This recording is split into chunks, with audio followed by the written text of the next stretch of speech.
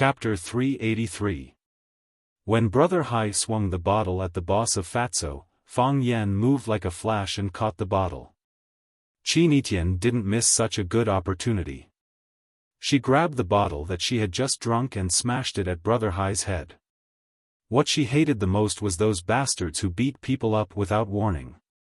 The two cooperated well and scored a perfect score. Qinetian's move was neat and unexpected. Who would have thought that such a charming little girl could be so experienced and ruthless? After the fight, she said with a happy face, "Mr. Fang, I love watching you fight for me." Fang Yan looked innocent. "You were the one who hurt him. What did it have to do with me? I only grabbed the tendons of the other person's hand so that his body couldn't move." Brother Hai's head was in a daze and his body was on the verge of collapsing. "Brothers, give me," before he could finish his words, he fell to the ground with a thud. His eyes were closed and he fainted. The fat boss stared at the scene in front of him with his eyes wide open. He had already mentally prepared himself for the worst. He thought that his head would definitely be split open, but why was the person who hit him lying on the ground with his head bleeding? "Damn, how dare you bully our Brother Hai!" A man with a buzz cut grabbed the bottle in his hand and rushed at Fang Yan. Fang Yan felt even more wronged. "Please open your dog eyes and see clearly, okay? I'm not the one who hit him. Can you not accuse a good person? Is there any truth in this world?" As Fang Yan thought of this, he slapped the man with a buzz cut and sent him flying. Another man followed closely behind. Seeing that Fang Yan slapped his companion away, he wanted to turn around and escape. But his body's inertia made him continue to rush at Fang Yan. He was in a dilemma. Fang Yan didn't want to make things difficult for him. He suddenly lifted his leg and kicked the man's body into the air. He flew toward the glass door of the noodle house. "My door," the Fatso boss shouted. Fang Yan used the Fang Plum Blossom steps, crossed his legs, and pounced towards the man's body. He reached out and grabbed the man's collar.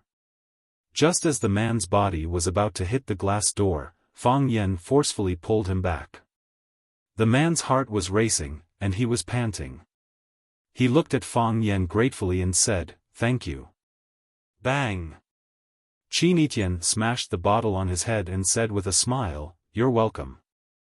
"How did you knock him down?" Fang Yan asked. Qinetian stared at Fang Yan and said, "Aren't we fighting now?" "Yeah." "Then why can't I defeat him? I mean, we have already subdued him, and he has temporarily lost the ability to cause harm. Actually, there is no need to beat him up like this. I'm sorry," Qinetian said with a red face. "I'm too excited." The last man with the pigtail saw Haiji and his two companions being easily dealt with like tofu. His face was full of fear and disbelief. Seeing Fang Yan and the violent girl looking at him with unfriendly eyes, the man with the pigtail picked up a bottle from the table and asked, "Can I do it myself?" Bang! He smashed the bottle on his head. Because he didn't use enough strength, his head was broken, but the bottle was still intact. Blood flowed out from his hair, quickly dyeing his acne-filled face red. "The bottle isn't broken," Qinetian looked at him and said. "I'll do it again," the man with the pigtail said. Bang! The man used more strength, but the bottle still didn't break. The man with the pigtail was so anxious that he was about to cry. He once again smashed the bottle on his head and shouted, "Break, still not broken. I'll let you break, still not broken. I'll let you break, break, break, break." The man with the braid kept smashing his own head with the beer bottle. The sound of banging was endless. Fang Yan couldn't bear to look at it. Just how bad was this guy's luck? He actually chose such a sturdy bottle. The man with the pigtail's head was dripping with blood. His entire face was also dyed red with blood. He wiped the blood off his face and looked at Qinetian with a sobbing tone, "Can I change the bottle?" All right, Qinetian waved his hand impatiently. You can lie down. Thank you, the man with the pigtail said gratefully. He quickly laid down on the ground, closed his eyes and pretended that he was dead. The boss of Fatso was stunned by this scene. He had been running the shop for more than 20 years, and he had experienced many fights between punks in his noodle shop, but he had never encountered something like this. Bullying could actually be done in a different way. Fang Yan walked in front of the boss of Fatso and asked, "Are you okay?" "I'm fine," the boss of Fatso shook his head. "It's good that you're fine," Fang Yan said with a smile. "Thank you for your noodle. Also, you forgot to collect the money for the wine just now. I saw that the two of you were chatting happily, and you were talking about your childhood. When I was young, I also liked a girl in our village. I went out to open a noodle shop to earn money, planning to return to the village to marry her when I had enough money, but when I returned, she was already married and had a baby. I didn't mean anything else, I just wanted to give you two a few bottles of wine," the boss of Fatso said with a nostalgic expression. "Just think of it as a memory for myself," Chinitian said. "I'll accept the wine," Chinitian said. "Please accept my gift as well, no need to be so polite. What do you want to give me?" The boss of Fatso asked. "Someone will come to see you tomorrow." The boss of Fatso's mouth twitched, but he couldn't help but say, "Girl, it's not that I want to criticize you, but you're so beautiful, you already have a lot more than a lot of people, you don't need to fabricate a noble background for yourself. In my opinion, having a kind and honest heart is more noble than anything else." "You're right," Chinitian smiled and said. "My family will come to see you tomorrow." "Huh, that's more like it. Family is family, why do you have to say family?" "When you say family, I immediately think of the 4 big families of the Republic of China. It's too unbelievable." Fang Yan and Chinitian said their goodbyes and left. They knew that the people following behind them would arrange a very comfortable place for Brother Hai. Fang Yan walked in front, Chinitian followed behind. The night was deep, the snow had stopped. The traffic on the road gradually lessened, the pedestrians were nowhere to be seen, the entire Yanjing city was quiet, as if it only belonged to the two of them. Everything was asleep. The prince and princess came to visit their people. "This boss is an interesting person," Fang Yan said with a smile. Opening a small noodle house, holding on to a small hope. After a busy day, drinking a cup of hot wine, eating a few peanuts, listening to a few old songs or a section of the 3 Kingdoms, it's not a waste of life.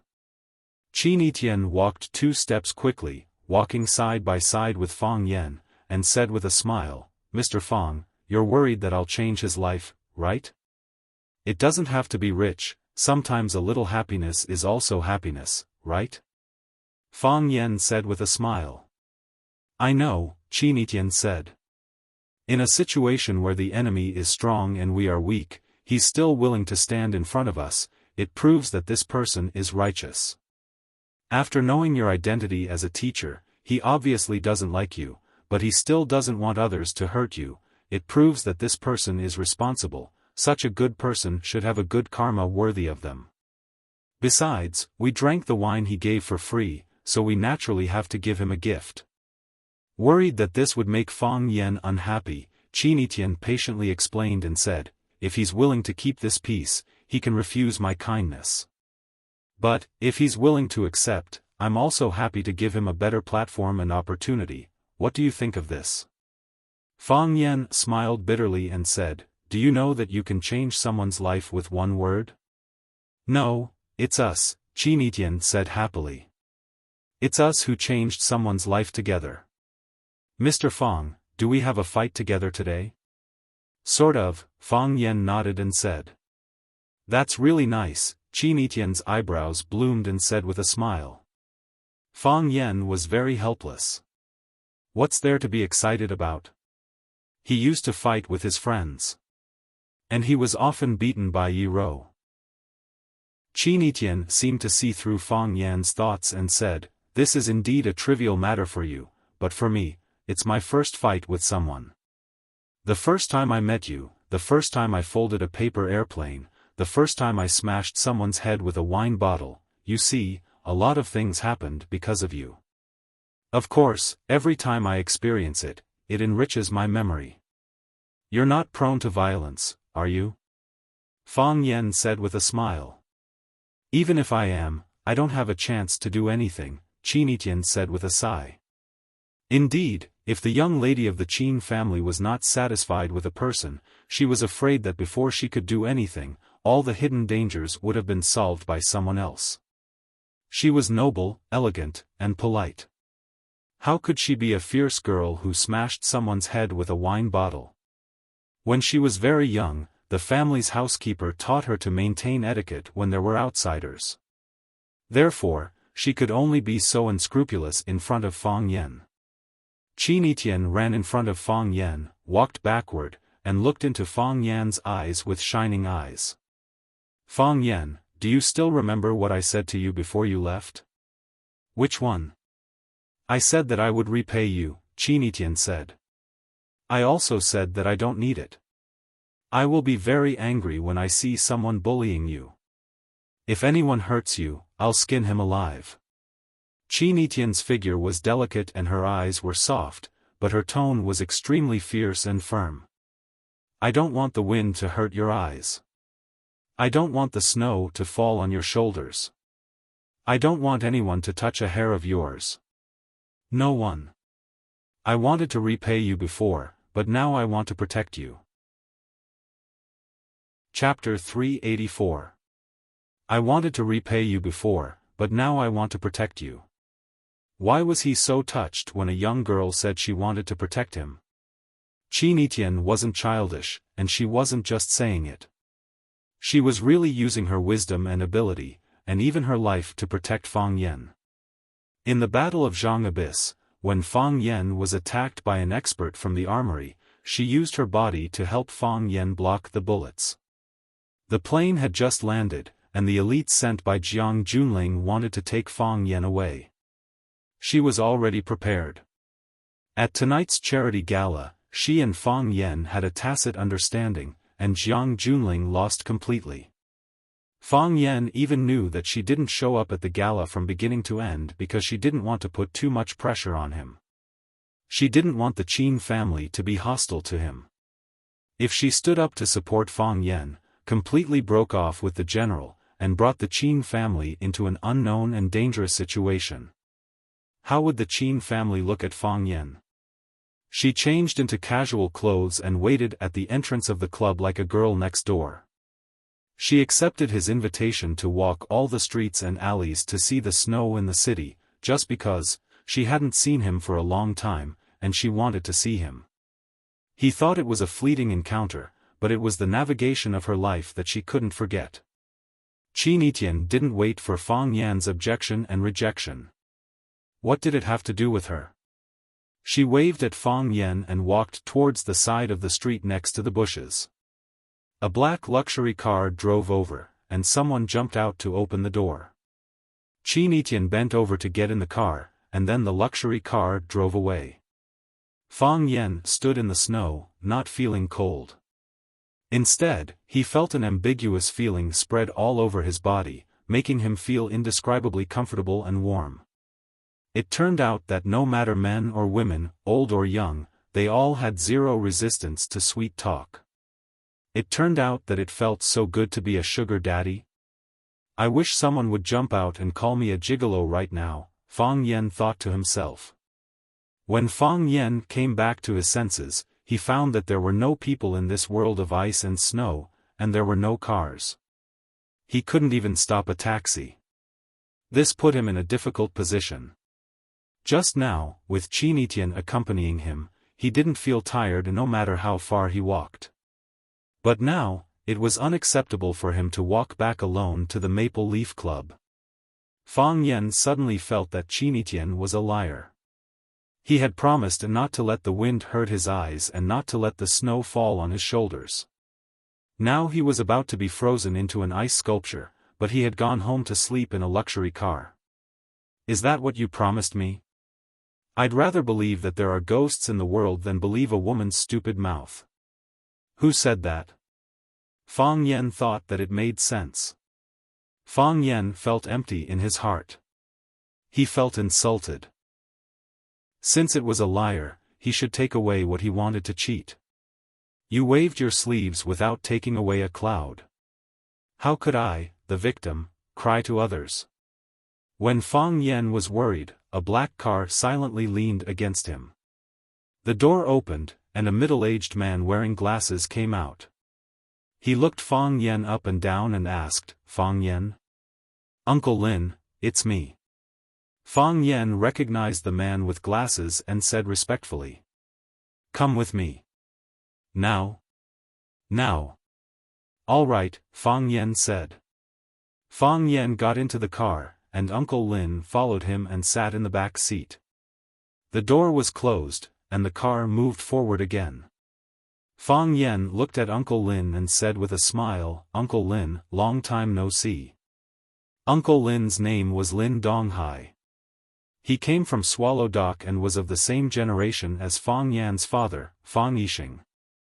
Because of his outstanding talent, he was taken by Yi Daoling, one of the 3 tigers of the Yi family, to engage in economic research. It could be said that he was Yi Daoling's first assistant and absolute confidant. Lin Donghai came to find Fang Yan at this time because Yi Daoling was in a hurry to see him. This was also the reason why Fang Yan didn't hesitate to follow Lin Donghai into the car. Some things should probably be settled. But what Fang Yan didn't understand wasn't this progress a bit too fast? Was it because Swallow Dock's power didn't decrease, or was it because others also wanted to use this opportunity to suppress those rich families' heads that were too high? There were some things that Fang Yan couldn't not think about seriously. "The director wants to see you." Lin Donghai looked at Fang Yan and said expressionlessly. Perhaps it was because he dealt with numbers all day, Lin Donghai looked a bit strict and stiff. But Fang Yan knew from Yi Fengsheng that Lin Donghai had always been deeply trusted by Yi Daoling. The main person in charge of Yi Daoling's promotion of the urban agricultural household financial income ratio adjustment was mainly Lin Donghai. People with ability should be respected by others. Fang Yan maintained the necessary respect and kindness to Lin Donghai. Seeing people from Swallow Dock outside, after all, he was more friendly than others. This was an innate regional feeling. Yi Daoling had a research room in the Yanhuang think tank under the jurisdiction of the national minister. He was the director of that research room. So when Lin Donghai said that the director wanted to see Fang Yan, it meant that Yi Daoling wanted to see Fang Yan. "Isn't it too late?" Fang Yan said with a smile. "The director just finished reading a document. There is still some time before going to bed." Lin Donghai explained patiently. Facing this young man, these bystanders might have a clearer understanding. That was a very important position. It would be a lie to say that they were not tempted. The director also wanted to fight for it, but soon there was a rumor that the position had been decided. A core figure of the general family would be the head of that department. This made the director completely give up. Since such news had already been released, it meant that the big shots above had already made a decision. If they continued to fight, it would be insensible. However, the world turned upside down overnight. The appointment letter suddenly came down, the rumor was shattered, and Yi Daoling became the head of that department. He became a core figure in the economic field. Yi Daoling was still a little confused. He didn't understand what happened. Why did this fat piece of meat suddenly fall into the plate in front of him? Layers of information feedback, and the truth was also revealed layer by layer. Everyone knew the truth. The reason why this appointment came so suddenly and so pleasantly, was because a few kids had a fight in Yanjing. Yi Daoling wanted to see Fang Yan. He felt that he had to talk to Fang Yan. In order to show that he valued Fang Yan, he even sent his first assistant, Lin Donghai, instead of his secretary. One had to know that Lin Donghai could represent Yi Daoling on some levels. They were both from Swallow Dock, so there was an element of homesickness. West Court. This was where some of the important leaders of the national ministries lived. It was quiet here, and it was close to work. It only took a few minutes to walk from West Court to the State Council. The car stopped in front of a small building. The driver got off first and helped Fang Yan and Lin Donghai open the door. Lin Donghai made an inviting gesture, indicating that Fang Yan should enter first. Fang Yan pushed open the red door of the small courtyard and saw a middle-aged man in a white tang suit practicing boxing in the courtyard. He was practicing the Yi family's white tiger fist. It was forceful and fierce. He moved and jumped like a ferocious tiger hunting its prey. He was fierce and courageous, and extremely powerful.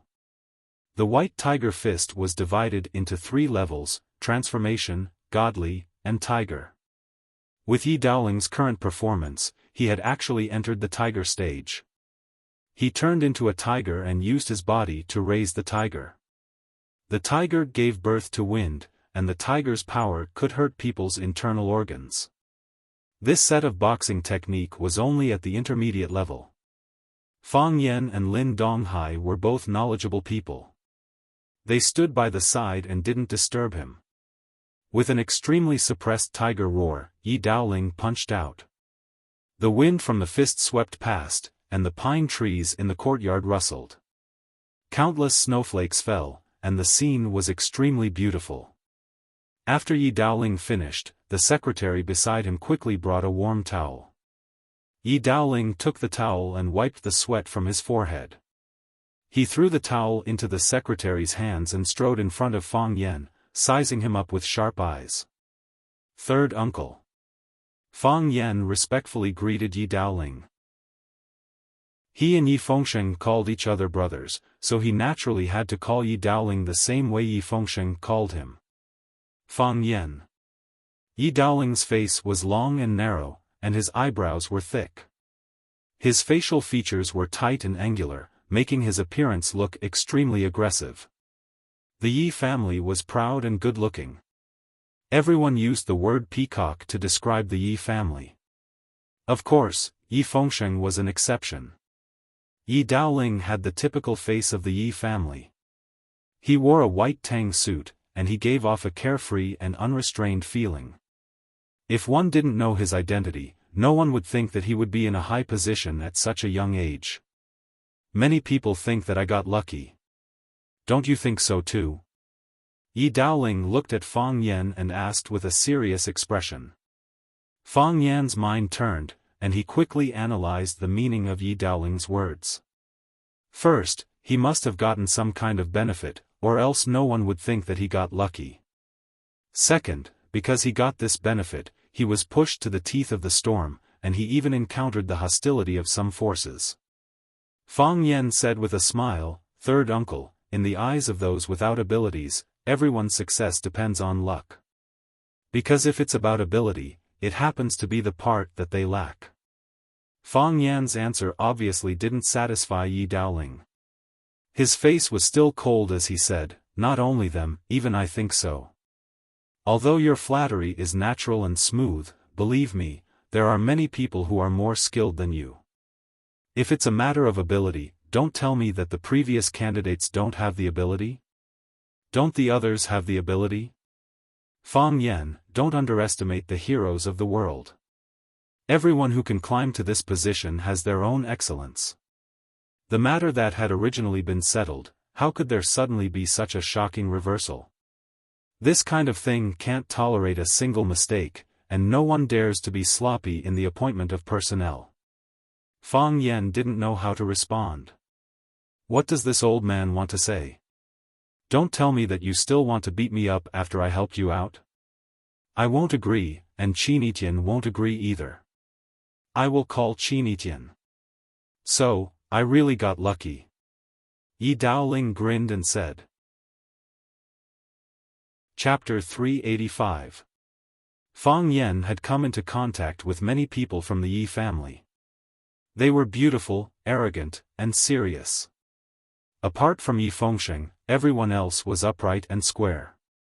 His impression of Yi Daoling was very vague because when he was young, Yi Daoling was already working outside. During festivals, Yi Daoling could only see him from afar when he drove back. The two of them had almost no interaction. He looked very mature and steady, but he didn't expect Yi Daoling to have such a teasing side. Just a moment ago, he had a serious expression on his face that made people feel pressured. Suddenly, he grinned and looked very proud. This was really cute. Yi Daoling was known as the most bad-tempered person in the Yi family. However, such a bad-tempered person was able to mix well in front of the Prime Minister. Naturally, he couldn't be judged by common sense. Fang Yan remembered the words, "Don't underestimate the heroes of the world." You said I got lucky? So what if I'm just a lucky bastard? Some people want to pick up shit but don't have the luck, Yi Daoling said casually. Lin Donghai frowned slightly. He knew that the walls had ears. Some words should be kept in the heart and not spoken out. However, he knew Yi Daoling's character. He dared to smash the table and cup in front of the Prime Minister.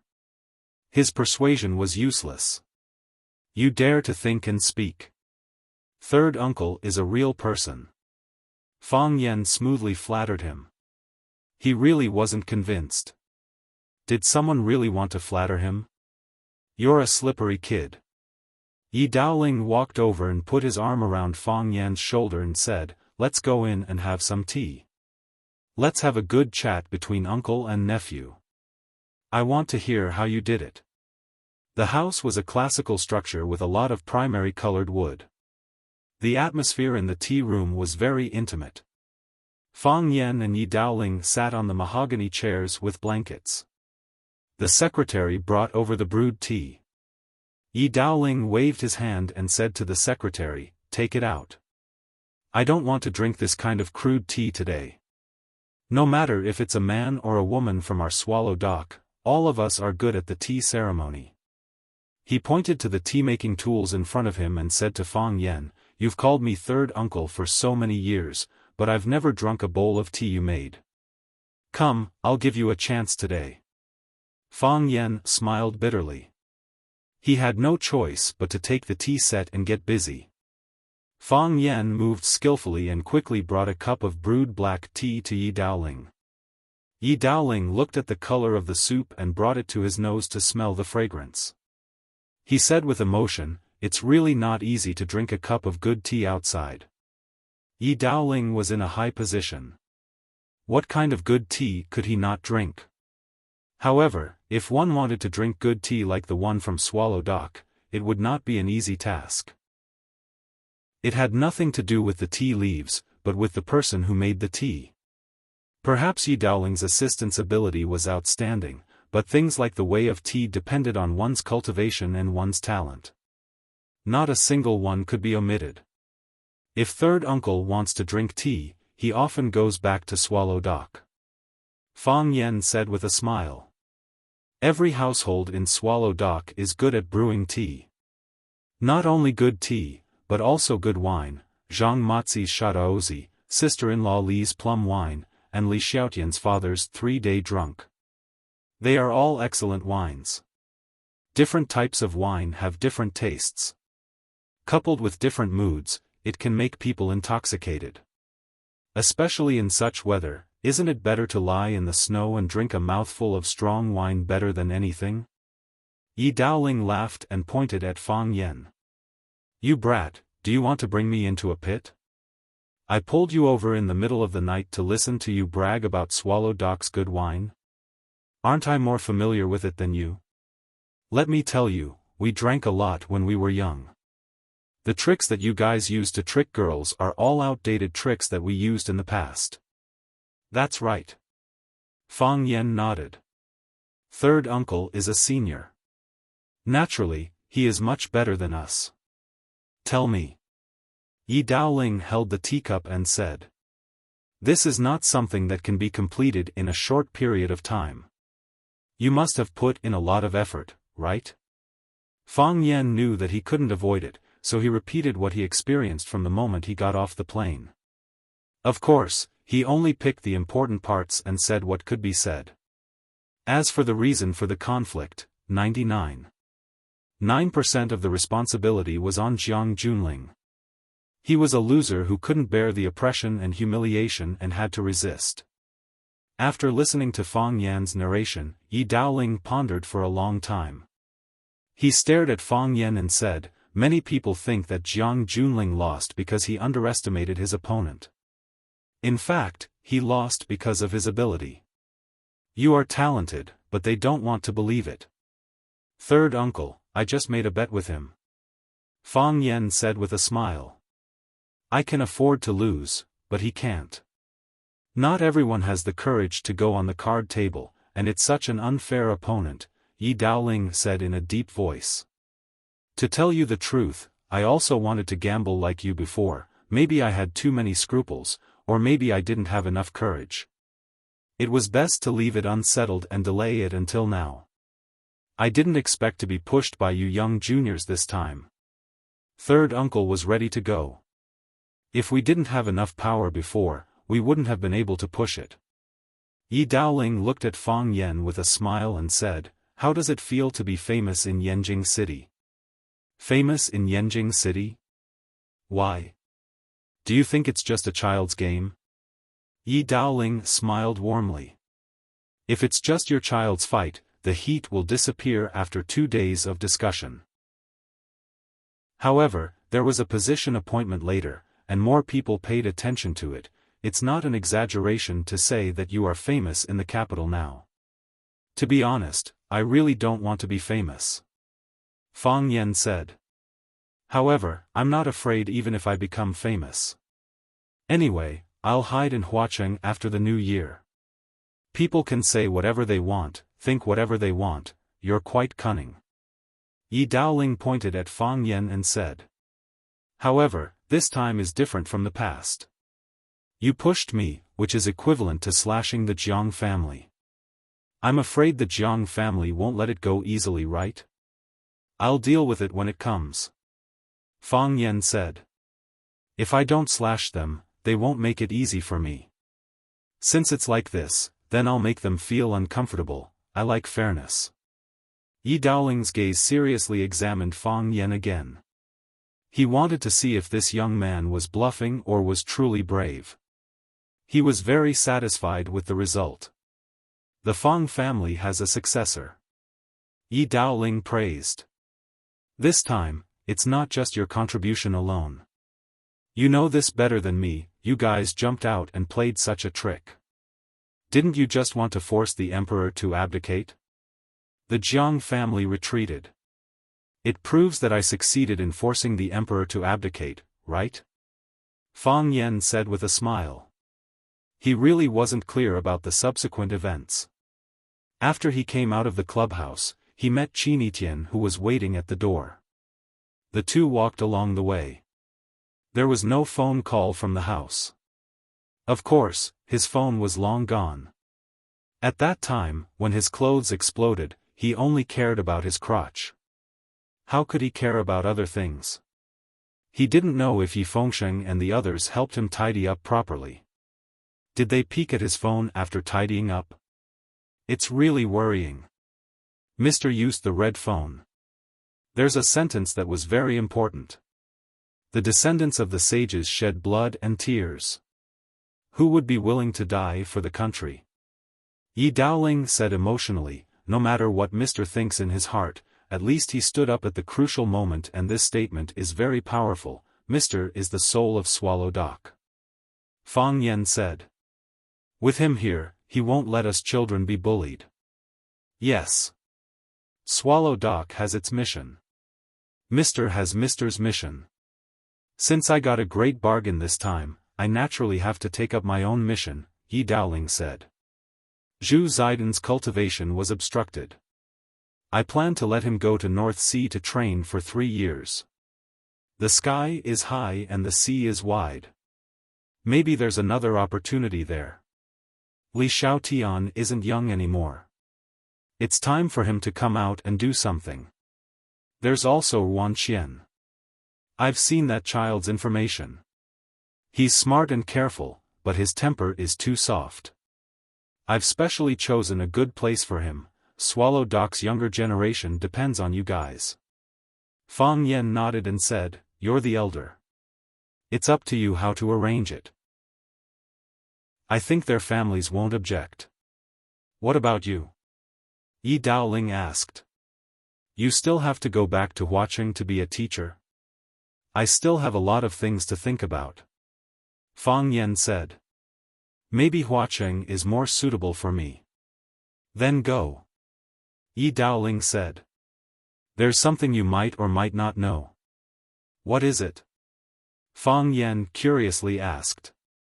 "Your grandpa once came to our Yi family to propose marriage. He said he wanted to betroth our Tengwen to you, but I kicked him out," Yi Daoling said with an emotional expression. "Tengwen is the child of our Yi family who has the highest chance of achieving extraordinary success in martial arts. She's the darling of our Yi family. How can we let your Fang family take advantage of her? We naturally won't agree." "Then you agree now?" Fang Yan asked. "No," Yi Daoling said straightforwardly. "Since you won't agree, why are you telling me this?"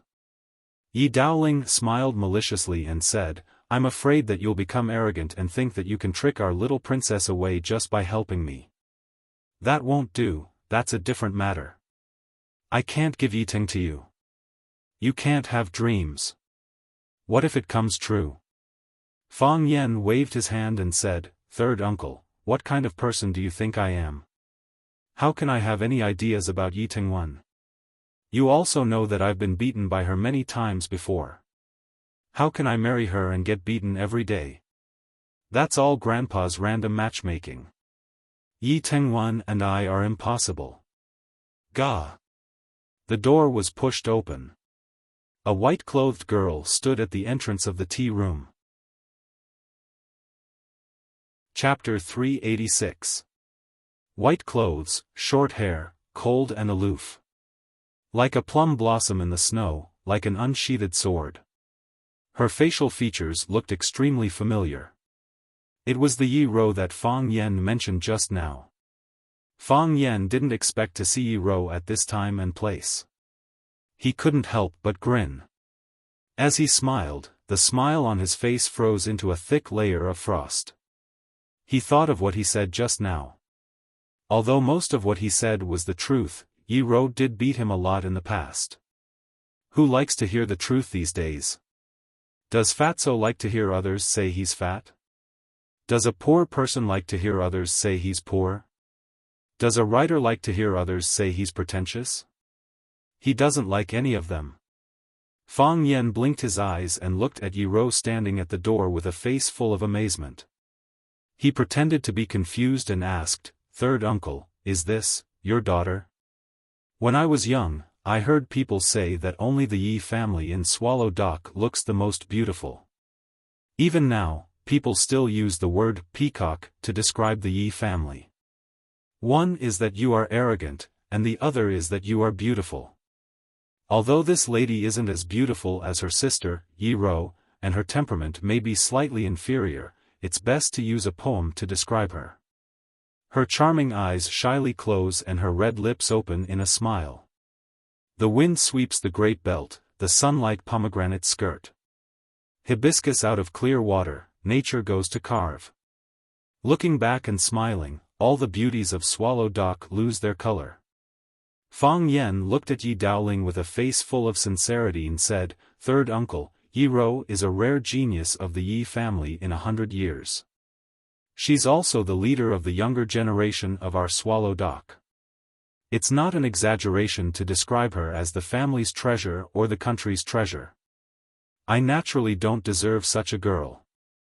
I don't even deserve to carry her shoes. I know this very well. But this girl, I fell in love at first sight. My heart is also beating like crazy. Third uncle, if you don't believe me, you can touch me. You can see it even without touching. Don't you think my face is a bit flushed right now? Third uncle, please help me fulfill my wish and give me this girl's name and phone number." Fang Yan. Yi Rou interrupted Fang Yan. Fang Yan widened his eyes at Yi Rou and said, "Girl, you know me?" Yi Rou stood at the door and expressionlessly looked at Fang Yan and said, "Didn't you always want to know the power of the Tao querying realm?"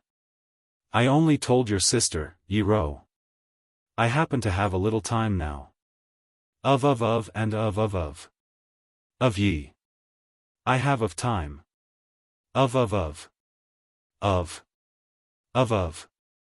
Of the road, of king of yen of Yi of the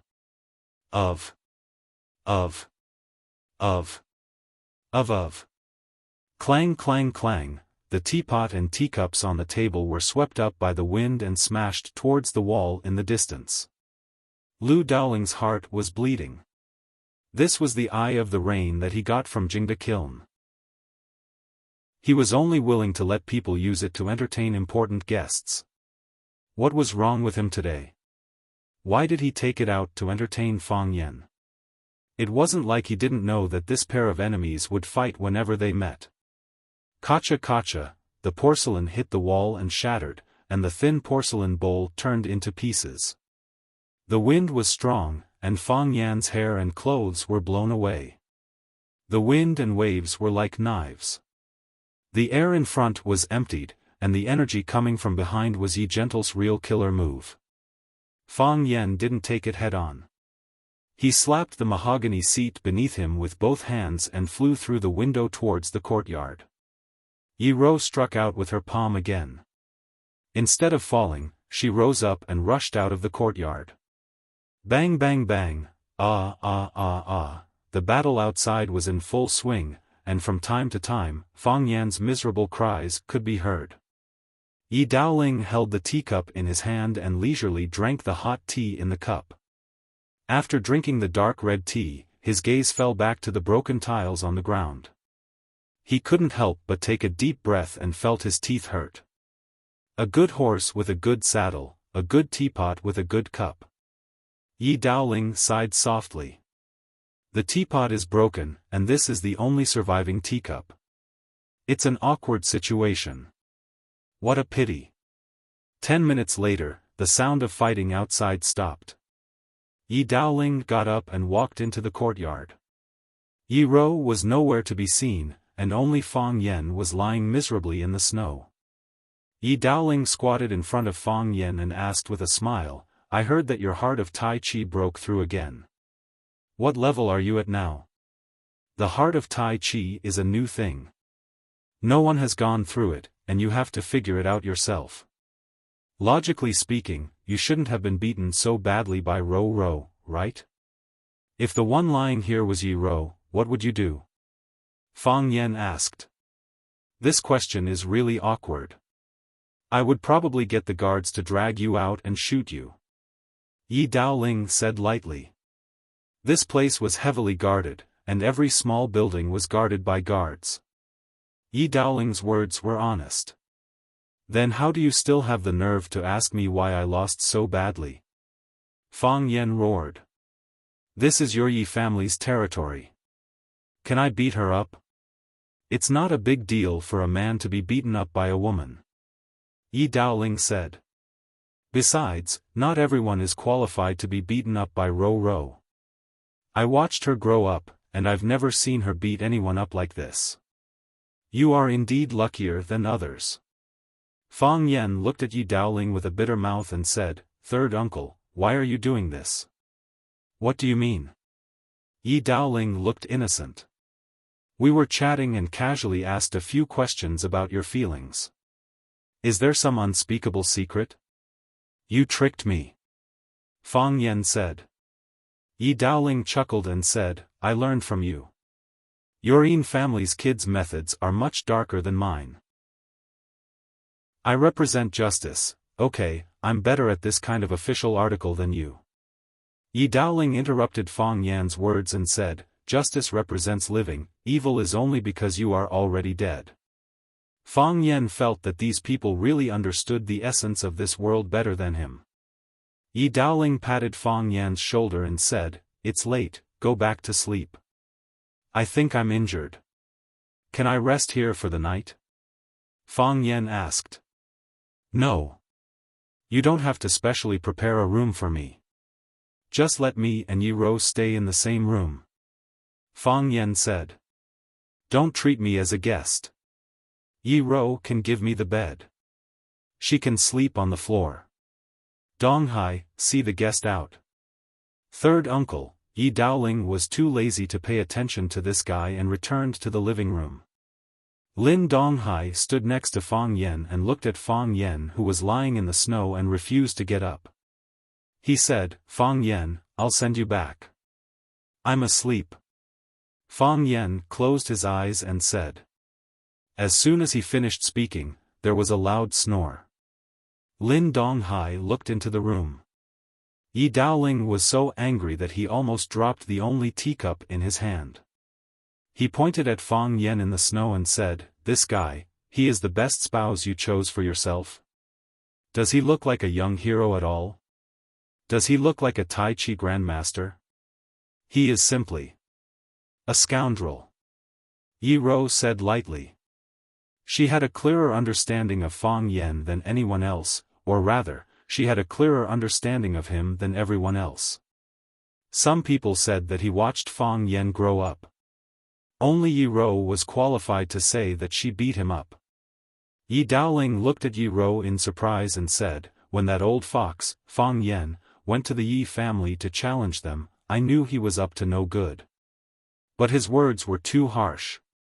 You guys were tricked into accepting the challenge, and I didn't say much. A challenge is a challenge. Who has the Yi family been afraid of? But what I don't understand is that one challenge is enough. Winning once is equivalent to winning for a lifetime. Why do you keep being tricked year after year and constantly accept their challenges? After that, I heard that you left watching for this kid. I also know the details of you challenging the Thousand Leaves military department for him. You convinced the elder ancestor to allow him to go in and kowtow. In these few years, has the elder ancestor seen any other child? Only a few elders of the older generation would meet and chat for a long time during the New Year and other festivals. Later, you accepted his invitation and were brought around by that kid all over Swallow Dock. The family had no choice but to take a stance on your matter. I went back a few days ago to visit the old ancestor and also to discuss your matter with your father and second uncle. The old ancestor said that she wouldn't get involved in your matter. Even if she didn't get involved, your father and second uncle and I still had to get involved. My attitude is still the same as before. I don't agree with the two of you being together. Rou, your personality is light and your thinking is simple. You are wholeheartedly pursuing the martial Dao, and we also hope that you can shine on this Dao. If you can enter the Dao-seeking realm, or go a step further and enter the legendary heavenly Dao realm, it will naturally be of great help to our Yi family. We all have selfish motives for this. Another reason to object is that we feel that Fang Yan isn't suitable for you. Although I call him a scoundrel, this kid is enlightened at a young age. His heart of Taiji has broken through twice and his strength isn't below yours. This time, he plotted in secret and forced the abdication of the Maple Leaf Society. Not only, sir, how many people in our Swallow Dock have been played by him? He's the type of person who can control clouds and rain with a flip of his hand. But it's because he's too smart, too full of ideas and too ambitious that we feel that you can't be with him. Chapter 387. Yi Daoling had a smile on his face and looked like he was trying his best to persuade him. He said, You are stubborn and unwilling to admit defeat. So you need a more gentle man. He can take care of you, assist you, and protect you with peace of mind. What you need is not a storm, but a gentle breeze and drizzle. Not a stormy sea, just a sunny day. Everything in the world pays attention to the complementarity of yin and yang. Emotions are the same. Your temperament is too rigid, so you can't find another more rigid one. Chopping cotton with a kitchen knife, the knife doesn't fall, but the cotton still falls. A rock colliding with a rock. That would result in both sides suffering heavy losses and being smashed to pieces. I think Bai Xiu is not bad, right? Of course, I'm not saying you have to choose Bai Xiu. We have many talents in Swallow Dock, and young heroes are everywhere in Four Corner City. Take your time and you will find a suitable one, right? There is another reason to object. Yi Rou looked at the knight outside the door and said softly. What? Yi Daoling asked. You are afraid. Yi Rou said.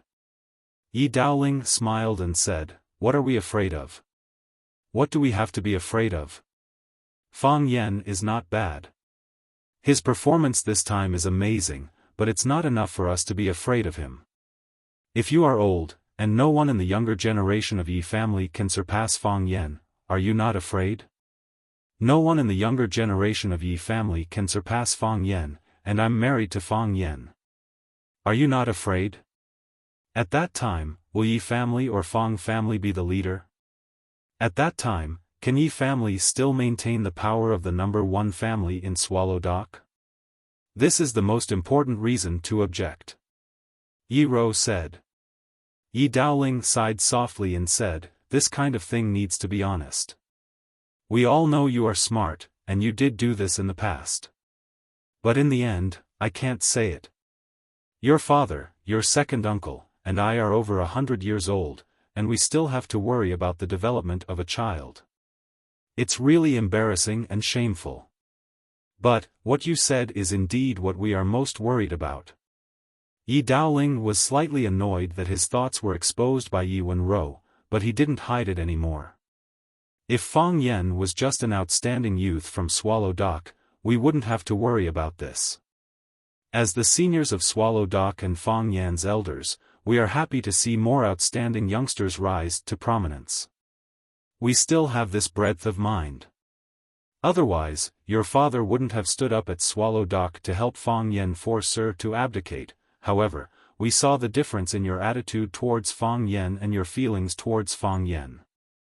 If Fang Yan becomes a member of the Yi family, or rather, you become a member of the Fang family, the Yi family and the Fang family will be even closer, even becoming relatives who will advance and retreat together.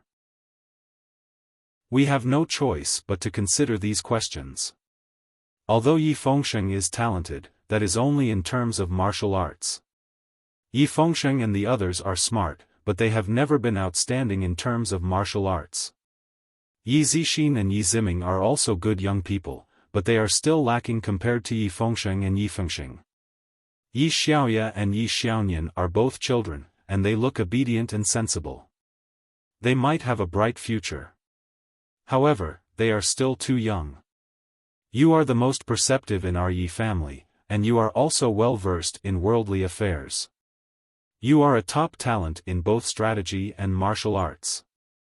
Only you can compete with a monster like Fang Yan. However, you treat him differently.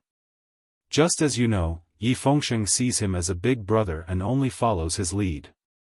If you marry into the Fang family, the two of you will help each other and cooperate with each other. At that time, will the Yi family still be able to maintain its position as the number one family in Swallow Dock? The relationship between the Yi family and the Fang family, will the Yi family lead the Fang family, or will the Yi family become the Fang family's vassal? Can't the elder ancestor see the hidden danger? However, the elder ancestor said that she won't get involved in this matter. She won't say anything, and she won't say anything. She can choose not to participate, but the elder ancestor is a woman after all. She can't bear to see her favorite child being wronged. However, us men of the Yi family, can we not get involved? Can we not stand up and oppose? Wen Nuan, protecting the Yi family is our responsibility. It's not convenient for your father to say it, and your second uncle doesn't want to say it, so let me be the bad guy. Yi Wenwan sighed softly and said, you are worried that you can't protect it, worried that the owner of the Swallow Dock will change, so you came to restrict my freedom. Is this your way of protecting? Yi Daoling smiled and said, I know you look down on this cheating method, and I also know you think third uncle is despicable and shameless. Wen Wan, this world is really not as simple as you think. You think it's black or white, right or wrong, friend or foe. No, it's far more complicated than you think. Although I am not as good as you on the path of martial arts, I am very clear that it is countless times more complicated and difficult than climbing the path of martial arts. Can you understand? I understand. Yi Wenwan said. You are the pride of our Yi family. Yi Daoling said with relief. You are also my pride. Yi Wenwan glanced at Fang Yen, who was lying in the snow, and said, Give him a blanket. Then, she turned and walked to her room on the second floor. Yi Daoling's face was full of bitterness and said, You still don't understand. Of course, Fang Yen wouldn't sleep in a snow nest. While no one was paying attention, he quickly climbed up the pillar to the second floor, then turned over and jumped into Yi Wenwan's room. Yi Wenwan laid on the bed as if she was already asleep, not moving at all. Fang Yen closed the window, glanced at the layout of the room, then spread out the blanket in his arms to the corner of the room, then consciously fell asleep on the ground. Yi Wenwan. Fang Yen called out. I'm asleep. Yi Wenwan said. A smile appeared on Fang Yan's lips as he said, Good night. Yi Wenwan didn't reply, and Fang Yen didn't speak either. One was sleeping on the bed, and the other was lying on the ground. The two were so close that they could hear each other's breathing. However, the room was silent. At first, it was difficult for Fang Yen to fall asleep. It was the first time he lived in the same room with Yi Wenwan, so he was naturally excited. But when he heard Yi Wenwan's breathing becoming more and more stable, he knew that Yi Wenwan was really asleep. She wasn't worried at all that he would do anything to her. This made Fang Yen feel like he was a failure. As a man, being ignored by a woman like this, wasn't this too shameful? Fang Yen quickly abandoned this thought, thinking that as a man, being trusted by a woman so much, in fact, wasn't it a glorious thing? How could a man not be a little aggressive and dangerous?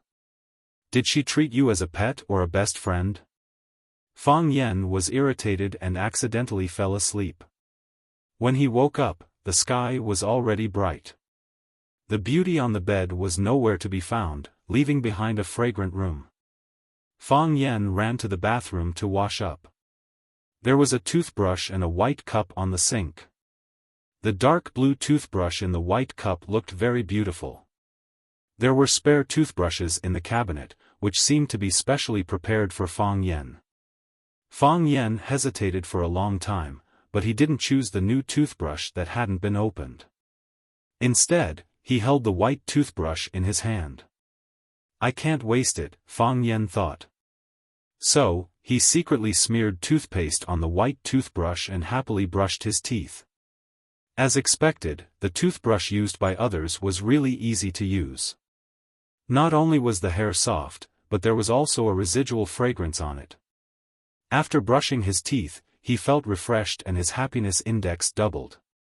Holding the white toothbrush, Fang Yen looked at it from left to right and put it in front of his nose to smell it from time to time, feeling that he was really cute.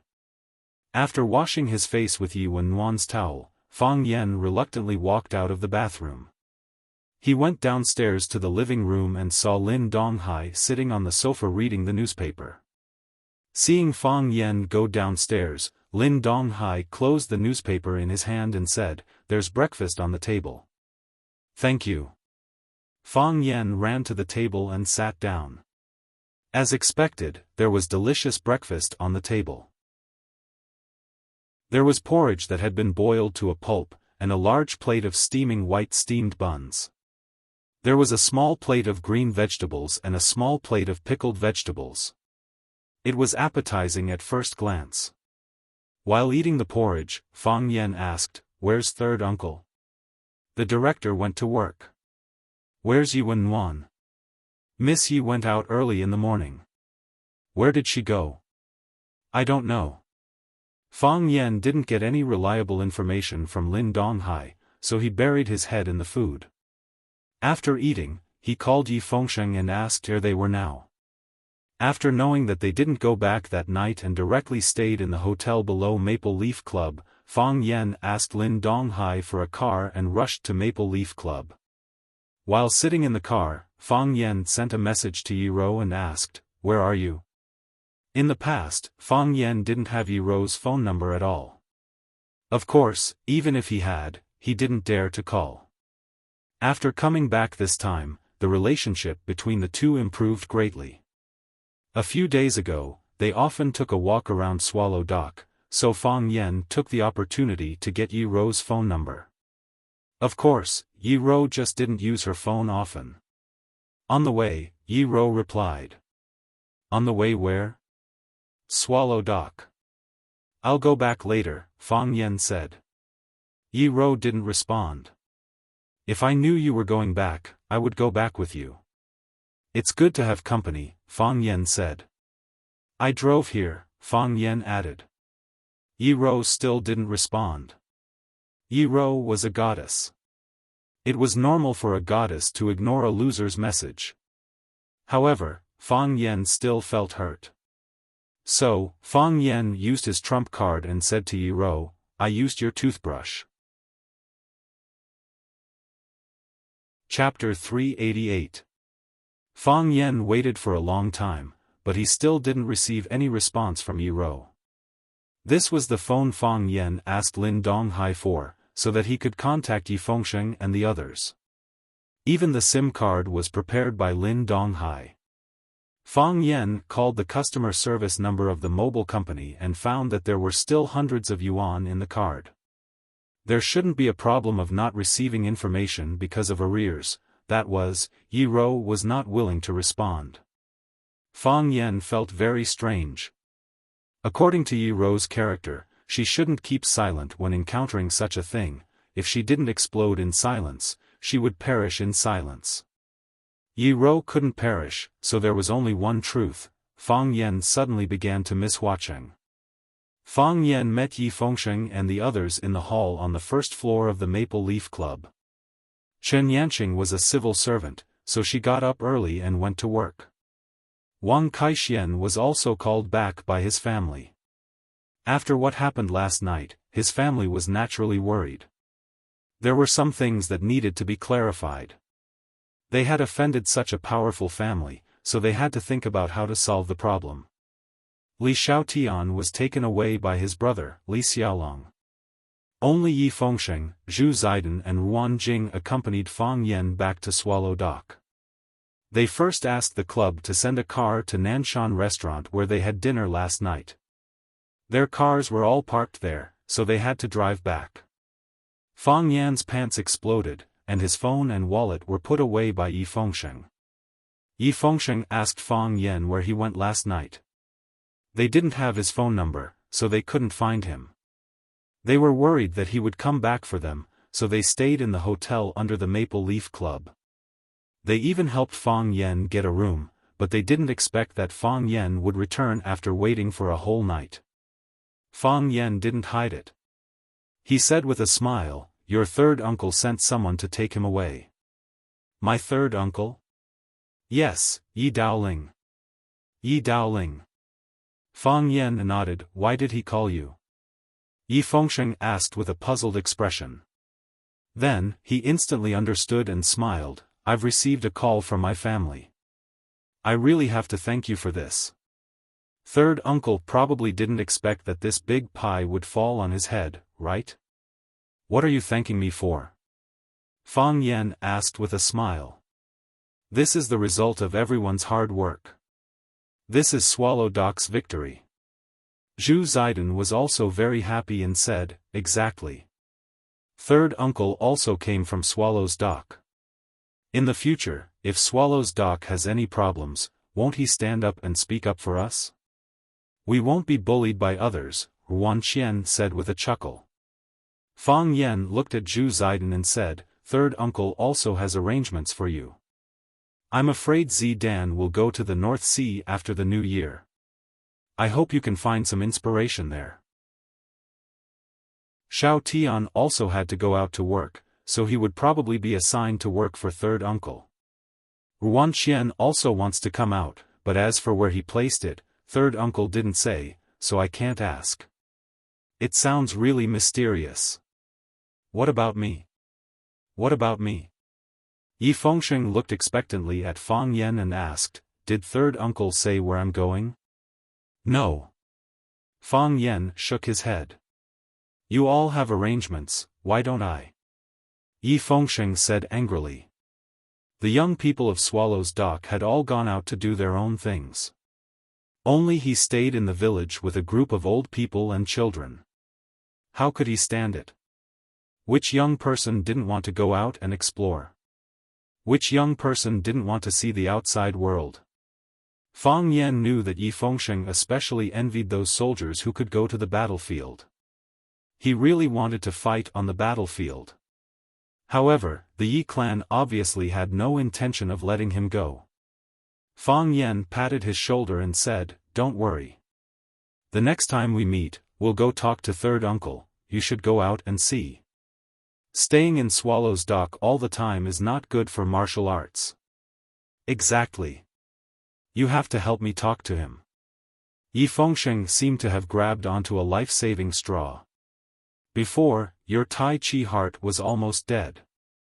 It was only after you went to Flower City that it was revived and had a second breakthrough. You can use yourself as an example. Third uncle will definitely agree. I'll try, Fang Yan said. I heard that my sister also came to Yanjing. You didn't see her? Yi Fengsheng looked at Fang Yan and asked. I saw her, Fang Yan said. Hee, I knew you would definitely see her, Yi Fengsheng said with a smile. Then, he suddenly looked at Fang Yan with a shocked expression and said, my mom called me today and said that cousin didn't go back last night. You didn't come to find us either.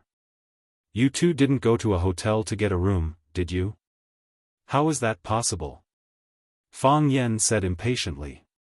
Third uncle's house has a room. Do we still need to go to a hotel? You and my sister both slept at third uncle's house? Yes. You too, don't misunderstand, Fang Yan hurriedly explained. Although I slept in the same room as your sister, she slept on the bed and I slept on the floor. We didn't do anything. Yi Fengsheng's face was purplish red. He looked very uncomfortable. It was unknown if he was angry at the news that Fang Yan slept with his sister, Yi Rou, or excited to hear this secret. Either way, his expression didn't look right. Even Zhu Ziden and Ruanqian were shocked and they heard the news. They stared at Fang Yan with wide eyes and faces full of disbelief. You really slept with Yi Rou? He said he didn't do anything, Ruanqian said. We slept in the same room and didn't do anything, do you think we'll believe you? You're not a decent person. I can't do anything if you don't believe me, Fang Yan said helplessly. Fengsheng, use your phone to call your sister. Yi Fengsheng obediently took out his phone and casually asked while searching for the number, why? She's at Swallow Dock, so I won't be going back for now. Why? I used your sister's toothbrush to brush my teeth this morning. I told her, but she didn't react at all. I feel like something's wrong, Fang Yan said.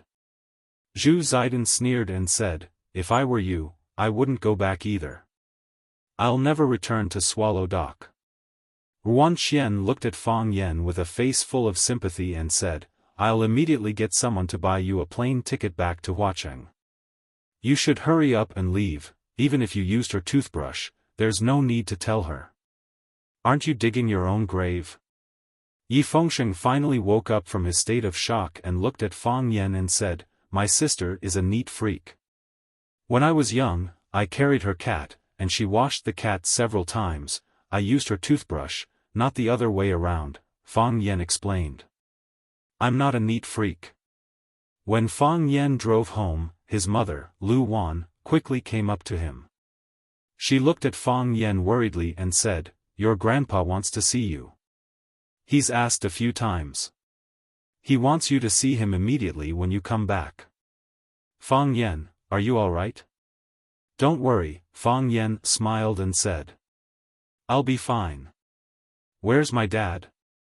He went to Yanjing to attend a pen meeting, Lu Wan said. Recently, he's been preparing for an art exhibition with a group of art friends, so he's been very busy these few days. As long as he likes it, let him be, Fang Yan smiled and said. Lu Wan nodded and said, I've never stopped him. He can do whatever he likes.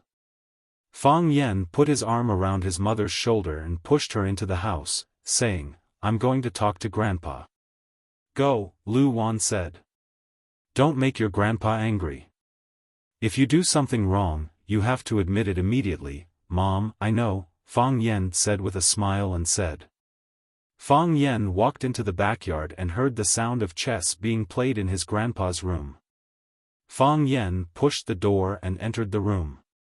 Fang Yingying and Fang Haohan were playing chess with their grandpa. Fang Yingying wanted to move the horse, but Fang Haohan stopped him and said that the horse would be bombarded after 3 steps. Fang Yingying didn't believe it. The two couldn't come to an agreement, and they almost fought. Fang Yan's grandpa, Fang Hui, was lying on the chair and watching with a smile. He didn't urge them and waited for the two to come to a conclusion. Seeing Fang Yan come in, Fang Yingying immediately complained and said, Junior Marshal Uncle, come and see, should we move the horse? Fang Yan glanced at the chess game and slapped Fang Yingying's head, saying, Move the horse and you will die. Fang Haohan said with a proud face, I told you, move the horse and you will die after 3 steps. Fang Yan slapped Fang Haohan's head again and said, 3 steps? 2 steps and you will die. You are also a fool. Fang Yan drove Fang Yingying and Fang Haohan out of the room and took their place to play chess with his grandpa. He said, those 2 stinky chess pieces are no match for you. You have wronged them. Those 2 children are filial. They are worried that an old man like me would be bored lying in the room, so they came to accompany me to pass the time. Watching them fight and make fun of each other makes me feel happy. Fang Yan nodded and said, as long as you are happy. Fang Hui looked at Fang Yan and said, have you vented your anger? I have vented my anger. Isn't this like making wedding clothes for others? You can't say that.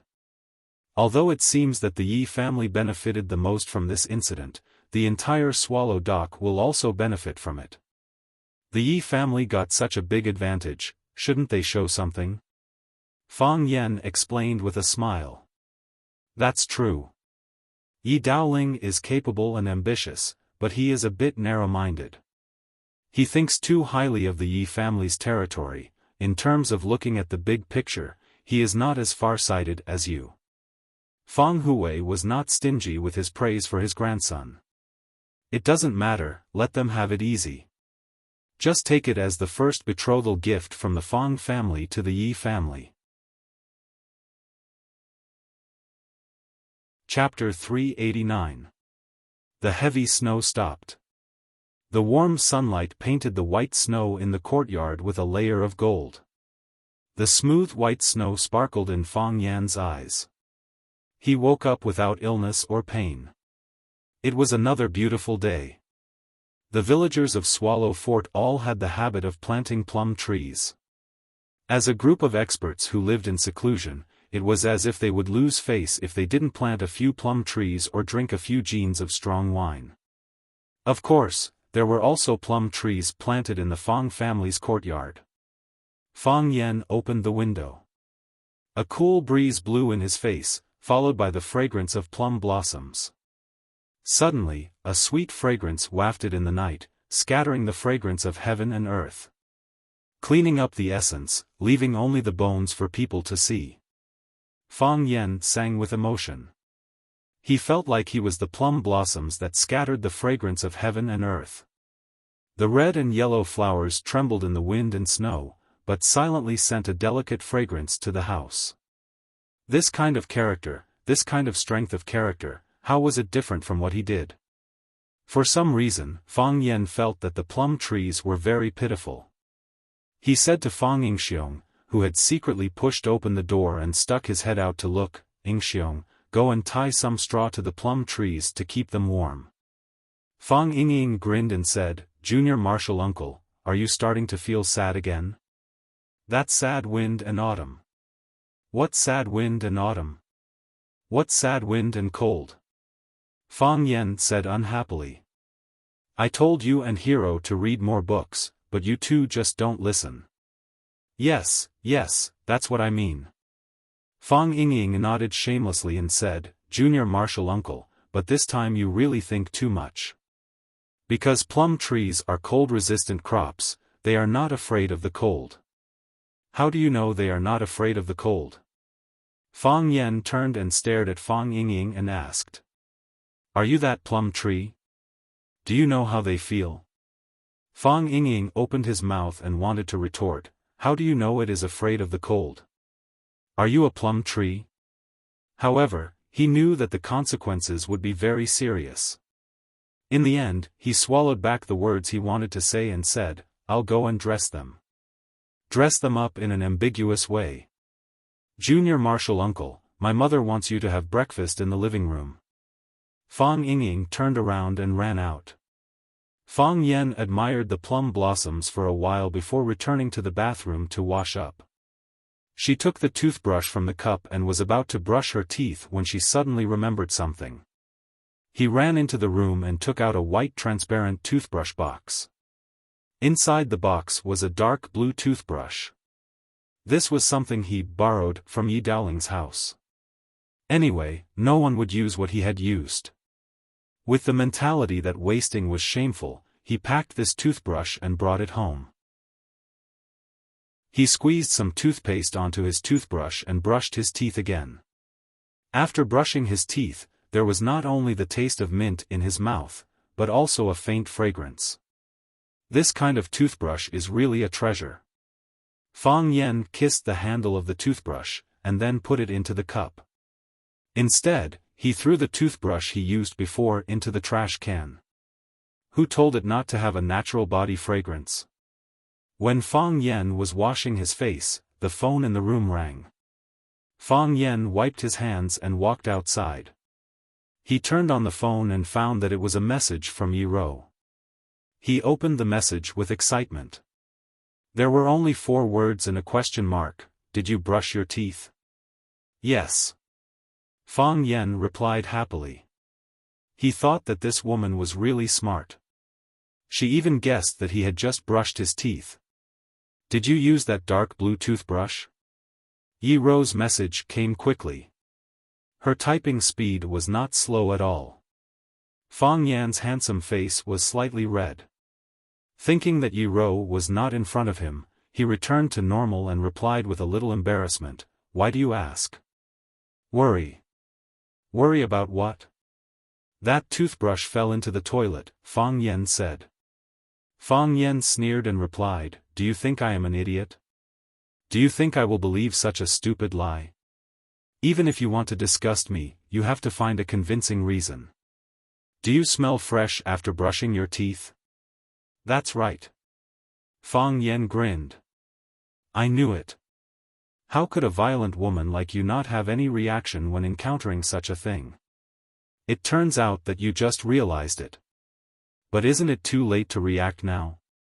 You know, that toothbrush is already in my hands.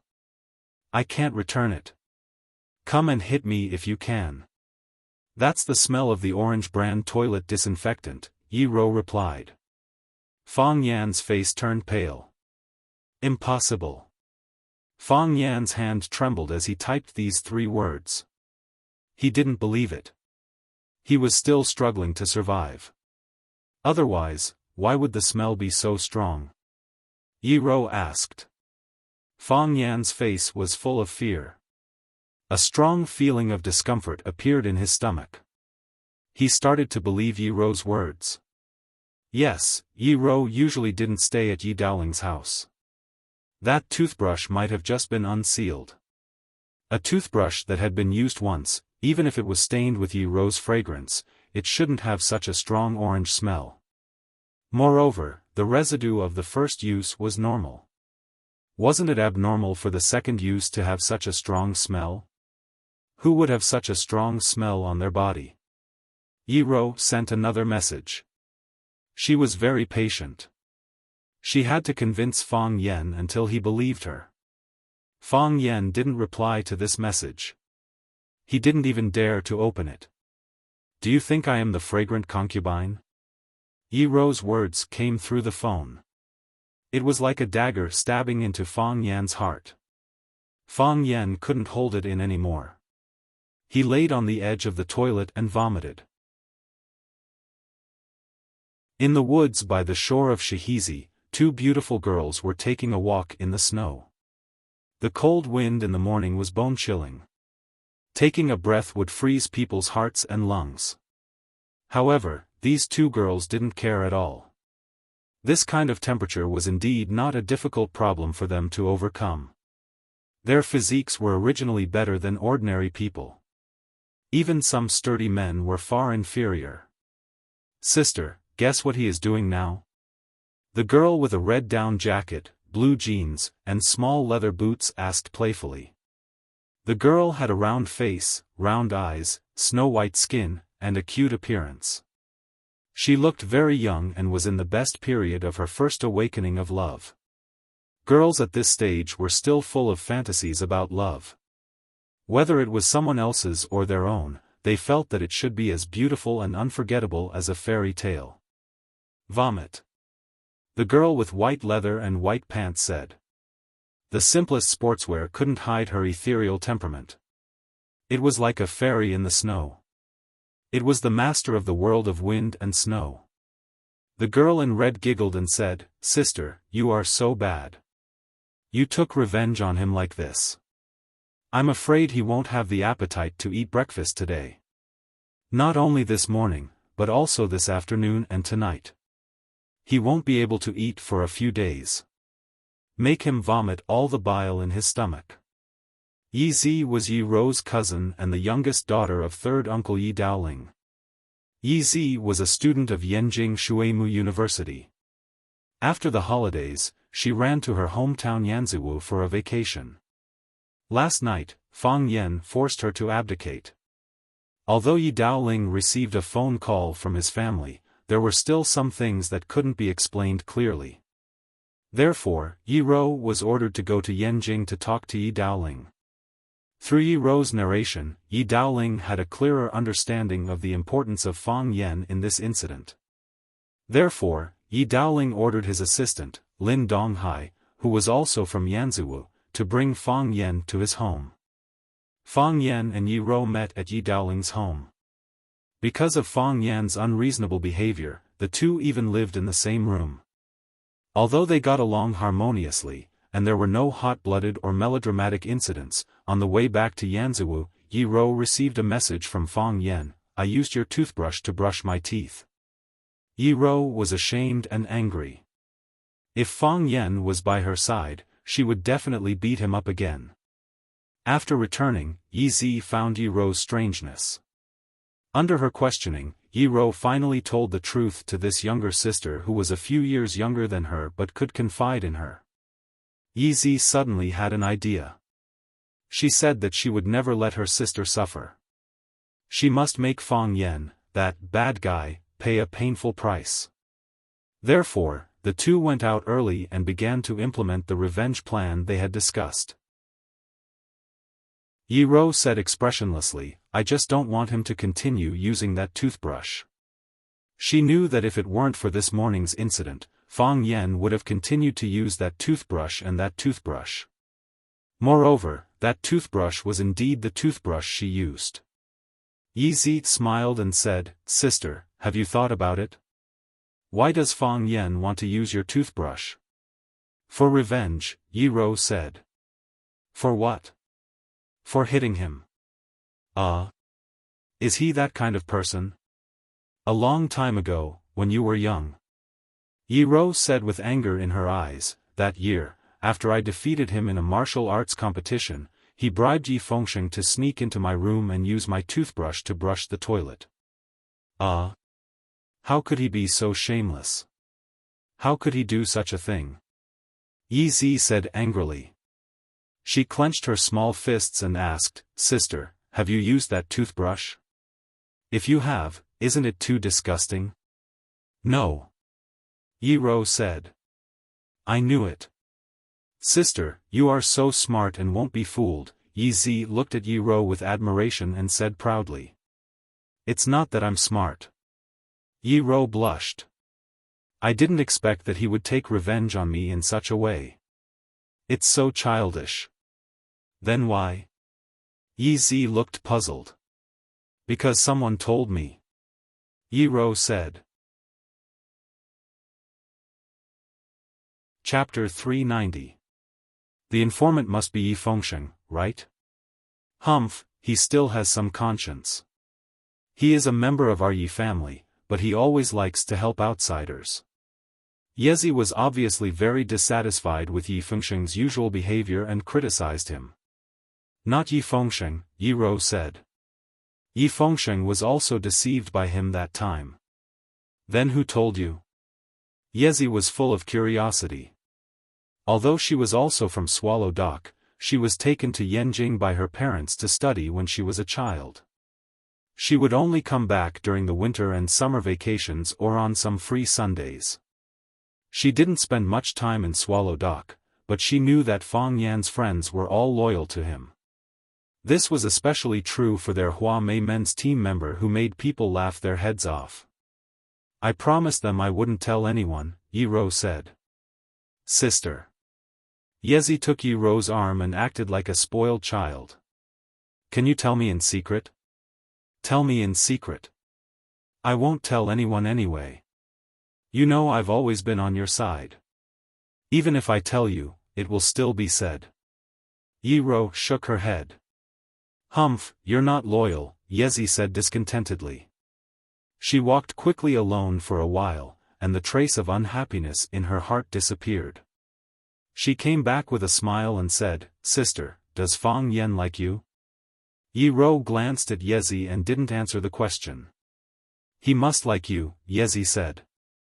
"If he doesn't like you, why would he brush his teeth with your toothbrush? Think about it, how disgusting it is to use someone else's toothbrush. You will only feel sweet if you use the toothbrush of the person you like." "Humph, I won't like him. Right?" Yi glanced at Yezi and said, "I'll try my best." "What do you mean?" Yezi looked at Yi in surprise. "Sister, don't tell me you like Fang Yan. He is so annoying." Yi was silent. Yezi sighed and said, "I never thought that one day I would have to call Fang Yan brother-in-law. You're not allowed to tell him that I helped you take revenge today. If he finds out, he won't let me live a good life because of his narrow-mindedness." Yi smiled and said, "He already knows." "Why?" "Because you replied to his message," Yi said. "If it were you, what would you do?" "Just beat him up when we meet," Yi said lightly. When Fang Yan walked into the living room, his father, Fang Yixing, and his mother, Lu Wan, were already having breakfast at the dining table.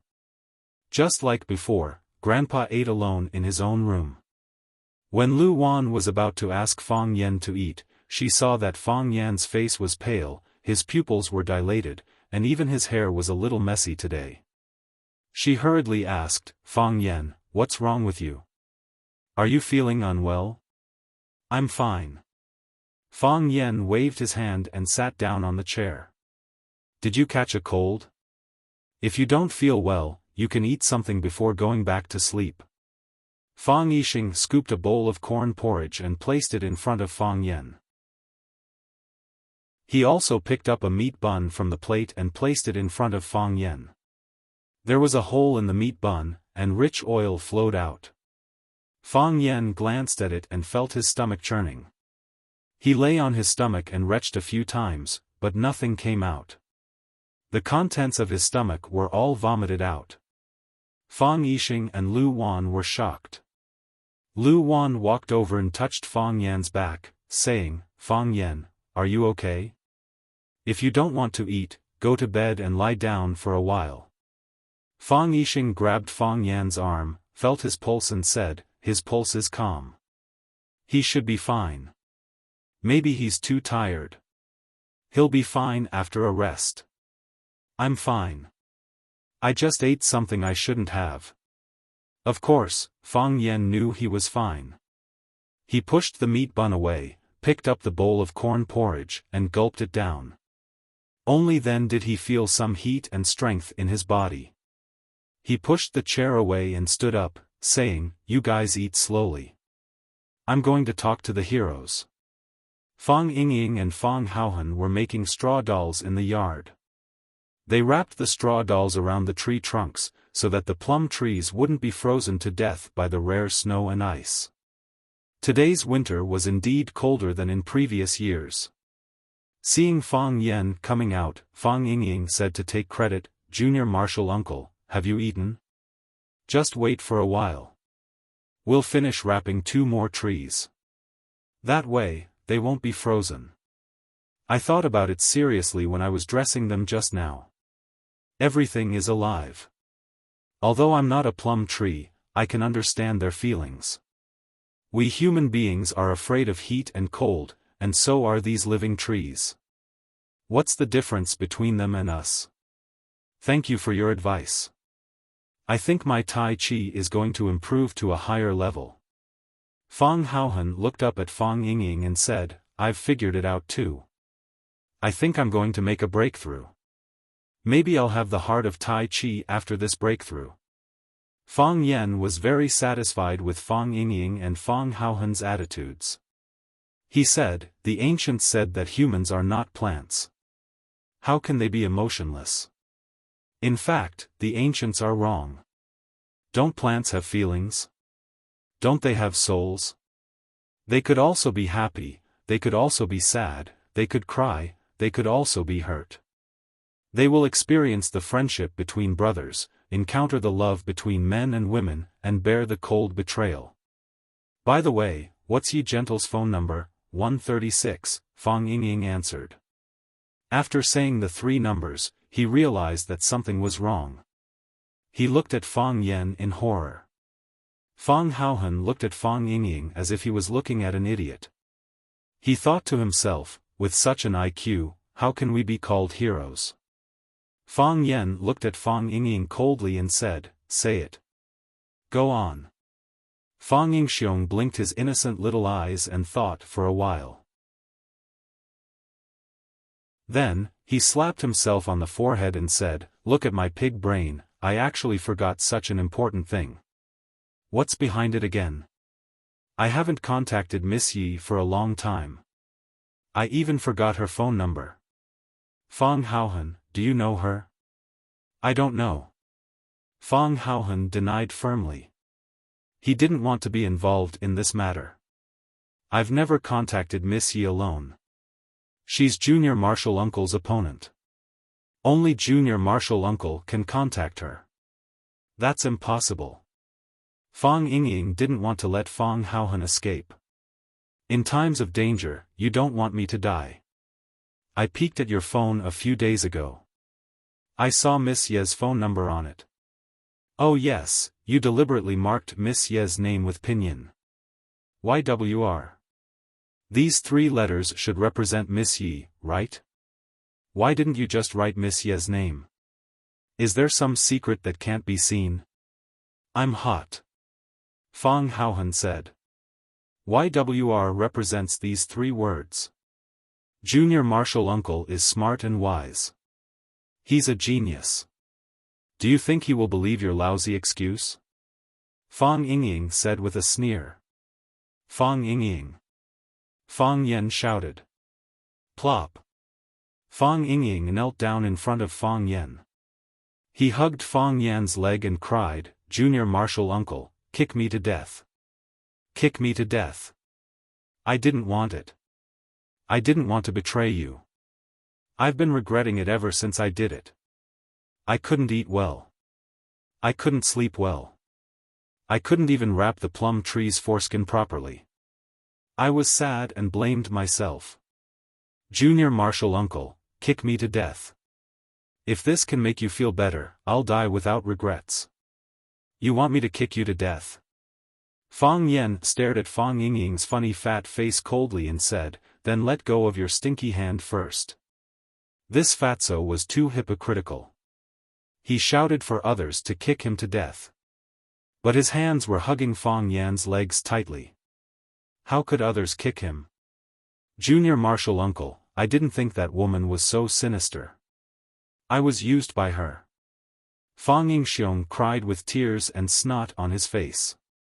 "You also know that no girl has ever liked me since I was young. They would laugh when they saw me. They thought I was chubby and funny, but they were never willing to play with me. I'm a failure. I'm very pitiful. I have no experience with women. I don't understand their evil thoughts. I don't understand their methods of harming people. Junior Marshal Uncle, I don't want to live anymore. I really don't want to live anymore. I'm already so old. I still have my first love and first kiss. Tell me, what's the point of living like this?" Hearing Fang Yingying's confession, Fang Haohan couldn't help but feel sad. With red eyes, he sat down in the snow and said in a hoarse voice, "If there is a you, how can there be a Liang? If there is a Junior Marshal Uncle, how can there be a hero? We are excellent, but Junior Marshal Uncle is more excellent. All the girls in Swallow Dock like Junior Marshal Uncle. Our lives can only be so bitter." Even Fang Yan felt that he was being too cruel after they teamed up to do such a thing. "I'm just a little more handsome. Is that wrong? Is that wrong? Okay. Fang Yan patted Fang Yingying's shoulder and said, "You just need to be honest. Tell me, did you send a message to Yi Ro this morning? I said you can't hit me?" "Of course," Fang Yan said. "Really? When did I lie to you? You used to lie to me." "I didn't lie to you this time." "I really didn't lie to you," Fang Yan said awkwardly. "I'm touched by you too. I feel sorry for you too. I received a message from Miss Yi when I was practicing my stance this morning. I thought she wanted to take me out for a walk. My heart was beating fast. I didn't know if I should accept or refuse. If I accepted, I felt sorry for you. If I refused, I was afraid that I would hurt Miss Ye's love. Forget it. You don't have to say it. I understand." Fang Yan felt it was too hard to talk to Fatso. Then he pressed down on Fang Yingying's head and punched him again and again. He had to admit that Yi Ro's way of doing things was sometimes simple and useful. Chapter 391. The teacher came back with a dung basket. From afar, he saw a figure kneeling at the door of his hut. He narrowed his eyes and walked over slowly. He poured the pig dung in the basket into the cesspool in the backyard and put the basket in the corner outside the hut. Then, he took out a bunch of keys from his pocket and prepared to open the lock. "Sir, I was wrong," Fang Yan straightened his body and said in a deep voice. The teacher was deaf and didn't hear Fang Yan's words. He opened the copper lock and pushed the door straight into the hut. He took off his sheepskin coat and hung it on the wall. Then, he used an aluminum basin from the kettle on the stove to wash his face and hands. His face and hands were steaming, and the chill on his body was also dispelled a lot. The teacher opened the old teapot on the square table that had a hole in it. He grabbed a handful of broken tea leaves and threw them into the teapot. Then, he took the antique bottle with the words, "Serving the People," printed on it and poured water into the teapot. There were no complicated steps to make tea. It was simple and crude. When he felt that the tea leaves tasted good, he poured himself a bowl of tea with a big bowl and blew it gently to drink. "Sir, I'm here to apologize to you."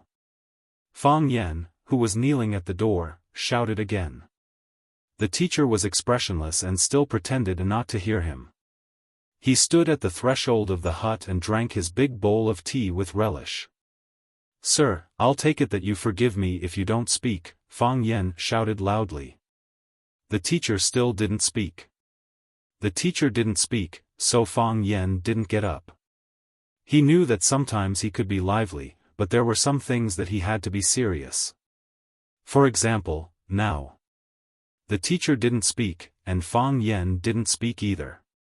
One was standing inside the threshold, and the other was kneeling outside. The teacher lived in the back of the village, which faced the back of the mountain. The wild wind was whistling, and the snow was buried for thousands of miles. The whole world was a vast expanse of whiteness. Fang Yan became a small dot in this white world. The teacher stood and drank tea, while Fang Yan knelt. The teacher sat and listened to music, while Fang Yan knelt. Teacher was lying down and sleeping, while Fang Yan was kneeling. When the teacher woke up, he washed the rice and washed the pot to cook. He cut the salted fish into 2 pieces and hung one piece on the wall while the other was thrown into the rice pot. He went to the backyard and pulled a bunch of vegetables and a few shallots. He washed them in ice water and boiled them. Fang Yan was still kneeling. The teacher ate the salted fish rice, swallowed a few small vegetables, washed the bowls and chopsticks, brushed the iron pot clean, and poured water into the teapot for the morning and drank a bowl of hot tea. Fang Yan was still kneeling. The warm sunshine in the morning disappeared without a trace at noon. The snowflakes that had stopped drifting once again. The snowflakes were soft, but the chill was hurtful. Fang Yan knelt in the wind and snow. His hair was messed up by the cold wind and his body was covered in snow. Even his eyebrows were frozen. Fang Yan became a snowman. Just like the snowmen they used to make when they were young, they put on a hat and a scarf to make it look like a real person. Fang Yan was the most vivid snowman because he was a real person. When Fang Yan was kneeling, Swallow Dock was still as quiet as before. However, what was different from before was that many of the courtyard doors were open, and people were standing at the door looking into the distance. The Li family. An old lady in a gray cotton-padded jacket stood at the door and asked, "Is the kid from the Fang family still kneeling?" "He's kneeling." Li Xiaotian stood behind the old lady and replied with a pained expression. Sigh. The old lady sighed and said to her grandson, "This child has great ambitions. It's inevitable that he will suffer a little." The Yi family. Yi Daowen was stomping around in the study. He pushed open the window and asked the servant who was sweeping the snow outside, "Is Fang Yan still kneeling?" "He's kneeling," the servant replied. Crack, the window was closed again. The servant looked at each other and lowered his head to sweep the floor again. The Fang family. Old Master Fang Hui didn't ask for plum wine today, nor did he ask Fang Yingying and Fang Haohan to play chess with him. He asked someone to push him to the window. He didn't use a mattress to keep warm, nor did he wear the leather hat he used to keep warm. His big bald head was even brighter than the white snow outside. He looked out the window and at the plum trees wrapped in straw in the courtyard. Suddenly, he lost his temper and scolded, "Who wrapped it? Who wrapped it? How can there be such an exotic fragrance without experiencing the wind and snow? Tear it down. Tear all the straw for me." Fang Yingying and Fang Haohan didn't dare to refute. They hurriedly ran out to tear down the straw bundles that had been wrapped up this morning. At this moment, Fang Hui was full of murderous intent. He didn't look like a paralyzed person, but more like a fierce general who had just come down from the battlefield. Yi Rou pushed open the courtyard door. The old drunkard didn't even look at her and said, "I'm drunk. You can do whatever you want." Then he lay down in the corner of the corridor and slept soundly. Loud snoring could be heard. Yi Rou patted the jar with her palm. The sealed mortar at the mouth of the jar flew out and disappeared. With a kick of her toes, the big jar in front of her flew into the air. The wine jar tilted slightly. As it fell, a stream of spring water poured down. Yi Rou opened her mouth and took a deep breath. Her posture was cool and arrogant. There were also many courtyard doors open, watching from afar. Today, in Swallow Dock, everyone's eyes were focused on the young man kneeling in the wind and snow. Fang Yen was already a legend of Swallow Dock. The teacher drank 3 bowls of hot tea in a row. It wasn't until the teapot was empty and the color of the tea became darker and the taste more bitter that the teacher put down the teacup. He shouted to the outside, "Stop acting. Come in." Crack, Fang Yen got up from the snow. Because he hadn't moved for a long time, a thin layer of ice formed on his knees and calves in the snow. With a slight movement, the layer of ice broke with a crisp sound. Crack, crack, crack, this was the sound of all the bones in his body cracking. The stagnant qi and blood and the stiff bones all relaxed and regained their vitality. Fang Yen had the heart of Tai Chi to protect his body, so he could keep the bitter cold from invading him. The ice and snow, his body, and the heart of Tai Chi became a harmonious whole. The heart of Tai Chi became a bridge of communication between Fang Yen and the ice and snow. It transformed the ice and snow into a kind of energy and transmitted it to Fang Yen, so that Fang Yen could touch it gently and comfortably, instead of directly experiencing the attack of the bitter cold. Of course, if he had inner strength, he could also transform it into heat to resist the bitter cold and burn the ice and snow. However, the heart of Tai Chi was natural, and using inner strength to resist the cold consumed more mental and physical strength. It was difficult to maintain. This was also the reason why the heart of Tai Chi was more valuable than the other internal mental cultivation methods or strength techniques. When Fang Yen moved, the snow on his body fell, the frost on his eyebrows disappeared, and he became a living person with flesh and blood. There was an iron sword stuck in his back, the hilt facing down, the tip of the sword pointing up, hanging diagonally on his back. Fang Yen walked into the small room and said to the teacher, "Teacher, I have come to apologize to you." "What did I do wrong?" the teacher asked. "Fang Yen is young, so I shouldn't have made the decision to force Teacher Gong," Fang Yen said seriously. The teacher looked at Fang Yen and said, "You didn't make the decision on your own. You have been planning this for a long time. Fang Yen knows his mistake." Fang Yen lowered his head and admitted his mistake.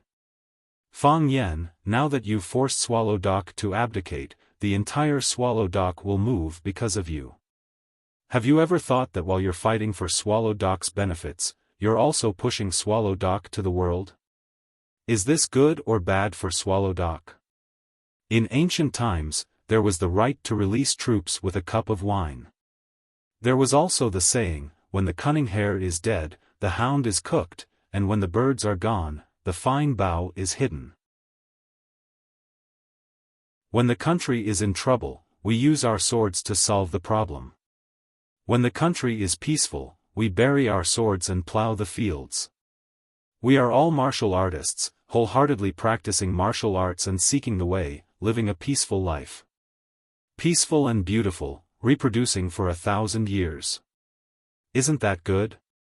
30 years of fame and glory, dust and soil, a beautiful dream of a golden bridge, all for nothing. What are we fighting for? What are we fighting for? Teacher, I know my mistake. Fang Yen lowered his head even more. You are not wrong. The teacher shook his head. Young people, with lofty words and lofty aspirations, who doesn't want to kill the enemy on the battlefield? Who doesn't want to be famous everywhere? Who doesn't want to carve a stone to record their achievements and write their name on the stone tablet at the entrance of Swallow Dock?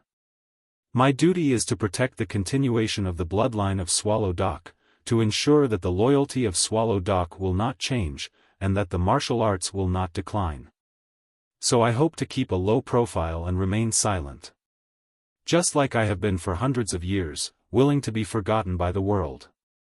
You have chosen another path, one that is aggressive and cruel. There is no right or wrong, but have you thought clearly, which path is more suitable for Swallow Dock? Fang Yen raised his head to look at the teacher and said in a clear voice, I swear on my life that the loyalty of Swallow Dock will not change, and that the martial arts will not decline. We train hard in martial arts, ponder day and night, just to strengthen our bodies and promote justice.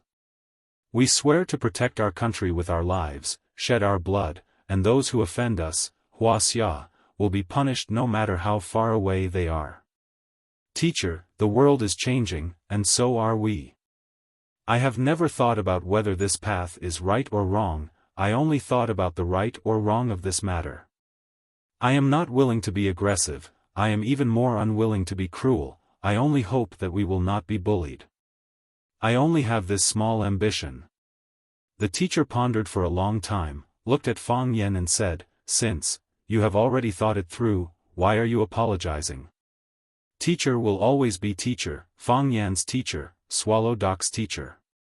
I have no respect for my elders, I have disobeyed teacher, so naturally I have to apologize, Fang Yan said without changing his expression. Fang Yan, kneel, the teacher said.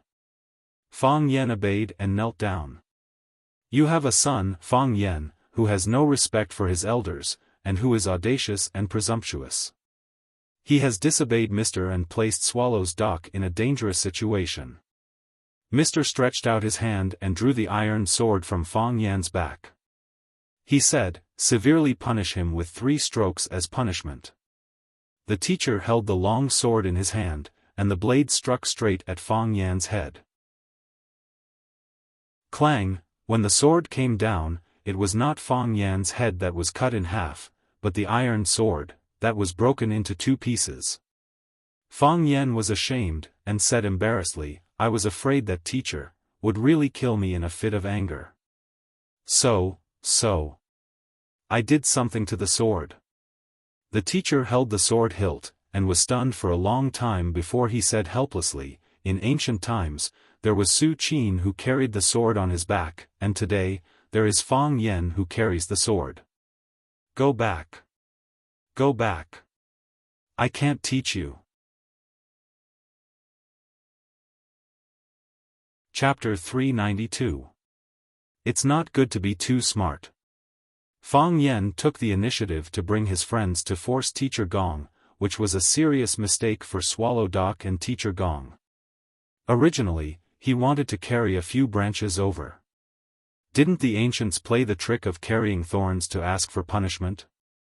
However, could a man from Swallow Doc do such a thing? Wouldn't you be insulting teacher and yourself by carrying a few thorns? Even if teacher broke those thorns, he wouldn't be able to do anything to you. Instead, it would be a waste of his old strength. By doing such a thing, you would make teacher angry for no reason. Fang Yan hesitated again and again, and with Fang Yingying and Fang Haohan, the 2 inept military counselors, he finally decided to carry the sword and apologize. First, the sword looked imposing and murderous. At first glance, he looked like an iron-blooded man from Swallow Doc. Teacher Gong was happy at first glance, and it was easy for those young girls and pretty wives to size him up when he walked on the road, which could add points to his appearance. Second, the weight of the sword was heavier than the thorns, which showed Fang Yan's determination to sincerely admit his mistake. He didn't run away, wasn't afraid, and faced his mistakes bravely. "If you want to kill me or cut me up, you can do whatever you want. The grandfather will take it." No, the grandson will take it.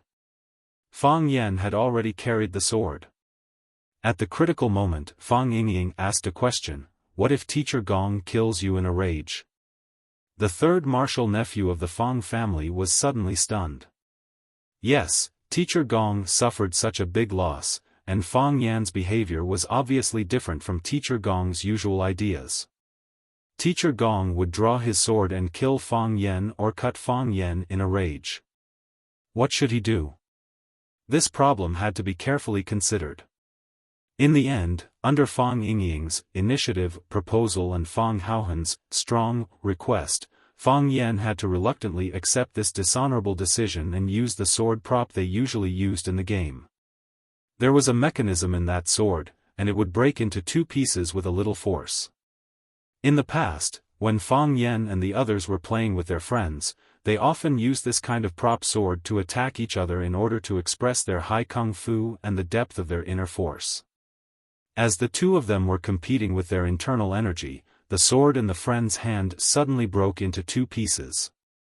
One piece fell to the ground, while the other pierced the opponent's abdomen. Before the victim died, he said in horror, "You've actually learned sword-breaking technique?" Fang Yan's face was burning as if he had been slapped in the face dozens of times. The current situation was not very good to look at.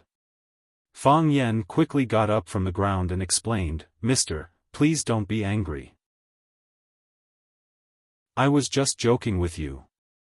You've been living in this deserted village for a long time, and there's not much entertainment. You must be bored. I'm just here to relieve Sir's boredom. Make Mr. laugh." The old skin on Mr.'s face twitched. His gray eyes stared at Fang Yan with an expression that said, "Did you see me smile?" Fang Yan looked around the room and pulled out a dusty iron sword from the corner of the wall. He said, "Come, I'll find a new sword. If you want to kill me or cut me up, you can do whatever you want. As long as you are my mister for a day, you will always be my mister. To be able to die under Mister's sword, I have no regrets. Forget it, forget it." Mister waved his hand and looked seriously at Fang Yan. He said, "Fang Yan, I understand your intentions. I have my own way of thinking, but you've ultimately chosen the path you want to walk. As I said earlier, there's no right or wrong. There's only suitability. Whether it's suitable or not, we can only find out as we go on. You've already led Swallow Dock to take a step forward, so Swallow Dock can no longer retreat. Others won't allow us to retreat either, so we can only move forward. Since you've led Swallow Dock to take the first step, then lead Swallow Dock to continue moving forward. You are duty-bound to fulfill this mission. Mister, I'm not suitable, right? I feel that I'm too careless and have a glib tongue. I can't handle too much pressure, and I want to turn and run at the first sign of danger.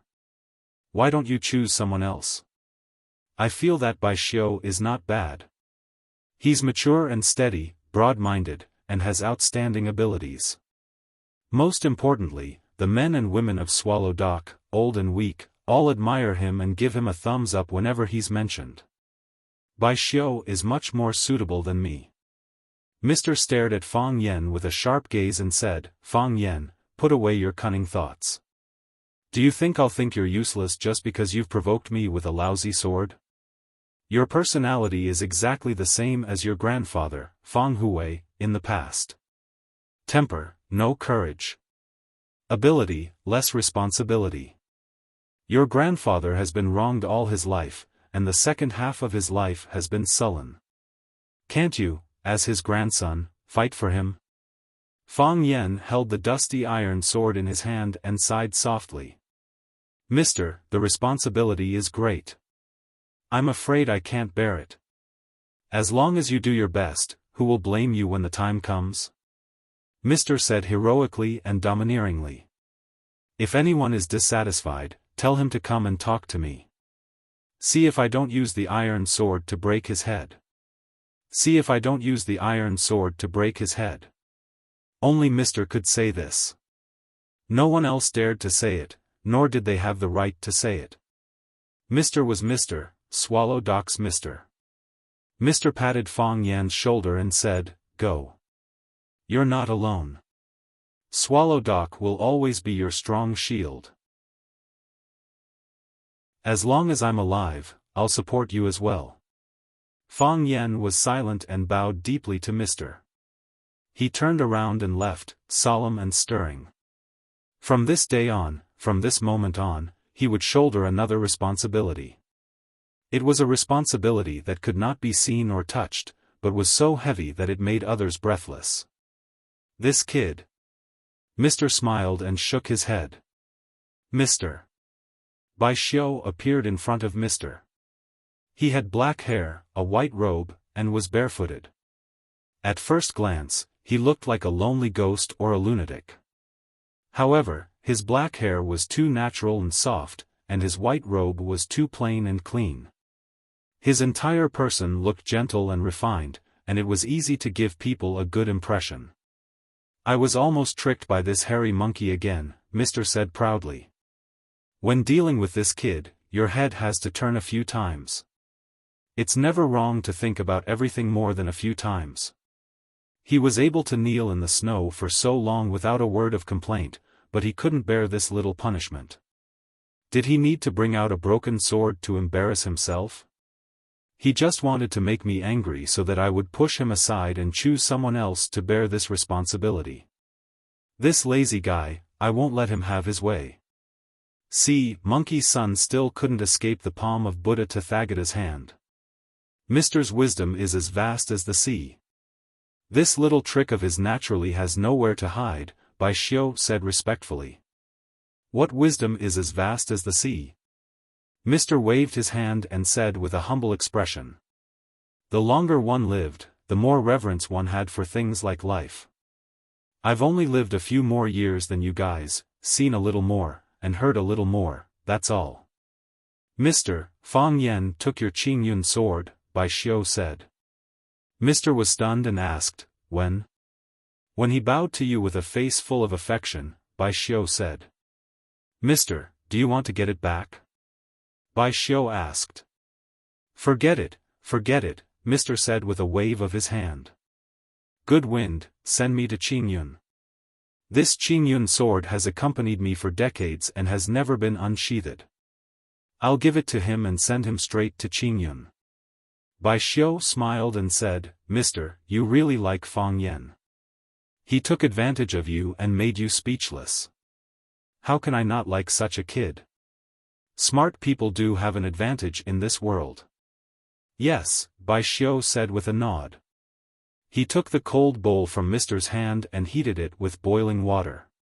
He then poured a bowl of hot water and put it in Mister's hand, saying, drink less tea and drink more water. You've just handed such an important responsibility to Fang Yan. Don't you want to live a few more years and see how far he can take Swallow Doc? Mr. patted the back of Bai Xiu's hand and said, this kid is smart, but smart people go to extremes too easily. If Swallow Doc is in danger, you must stop him. Mister, I understand. Bai Xiu nodded solemnly. Swallow Doc is Fang Yan's Swallow Doc, and it is also my Swallow Doc. Mr. smiled and said, my spirit is tired after fighting with that kid in a battle of wits and courage. You go, I'll lie down and rest for a while. Bai Xiu didn't leave immediately. Instead, he helped light the pile of firewood, helped Mr. lie down on the chair, and covered him with a mattress before closing the wooden door and leaving. Creak, the wooden door closed, and the man lying on the chair opened his eyes. In the light of the fire, his pupils shone with a multicolored luster.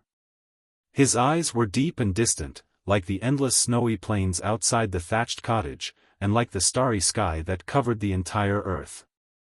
This was an old man with wisdom and experience. These young people, he looked at the fire in front of him and said softly, I hope this is Swallow Doc's good fortune. Fang Yan held the green cloud sword and walked back like a thief who had gotten his hands on him. However, at the edge of the pond in front of his house, he ran into a black-clothed woman who was throwing a snowball into the pond. The woman grabbed a handful of snow from the snow under her feet and squeezed it. A smooth little ball appeared in her palm. She threw the little ball toward the pond's icy surface. The little ball slid forward on the ice. This was a little game that Fang Yan had taught her. Swallow Dock wasn't a bustling place. It didn't have bars or karaoke, but the children naturally had their own ways of picking up girls that weren't inferior to the methods of the children in the city. Fang Yan looked at her back for a while and felt that it was best not to have any contact with her. Holding his sword, he prepared to sneak past her without making a sound. Are you pretending not to know me or pretending not to see me? The woman suddenly turned around and looked at the escaping Fang Yan with a smile. Chapter 393. Are you pretending not to know me or pretending not to see me? This question was really difficult to answer. Seeing Fang Yan's bewildered expression, Phoenix threw a snowball at Fang Yan and said, "Take this." Pa! The snowball hit Fang Yan's chest and broke into snowflakes. They fell down and became one with the snow again. Phoenix did not have the joy of hitting the target. She just looked at Fang Yan and asked, "Why don't you dodge? Do you want to dodge?" Fang Yan said with a smile. "Didn't you always want to hit me before? I really want to hit you, but I know I can't hit you," Phoenix said with a smile. Her smile looked lonely. "I can't hit you, so I always want to hit you. You don't even want to dodge. This is really, how can this game continue? Have you ever played snowball throwing? The greatest joy of this game was not hitting, but dodging. One side desperately chased, the other side desperately dodged. The one who chased was hell-bent, and the one who dodged was willing. If the one who chased hit every snowball, and the one who dodged stood still, this game must be quite boring, right?" "I'm sorry," Fang Yan said. He could feel Phoenix's emotions. He knew that she was very unhappy. He shouldn't have said sorry, or rather, he shouldn't have said sorry. But, he didn't know what was going on, but he said it so naturally. It was as if he had really done something wrong to Phoenix. Perhaps, such a farewell was really hurtful? "Fang Yan, you've changed." Phoenix's hands were in the pockets of her trench coat. She was clearly not in the mood to continue playing with snowballs. Her figure was tall and graceful. Her slightly curly hair was blown by the cool wind and slapped on her face, giving her a poignant charm. Fang Yan looked into Phoenix's eyes and nodded very seriously. He said, "A lot of things have changed." "Yes. A lot of things have changed, and a lot of people have changed," Phoenix said softly. "In the past, you took things as they came. Apart from the advancement of your cultivation, you didn't care about anything else." Fang Yan smiled and said, "I still care about some other things, but you don't care about those things." "How do you know I don't care? Have you ever cared?" Phoenix smiled and shook her head. "Mind or not, there's no point in talking about this. I heard what happened last night. That was a beautiful win. This is Fang Yan. This is the Fang Yan I know. This is the Fang Yan who always brings surprises." Fang Yan was silent. He didn't know what to say. Perhaps not saying anything was the most appropriate response. "I never thought such a day would come," Phoenix said with a smile. The two of us stand facing each other, speechless. "Don't you think this scene is very awkward?" "Actually, it's all right," Fang Yan said. He also felt very awkward. He had the urge to quickly end this and run away. The reason for this situation is because you are more concerned about the feelings of another person. Phoenix was like a caring sister. She explained, "There is nothing to say when you are with your first love because your feelings have changed. You feel a trace of guilt and embarrassment when facing me. No matter how smart you are still a kind person." Fang Yan thought about it seriously and said, "Perhaps, you are right. You have always been able to give me the best advice and the most professional analysis from the perspective of a bystander. Can you tell me who that person is? Don't you already know?" "Talking to you is no longer interesting," Phoenix said. She opened her arms and said, "This is the true meaning of farewell, right? Come, let's hug one last time." Fang Yan hesitated. "What? Are you afraid or unwilling?" Phoenix said with some dissatisfaction. When a girl makes such a request, even if you are 100 times unwilling, you should at least put on a perfunctory act. Do you know that such an expression of yours is very hurtful? Am I so loathsome? I am just worried. Fang Yan walked towards Phoenix step by step and said, "The sword in my hand will hurt you." "The sword is not out of its sheath, how can it hurt me?" Phoenix asked. Then, she licked her dry lips and said very seriously, even if I am hurt by your sword, I will not blame you. I am telling the truth. I believe you, Fang Yan said. He held the sword with one hand and walked over to hug Phoenix. The warm and fragrant body entered his arms, but Fang Yan did not feel happy or ambiguous. Instead, he felt that his heart was very blocked, and his whole body became heavy. The beautiful girl in his arms was his beauty, the youth of his youth. He wanted to see his favorite movie with her. He wanted to walk through every mountain and river with her. He wanted to see every river with her. They were the eyes he saw when he opened his eyes every morning. They were the sweet dreams he had every night. He wanted to dedicate all of his beauty to her. He wanted to protect her for the rest of her life. At that time, she was the most important person to him. Now, they said goodbye in such an understated way. Goodbye to the girl, goodbye to his first love, goodbye to the good things, goodbye to a lifetime. The two of them hugged each other tightly. They were reluctant to part, but they were also ruthless and determined. Phoenix was not in a good mood either. She said in a low voice, "Then, I wish you good luck." "You too," Fang Yan said. After saying goodbye like this, Fang Yan thought that Phoenix would leave his arms. But Phoenix did not. "I have to leave something to remember," Phoenix said. "What?" Click, the sound of a shutter clicking. Only then did Phoenix let go of Fang Yan. Looking at the camera of her and Fang Yan hugging tightly, she said, "I will send it to the lady and tell her that we have said goodbye. I have become your past tense. You see, I am so considerate of you." Phoenix giggled. "Fang Yan, now you know that I am the best to you, right?" "I know." Fang Yan smiled bitterly.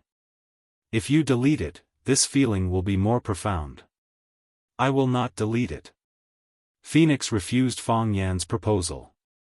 She waved to Fang Yan and said, "Goodbye, Fang Yan." "Goodbye," Fang Yan said. "Happy New Year."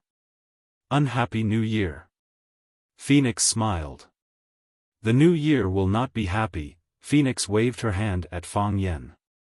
Placing both her hands into the pockets of her coat, she gracefully walked into the snowstorm. Her figure was quickly swallowed up by the snowstorm, becoming an indistinct dot. "Goodbye." Fang Yan waved and said softly. Whether happy or not, the new year arrived as scheduled.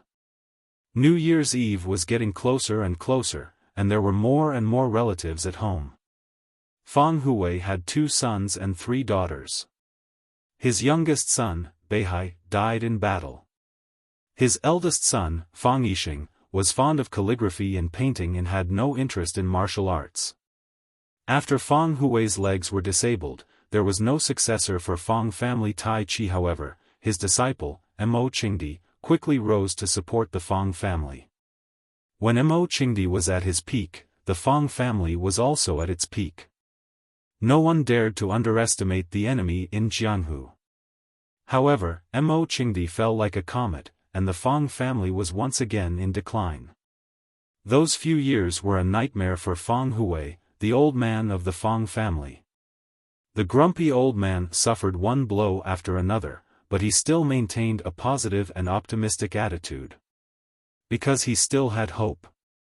His grandson, Fang Yan, was his hope. He placed all his enthusiasm and expectations on Fang Yan. He personally taught Fang Yan martial arts and supervised his stance training. At a young age, Fang Yan was under unimaginable pressure. Fang Yan's erratic personality was born during that period. The pressure was too great, and he had no way to vent. He did not dare to vent, so he could only use these unreasonable little methods to express his dissatisfaction. Dissatisfaction with his family, dissatisfaction with his surroundings, dissatisfaction with the unfairness of fate. That was all. This was the biggest protest a young man could express. Fang Yan had 3 aunts.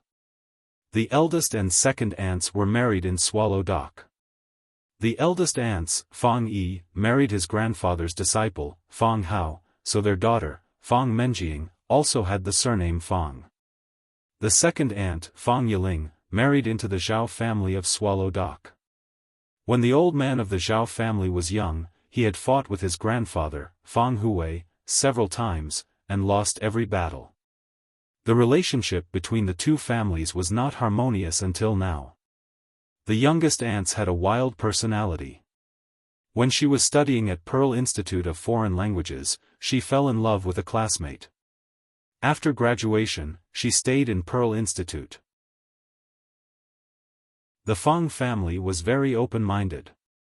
The elders never interfered with their children's marriage. Of course, Fang Yan was an exception. According to the past practice, every year on New Year's Eve, the eldest and second aunts would bring their family to the old house to have New Year's Eve dinner with the old man. The youngest aunts used to spend the spring festival with her husband's family in Pearl Institute. This year, she brought her family back. The New Year's Eve was also a reunion night. Who didn't want to sit together with their family? Hearing that his youngest daughter was coming back, the old man Fang Huwei was naturally happy from ear to ear. Ever since she was a child, he liked his youngest daughter the most. The youngest aunts called home in advance and said that they would be back for dinner on the 28th. Lu Wan told them that a sumptuous dinner was prepared early at home. But when it was 8:00 in the evening, the youngest aunts and their family still did not come back. Lu Wan called to urge them, but the youngest aunt's mobile phone was turned off. The Fang family was very anxious. Lu Wan shouted and asked Fang Yan to take Fang Yingying and Fang Haohan to drive out to pick them up. She was afraid that the road from Yanjing City to Yanziwu was not easy to drive, and the car should not break down on the road. Fang Yan was also worried about the safety of the youngest aunts. He called Fang Yingying and was ready to drive in the direction of Yanjing to look for them. If the car really had a problem, they could also exchange the car with them and let them come back to warm up first. As soon as Fang Yan and Fang Yingying drove away from the gate of the courtyard, they saw a black Mercedes-Benz stopped in front of the gate. The back door was pushed open, and a young man wearing a thick down jacket jumped out. He looked around the village and wilderness and said discontentedly, "Mom, what kind of place is this? Are we going to spend the New Year here?"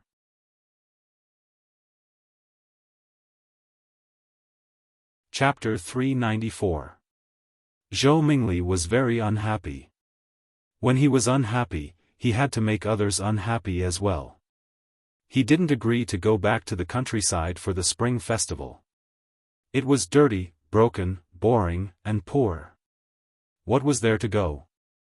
If he had a little bit of expectation for the village life before, after listening to the complaints of his classmates who had experience living in the countryside, that little bit of expectation disappeared without a trace. It turned into deep contempt and disgust. Did you know? They wash their clothes and vegetables in a small ditch at the door. They wash the vegetables downstream, and there are children peeing in the water above. I don't even dare to touch the vegetables on the plate when I eat. Whenever I see the vegetables, I think of those children peeing in the water. Their toilets are all outside the courtyard. There are no doors. When you are enjoying yourself, suddenly someone barges in. Once, I was so scared that I almost fell into the Kong bed. Yes, you didn't hear wrong. Their toilets are big Kong beds. The feces inside are piled up together to ferment. There are also maggots that crawl on your shoes. What's wrong with that? The meat they eat may have maggots. They are reluctant to throw away the meat with maggots. They wash the maggots off and then continue to eat. It's so disgusting. Zhou Mingli didn't want to eat vegetables that were washed with the river water that the children peed on. He didn't want to use the toilet where maggots might crawl on his shoes. He felt disgusted when he thought of the meat with maggots on it. He didn't want to come, and neither did his father. However, his mother, Fang Yijing, insisted that she must go back to her hometown for the spring festival this year. She hadn't spent the spring festival in her hometown for many years. His father couldn't hold on any longer and agreed to his mother's request. It was hard for him to survive alone, so he had to come back. He felt that since his mother's hometown was next to Yanjing City, how poor could it be? However, the bumpy road, the car skidded a few times and almost fell into the ditch. He was filled with fear and disgust for the place he was going to. When he arrived at his destination and saw that he was actually in a primitive village, he felt that the urine-soaked vegetables and maggots in the toilet were waving in front of him. He couldn't suppress the anger in his heart anymore. He didn't dare to vent his anger on his parents, but he dared to say a few undignified words in front of his poor relatives. They could only listen to him sullenly, and then apologize to him, saying that the conditions were not good, and that he should forgive them. Wasn't this the style and behavior of a farmer? At least, that was what Zhou Mingli thought. It was said that children's words carried no harm, but this brat's words caused the hearts of the smiling relatives to turn cold. A son does not despise his mother for being ugly, and a son does not despise his family for being poor. Swallow Dock could be considered as half of Zhou Mingli's hometown. Being belittled and scolded like this made people feel very uncomfortable. Besides, the people of Swallow Dock were naturally proud. They were suspicious and looked down on everything in the outside world. When the proud people of Swallow's Dock heard Zhou Mingli describe Swallow's Dock as a place where even birds don't shit, some people's faces turned ugly. Lu Wan and First Aunt Fang Yisen stood at the front of the crowd to welcome them. Hearing Zhou Mingli's words, they could not help but stop. When the two of them stopped, the others naturally stopped as well. When the atmosphere was awkward, Fang Yijing walked out from the other side of the car and shouted, "Zhou Mingli, what are you talking about? This was Swallow Dock. Mother's home. I was born and raised here. I think it's pretty good. What are you dissatisfied with?" Zhou Mingli twitched his mouth. Obviously, he did not agree with his mother's point of view. He just did not want to argue with her. The door of the front passenger seat was pushed open. Fang Yijing's husband, Xiaofan, opened the door and got off. He glanced at his son and said to his wife, "Forget it. The kid was just joking. Don't take it to heart. Zhou Mingli is also a boy. You should save him some face in front of others." Xiaofan also felt that it was a trivial matter. Moreover, his son was right. Swallow's Dock was a place where even birds don't shit. It was his third or fourth time coming here, but he still could not remember the way. Later, when his wife came back, he used the excuse that he was busy with work to refuse. He really did not want to come to this place. Fang Yijing was angry, but she could not argue with her husband and son in front of her brother and sister-in-law. Their views were deeply rooted. She could not change them in a short time. Xiaofan stood there and looked at everyone arrogantly. He smiled and said, "Sister-in-law, sorry, we came back late." Lu Wan had calmed down. She said, "It's okay. It's good that you are back. Everyone is waiting for you to eat." She turned to look at Zhou Mingli and said, "Is this Zhou Mingli? I hugged him when he was born, and I went to drink when he was 1 year old. How did he become so big in the blink of an eye?" "Sister-in-law." Fang Yijing walked over and held Lu Wan's hand. She said, "I'm sorry. Everyone must be anxious, right?" After getting off the plane, Xiaofan said that since he was in Yanjing, he wanted to visit the leaders. After all, it would be more respectful to visit them before the new year. "My phone ran out of battery again, so I couldn't contact you." "It's okay." Lu Wan smiled and said, "It's good that you are back safely. We were worried that something happened to you on the way, so we were going to ask Fang Yan to drive to find you." Fang Yan parked the car and walked over. He greeted his sister-in-law and said, "Sister-in-law, long time no see." Fang Yan. Sister-in-law hugged Fang Yan and said, "Your mother just said that Zhou Mingli grew fast. Don't you grow faster?" You can get married now, right? Do you have a girlfriend? If you do, you must bring her home for the new year. I will help you. Fang Yan was the only child of the Fang family, so he was very loved by his 3 aunts. Fang Yan had a good relationship with his sister-in-law. His sister-in-law hadn't come back for several years, and he hadn't seen her for a long time. His heart was full of joy. Of course, Fang Yan said with a smile. He then greeted Xiaofan and said, "Uncle, welcome home." Yes. Xiaofan nodded and shook hands with Fang Yixing. He said, "Is the meal ready? I have to have a few drinks with my brother today." Xiaofan took the initiative to talk to Fang Yixing, but Fang Hao and Zhao Qingxin, who were standing next to Fang Yixing, ignored him. Fang Hao was fine. He was a poor child and was adopted as a disciple by old Master Fang. Later, he fell in love with his master's eldest daughter, Fang Yisan, and married into the Fang family. Zhao Qingxin was a member of the Zhao family in Swallow Dock. The Zhao family not only had a high status in Neijiang, but they also had many industries outside. They were naturally proud people.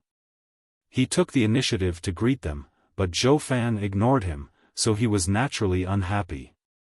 Fang Yixing pulled Xiaofan into the yard and said, "It's already ready. We have to have a few drinks today.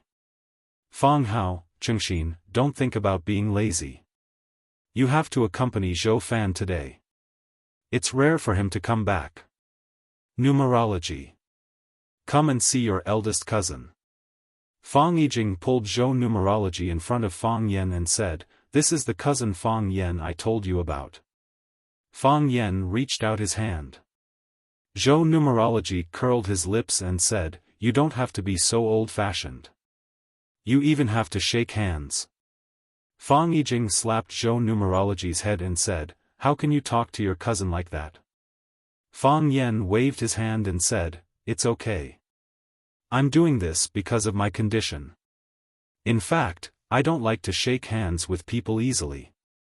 Hearing what Fang Yan said, Zhou numerology had a good impression of Fang Yan. He looked at Fang Yan and asked, "My mom said that everyone in your family knows martial arts. Is that true?" "Yes." Fang Yan nodded. Zhou numerology pointed at a bluestone brick at the door and said, "Can you break it with one palm?" Fang Yan laughed and said, "More or less." "Really?" Zhou Mingli's eyes widened and he said, "Show me how you do it." Fang Yan refused and said, "Why do you have to break the brick? You've been on the road for a day. Go in and eat something. Are you hungry?" "We've already eaten." Zhou numerology said impatiently, "We ate at Yanjing Hotel. My dad went to visit his leader for the new year, so we ate at Yanjing Hotel." "Can you really break bricks? You're not lying, are you?" Zhou numerology. Fang Yijing couldn't help but want to lose his temper. This bastard child, why did he say all the things he shouldn't say? She called home in advance and said that she would come back to have dinner with everyone at night. However, when they arrived at Yanjing, her husband wanted to visit his leader. It was better to be early than late. The leader would be busy after the new year, so there was no chance to meet. Visiting before the new year showed respect for the leader, and it could leave a deep impression on the leader. Her husband wanted to climb his career, so as his wife, she could only support him. When they arrived at the hotel, her son said that he was hungry again. She said that they would eat after they got home, but her husband made the decision to order a big meal for his son. It was fine if he ate, but he shouted it out in front of everyone.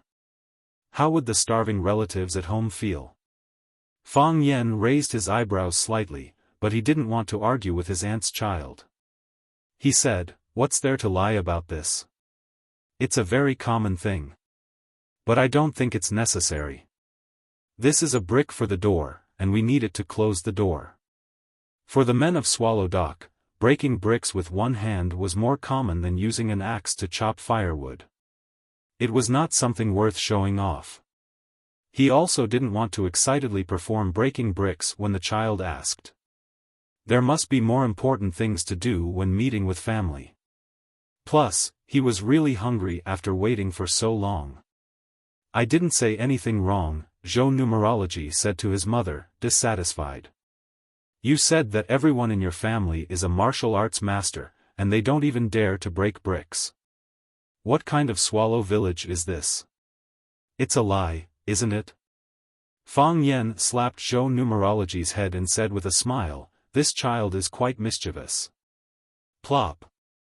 Zhou Numerology lost his balance and fell to the ground.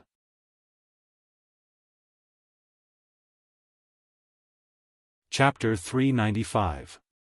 Zhou Mingli was born in a family of officials. His grandfather was an official in the Pearl Bank system, and his father also held an important position in the banking system.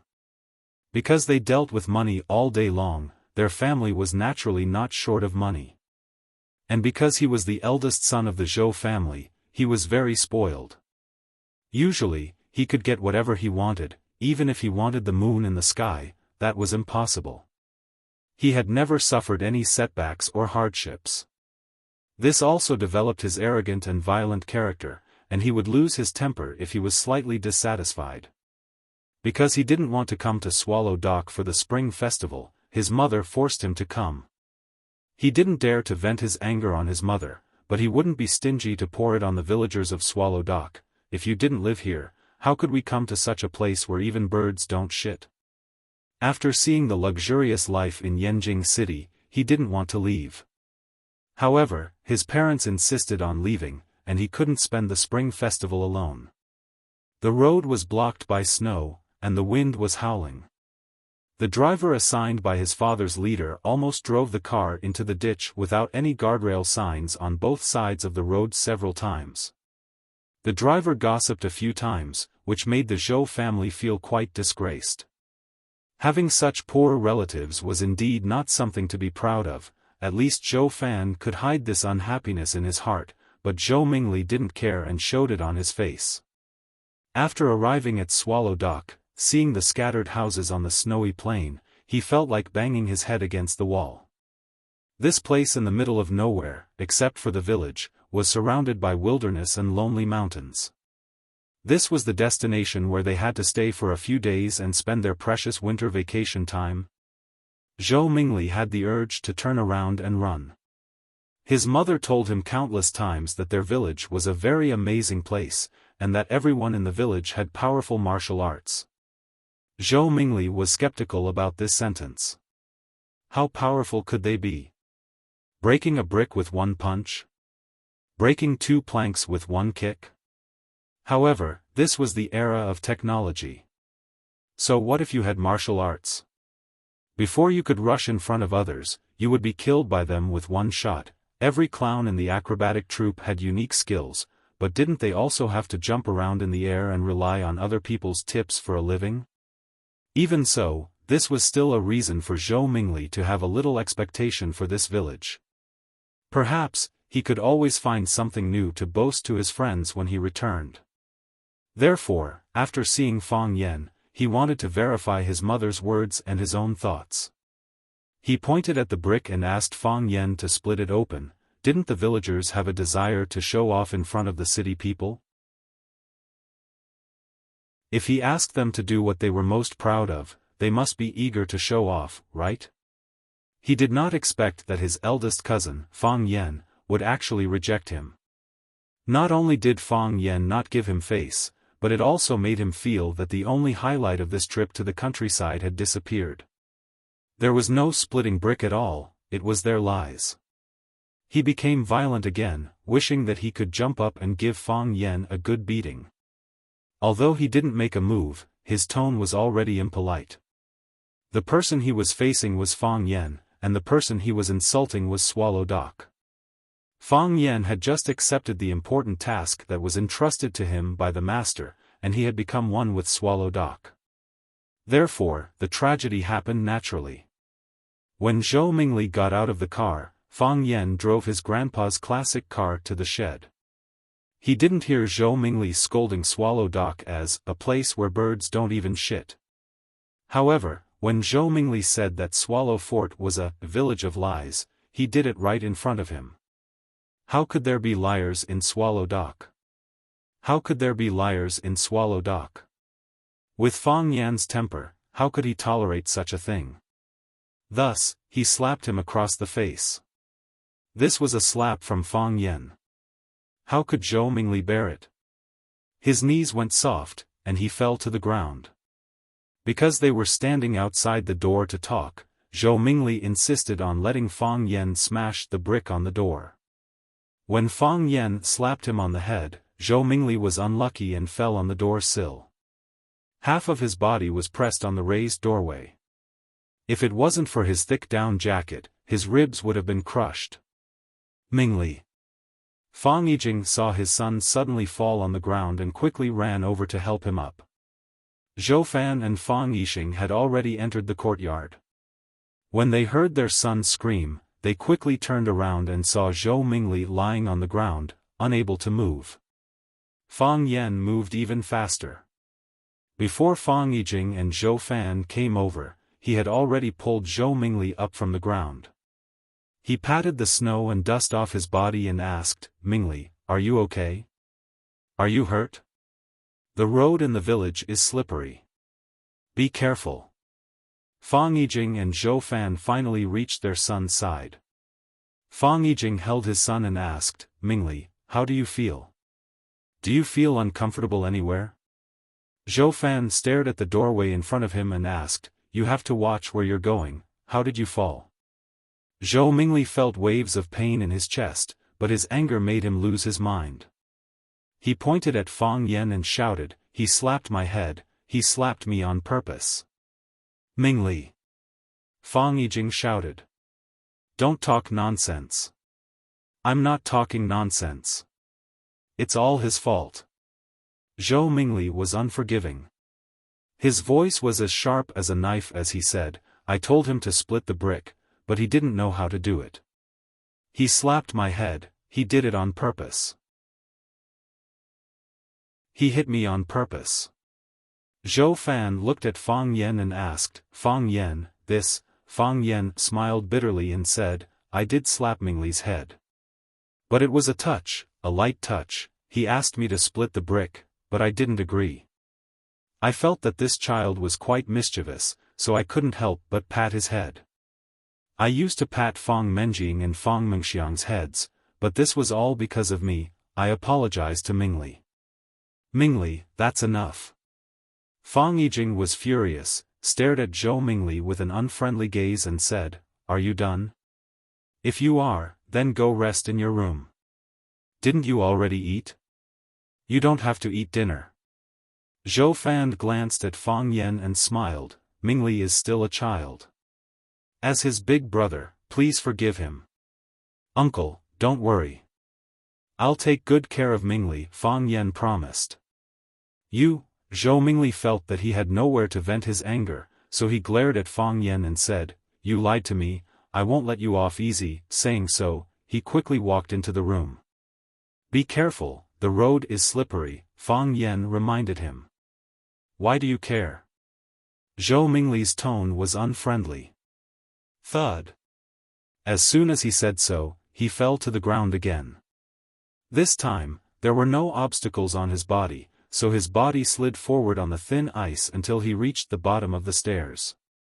Fang Yan raised both hands and said, "I really didn't touch him this time." Fang Menjing clapped and laughed, saying, "So stupid, he can't even walk properly." Fang Mengxiang was even worse. He ran along the path where Zhou Mingli slipped and said, look at me, I can't even slip." Second Aunt Fang Yiling quickly ran over and pulled Fang Menjing and Fang Mengxiang to the side so that Xiaofan and his little sister wouldn't feel embarrassed. Xiaofan originally wanted to blame the slippery road for not cleaning up the snow, but after Fang Menjing and Fang Mengxiang's antics, he couldn't bring himself to complain. Even two young children could walk and jump freely. How could his son not be able to walk properly when he's already so old? Moreover, Fang Yan even reminded him to be careful of the slippery road, but he said, "I don't care, wasn't this a typical dog biting Lu Dongbin? Pft, who's the dog here?" This time, Fang Yan didn't need to do anything. Xiaofan quickly walked over to help Zhou Mingli up and shouted with a stern face, "Zhou Mingli, can you please behave yourself? This isn't a place for you to behave atrociously." Zhou Mingli felt like all the bones in his body were about to fall apart. Although he said he didn't need Fang Yan's help, he was indeed worried about the road under his feet. However, for some reason, his knees softened, no, his entire body suddenly lost its strength, and he fell to the ground for no reason. He was a bit scared. He felt pain in his chest just now, so he was worried that he might have some side effects from the fall. Seeing that his father was angry, he didn't dare to say what he wanted to say. He shook off his father's hand and strode into the house. Fang Yijing looked at everyone apologetically and said, "You guys should eat first. I'll go help him settle down. This child is in his rebellious phase, and he always makes people worry." Lu Wan also stood up and said, let's eat. The food is getting cold." Fang Hui was also pushed out. Although the old man's legs were paralyzed, he still had his power. With him present, everyone behaved warmly and harmoniously. The main guest of the dinner tonight was Xiaofan. Fang Yixing, Fang Hao, and Zhao Qingxin took turns to drink. Xiaofan took the initiative to toast Fang Hui 3 times, Lu Wan, Fang Yixing, and Zhao Qingxin. He even took a toast from Fang Yan. His mind was not very clear, and when he spoke, his tongue began to waver. He squinted at Fang Yan and said, "I heard from your aunt that Fang Yan is a teacher in Huacheng?" Fang Yan nodded and said, "Yes. What's so good about being a teacher?" Xiaofan waved his hand and said, "The salary is low, the work is heavy, and you have to deal with a group of children every day. When you go to work, you have to eat chalk dust. That's not a good thing, it can damage your lungs. It'll be too late to regret it. Listen to Uncle, quit your job after the Spring Festival. Go to Mingzhu, Uncle will arrange a job for you, and you'll have a lot of free money."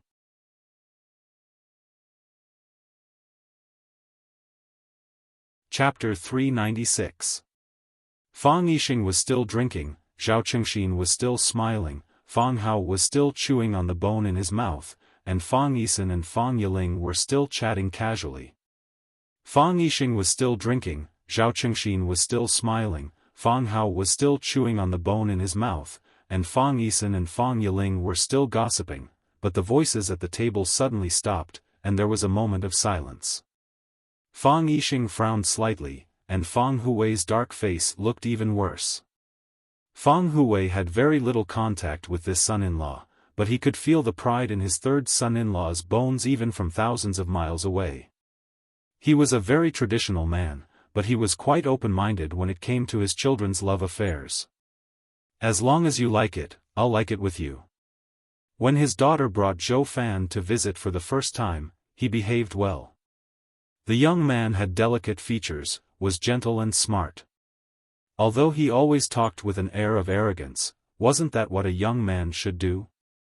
Later, Xiaofan's position became higher and higher under his father's guidance, and he received more and more compliments, so his self-confidence swelled. He was like this in front of outsiders, and also in front of his own family. This made Fang Hui unhappy. Fang Hui stared at Xiaofan and said, "I think it's good to be a teacher. Teaching and educating people is a good thing. It's a great thing to cultivate talents for the country. You don't have to worry about Fang Yan's work." Fang Hui put down his chopsticks and said, "You guys eat. I'll go back to my room to rest. I'm getting old and can't sit still anymore." Hearing that their father was going back to his room, Fang Yisan and Fang Yiling quickly got up and pushed the old man to the backyard. Xiaofan's proposal was opposed by his father-in-law, so he was a little unhappy. He said, "It's not that I want to say that our father is going against him, but the thinking of the older generation has to change. Think about it, what era are we living in? Teaching and educating people is a good thing for the country. But we have to think about our children, don't we? Fang Yan isn't young anymore. How much can a teacher earn in a month? How many years of salary can he buy a house in Huacheng or Yanjing? Without a house, what will Fang Yan do when he gets married? Bring a girl to this village? Once a girl comes and sees how remote this village is, she will run away in fear. What's wrong with this village? Ordinary girls can't even come in. Zhao Qingxin sneered. Qingxin, I didn't say this village is bad. But nowadays, young girls are willing to live in the city. Who can stand the coldness of this village? They feel new living in this village for a few days, but if they live here for a year, they will go crazy. Even if Fang Yan brings her along when he goes to Huacheng to work, he still has to buy a house in Huacheng, right? How do you know that Fang Yan cannot afford to buy a house? Can't a teacher afford a house? Fang Hao retorted.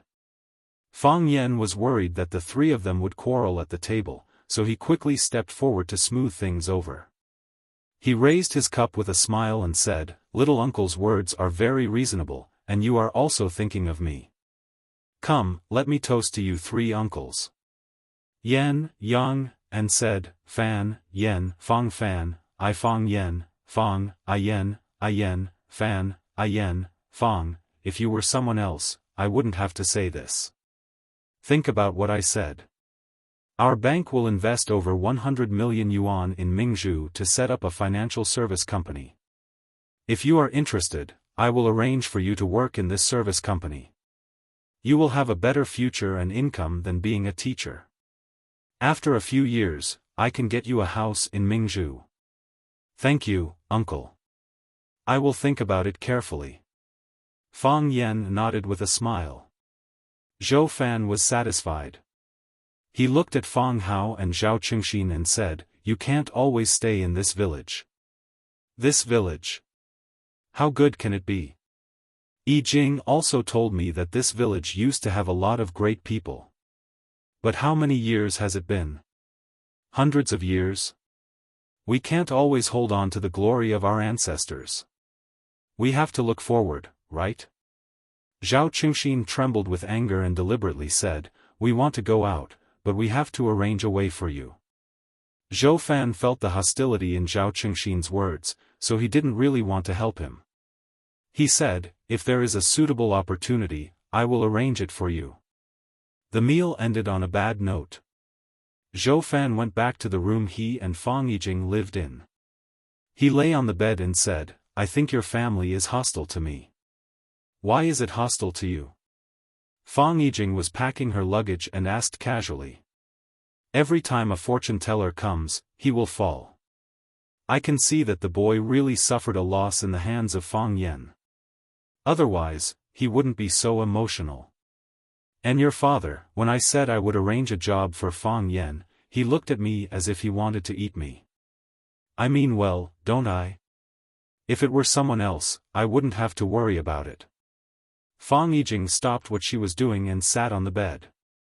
She said to her husband gently, "Xiaofan, Swallow Dock is a very special place. The people here are naturally more arrogant than others." Xiaofan sneered and said, "Poor village people, a group of country bumpkins who have never seen the world. What is there to be proud of?" Fang Yijing sighed softly. She wanted to talk to her husband about this countless times, but she was always rebuffed by this kind of sarcasm. Yes, Swallow Dock had been silent for 100 years, but the glory and spirit of their ancestors still existed. Moreover, the villagers here had been silently protecting this country and its people with their loyalty and lives. They had bled for this country, they had lost their lives for this country. They had the right to be proud and arrogant. No matter who it was, they should be more tolerant to such a group. They should allow their pride, accept their arrogance, and let them feel that they were being respected. However, her husband only believed what he saw with his eyes. The village he saw was so remote, the houses so old, the village roads so broken, and the young people hiding in the village doing nothing. Even his son, Zhou Mingli, looked down on Swallow Dock. He felt that the village his mother was born in was too poor. She had always wanted to bring her husband and son here, so that they could beat with the pulse of Swallow Dock. Now it seemed that this wish was really hard to achieve. Xiaofan, you should let go of your prejudices, look with clear eyes, and think with a rational mind. Swallow Dock is really a place that people should be proud of. Before Fang Yujing finished her words, her husband's snoring could be heard. At 6:00 in the morning, Fang Yan had already washed up and went to the yard to practice. After returning home, he could not neglect his martial arts. Grandpa did not care about anything else, but he was very strict with this area. Fang Yan had just finished a round of plum blossom steps when Fang Yingying and Fang Haohan also came over in casual clothes. The three greeted each other with their eyes, and then began to practice. After a while, Fang Menjiang and Fang Mengxiang also came out. Every new year, eldest aunt and second aunt's family would live in the old house, so Fang Menjiang and Fang Mengxiang had to practice with Fang Yan. Fang Hao and Zhao Chengxin also had to practice, but they would practice in the Fang family's martial arts hall, not with the younger generation. Zhou Mingli had also woken up. He wore a thick down jacket, and held an iPad in his hand. When he saw Fang Yan leading a group of people to practice, he pouted and began to play games on the iPad. The sound of the game was very loud, and it brought a lot of noise to the people who were practicing. Can you turn off the sound? Fang Mengxiang had the least concentration, and when he heard the sound of fighting in the game, his attention was drawn away. I'm playing my own game, what does it have to do with you? Zhou Mingli naturally would not listen to a child. Do you believe that I will hit you? Fang Mengxiang said angrily. To Fang Mengxiang, Zhou Mingli, who could not even walk steadily, was no match for him. Fang Mengxiang, Fang Yan said to Fang Mengxiang as he practiced, keep your voice low, and focus your mind. These noises are your obstacles. Only by overcoming these obstacles can you become a master like your father. Fang Mengxiang admired Fang Yan very much. After hearing Fang Yan's words, he said, I don't want to become a master like my father, I want to become a master like big brother Fang Yan, okay? Fang Yan smiled and nodded. It felt good to have a hardcore fan at home. Then practice hard. Don't be disturbed by the noise outside. Okay. I will. Fang Mengxiang closed his eyes and focused on practicing his stance. As expected, he was no longer disturbed by external forces. Zhou Mingli sneered and said, you can only fool children. Xiaofan had drunk too much last night, so he got up late today. After washing up, he did not want to stay with the Fang family, so he got up and took a walk in the village. When he walked to the entrance of the village, he saw a row of cars driving toward the village. There were cars coming to such a remote and rundown village. When he saw the license plate number, his heart could not help but beat faster, and his face was full of disbelief. He rubbed his eyes and looked again.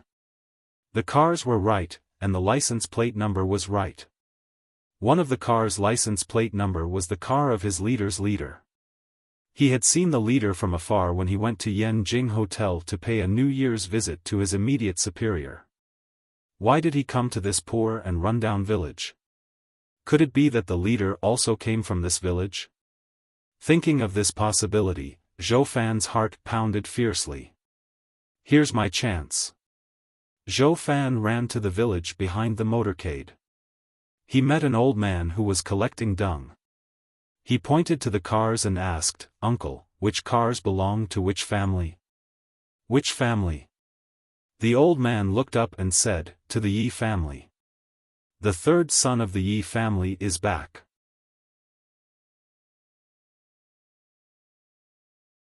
Chapter 397. The 29th of the 12th month, also known as Little New Year's Eve. Every family held a banquet, people came and went to visit other people.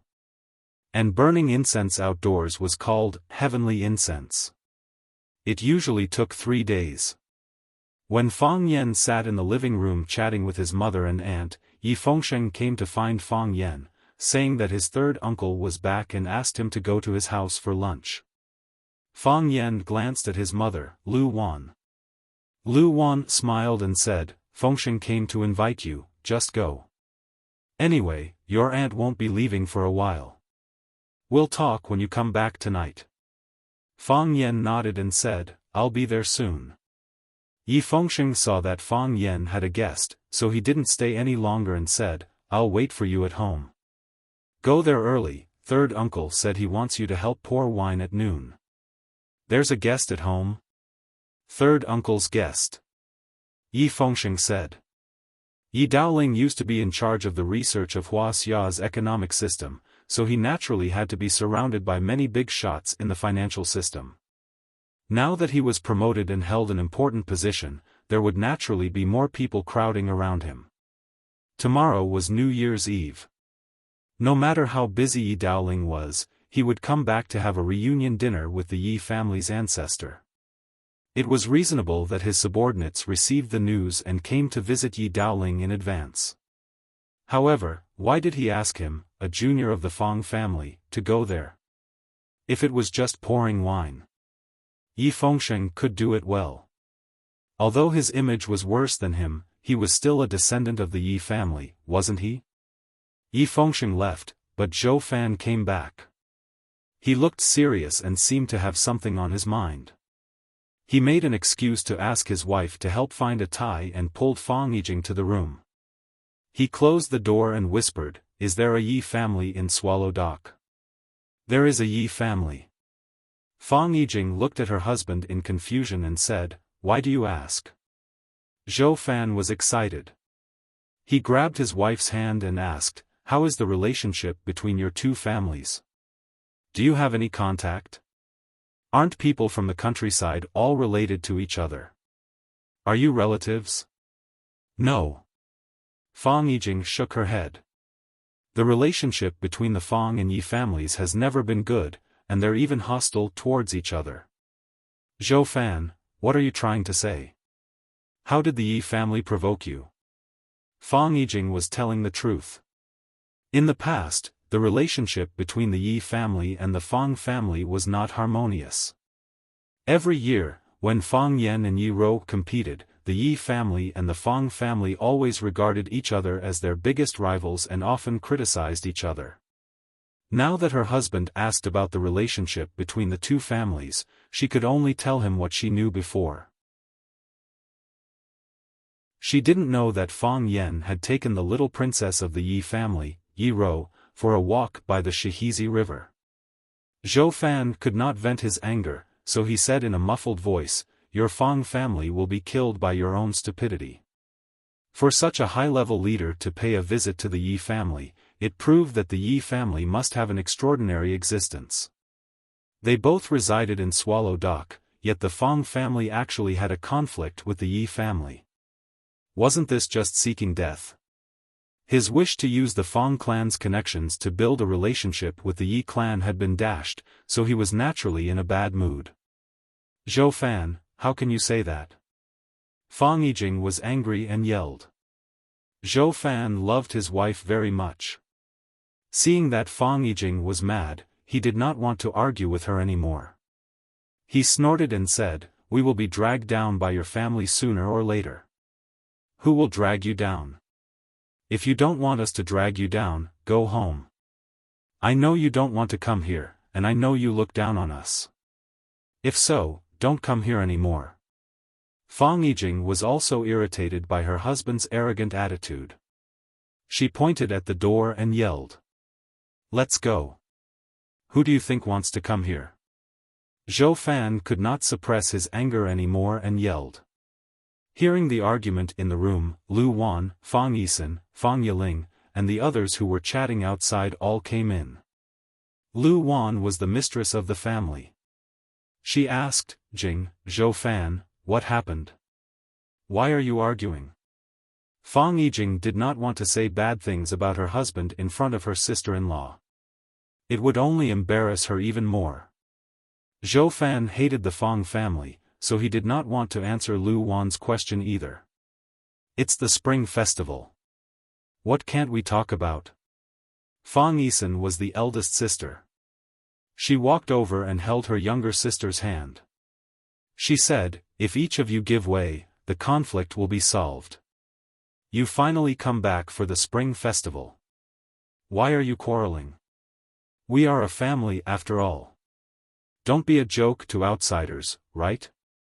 Fang Yijing felt bitter, but she could not say anything. Xiaofan felt very upset, so he went to the yard to smoke. Fang Yan stood next to the plum tree in the yard and heard the argument between Fang Yisen and Xiaofan clearly. Seeing Xiaofan coming out, Fang Yan said with a smile, "Uncle, do you really want the Fang family and the Yi family to be on good terms?" Xiaofan's face froze. He lit the cigarette in his hand and took a puff. He said with a straight face, "Isn't it reasonable for neighbors to be on good terms?" "It is." Fang Yan nodded and said. "So, through my efforts, the Fang family and the Yi family are now as close as a family." "Really?" Xiaofan was overjoyed. If what Fang Yan said was true, then wouldn't it be reasonable for him to visit the Yi family? If he could have a chance to have a meal with that leader, no, just a casual chat to let him have a deeper understanding of himself, then it would also have a profound promotion and push for his future, wouldn't it? Seeing Xiaofan's happy expression, Fang Yan reached out and touched the thick and cold branches of the plum tree. He said, "What's that saying again? A close neighbor is better than a distant relative." I didn't have a clear understanding of this saying before. A distant relative is still a relative. How can a neighbor be better than a relative? Now, I realized that what he said made sense. Some relatives really don't treat their own family members as human beings. Xiaofan's eyes were slightly cold, but he forcibly suppressed the hostility in his heart. He said with a smile, "I chatted with your aunt for a bit. Don't take it to heart. Who hasn't quarreled in a family? Relatives are relatives after all. If I didn't treat you as relatives, would I have taken the initiative to suggest finding a job for you last night? Do you know how many people come to me for help with their work problems every day? Yes. That's why I have to thank you for your kindness, uncle." Fang Yan nodded and said. "But I have to be honest. After a night of careful consideration, I still decided to go to Huaqing to be a teacher. Because this is a job I like, and also, a job that can give me more insight into life." After becoming a teacher, Fang Yan understood the importance of responsibility. After becoming a teacher, Fang Yan understood the importance of morality and rules. It was only after Fang Yan became a teacher that he realized the preciousness of writing Gaul. Civil officials were not greedy for money, and military generals did not hesitate to die. They would definitely be able to win the respect of all the countries in the world. Even a mere scholar, as long as he had a writing Gaul to protect himself, he would be able to break through the dragon's pool and tiger's den. It was also during his time as a teacher in Huaqing that Fang Yan glimpsed the spirit of writing Gaul from his grandfather, Lu Gong. That was why his Tai Chi heart, which had been silent for a long time, trembled and began to spin again. He disregarded life and death and took the risk to accept the challenge from the Thousand Leaves army, which led to another breakthrough in his Tai Chi heart. Wasn't it because his heart was cleansed and his soul was sublimated? According to Fang Yan's personality in the past, he would definitely turn around and run when he met a top expert like the Thousand Leaves army. Then, he would crawl into the Yi family and never come out again. Fang Yan was grateful for his trip to Huaqing, for Rosefinch High, and for everyone he met on this trip. Of course, Jiang Junling was an exception. It was because of them that his life was so exciting and fulfilling. The Fang family also understood the significance of Rosefinch High to Fang Yan, so no one asked Fang Yan to leave. Even Fang Hui felt that his grandson had gained a lot from this trip. If he could break through the realm again, it would be a great thing for the Fang family. This was also the reason why everyone had a strange expression when Xiaofan proposed to help Fang Yan find a job last night. Xiaofan was like a poor millionaire. No matter how hard he tried to show off his wealth, the millionaires in the audience wouldn't give him warm applause. For the men of Swallow Dock, improving their martial arts was the most important thing. Since this is your choice, I will express my understanding and respect. Xiaofan said with a smile. He didn't care where Fang Yan was going to work or if he had a job. You said that the Fang family and the Yi family are as close as a family? But just now your aunt said, the two families didn't get along very well. Yi Daoling, does uncle know this person? Fang Yan asked with a smile. Xiaofan's pupils shrank and his breathing became rapid. Yi Daoling, if he was still unfamiliar with him before, then with his latest transfer order being released through various media, it had attracted the attention of the entire country. It was an extremely rare opportunity to get in touch with a leader like Yi Daoling. He tried hard to control his excitement and said, Yi Daoling, is also from Swallow Dock? Yes. Fang Yan nodded with a smile. Just now, his nephew came to me and said that third Uncle Yi asked me to go to their house for lunch.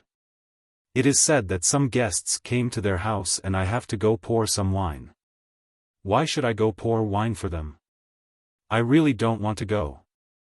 Xiaofan opened his mouth. After a long time, he said softly, how about? I go with you. I have accumulated some experience in pouring wine. That won't do. Fang Yan refused. They didn't invite you. I don't want to invite you either. If I rashly bring you in and make the master unhappy. What about our Fang family?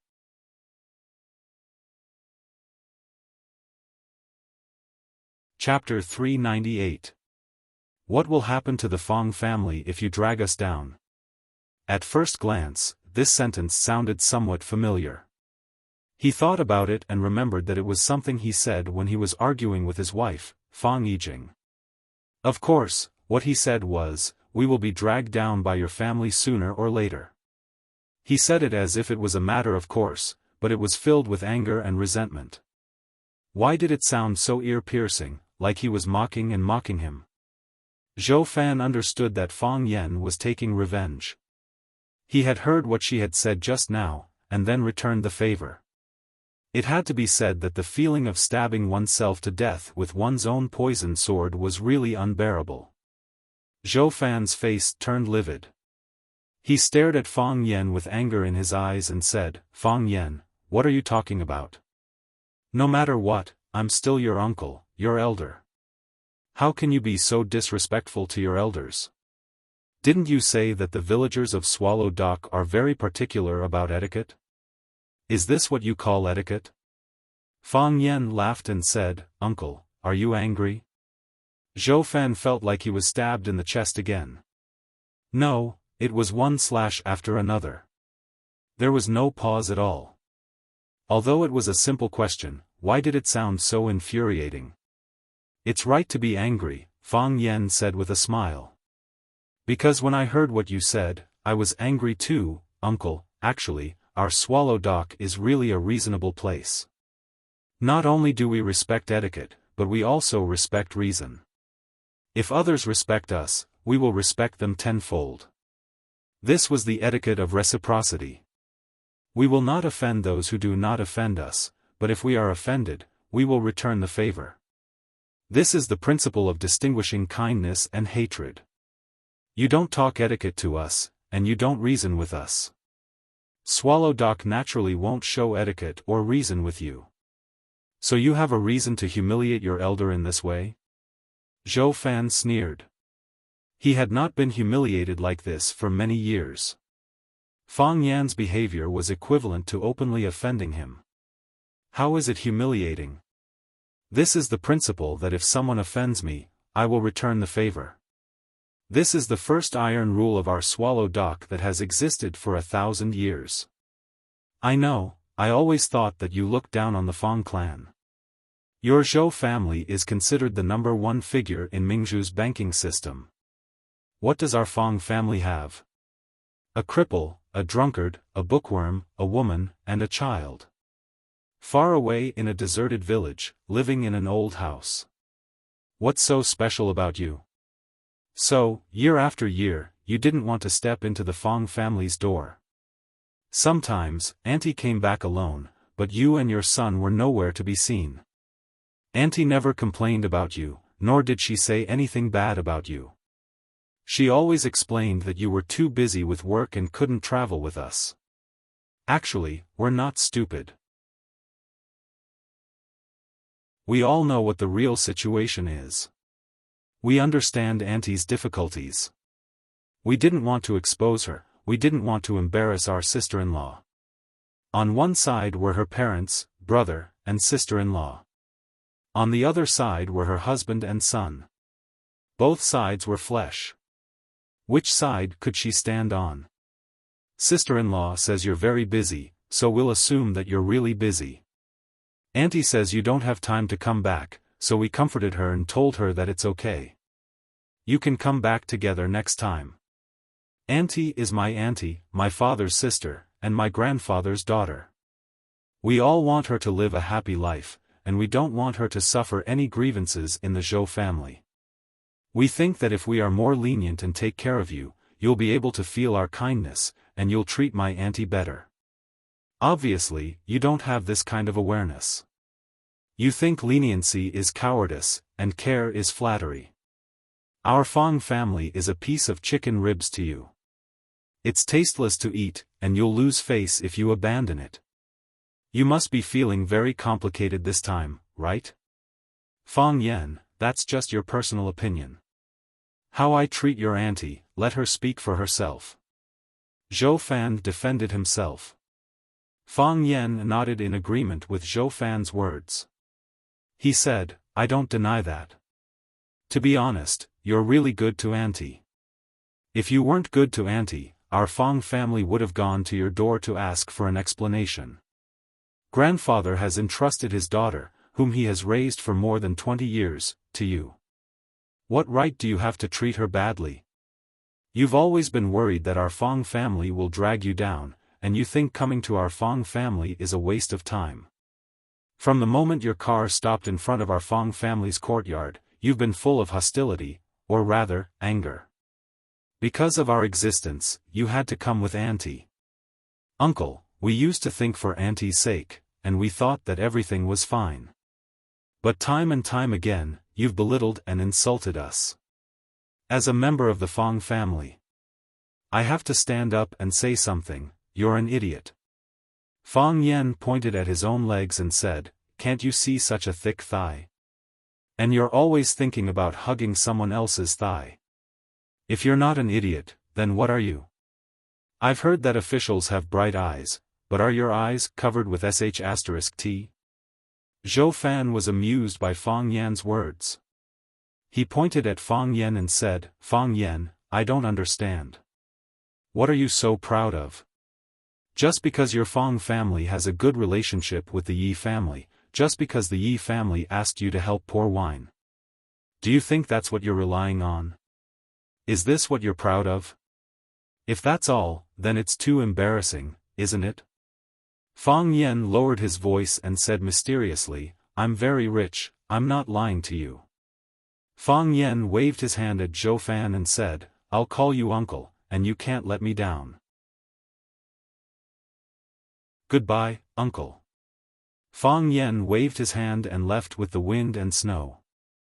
Xiaofan stood where he was, his face as pale as the snow on his feet. He stamped his feet heavily and said with a sneer, I'd like to see how long you can be arrogant. When Fong Yan arrived at the Yi family's house, Yi Fengsheng was playing ice hockey with his cousins at the gate of the yard. The leader's drivers were arranged in the side hall of the yard.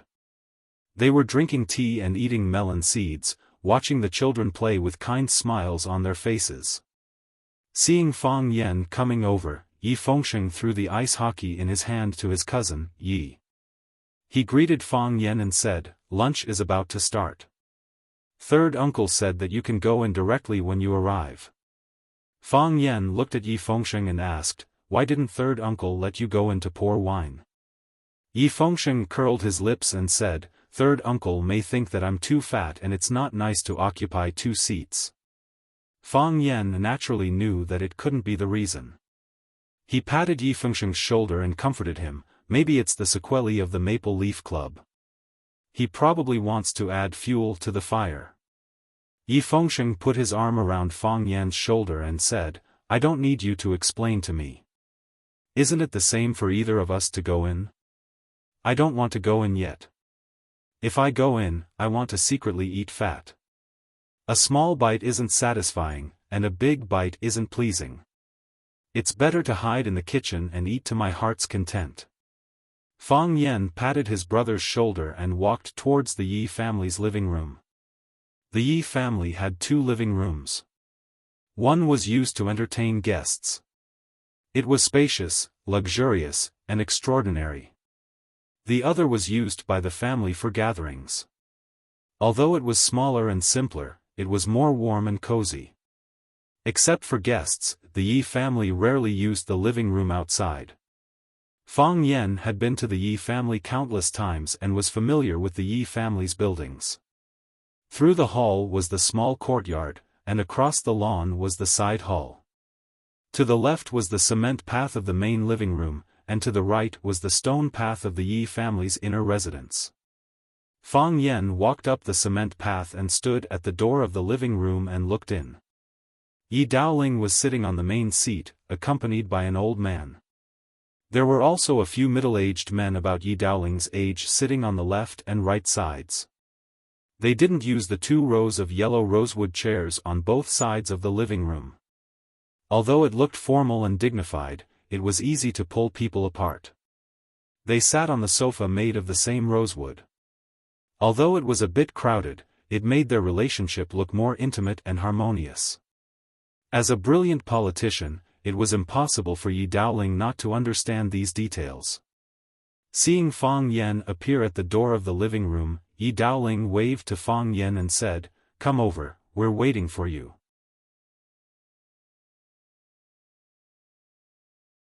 Fang Yan walked in front of Yi Daoling and took the initiative to fill the cups in front of everyone. He said with a smile, "Hello leaders, I'm here to serve you." Yi Daoling pointed at Fang Yan and said to his colleagues, "This is the Fang Yan I mentioned to you just now. Although this kid's surname is Fang, I've always treated him as a nephew, very slippery. If it wasn't for his act at the Maple Leaf Club, I wouldn't have gotten this benefit."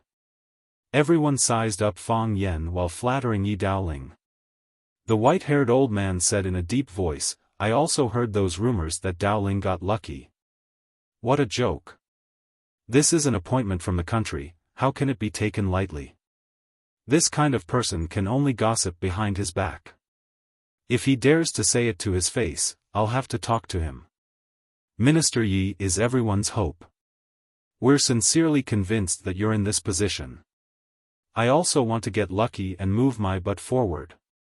But I've been looking forward to it for so many years, but I've never waited for such an opportunity." Ha ha ha. Yi Daoling smiled calmly and looked at Fang Yan and said, "Everyone here is your elder. You have to toast them a few more times in a while. Coming to Swallow Dock as a guest, it's fine if we don't treat them well in other aspects, but we can't not drink good wine. It's the annual vacation now, don't worry about them making mistakes." Fang Yan nodded in agreement and said, "I'll listen to third uncle." Only then did Fang Yan understand that Yi Daoling pulled him over to support him and introduce some connections. Perhaps, he was also worried that his family would vent their hatred on Fang Yan.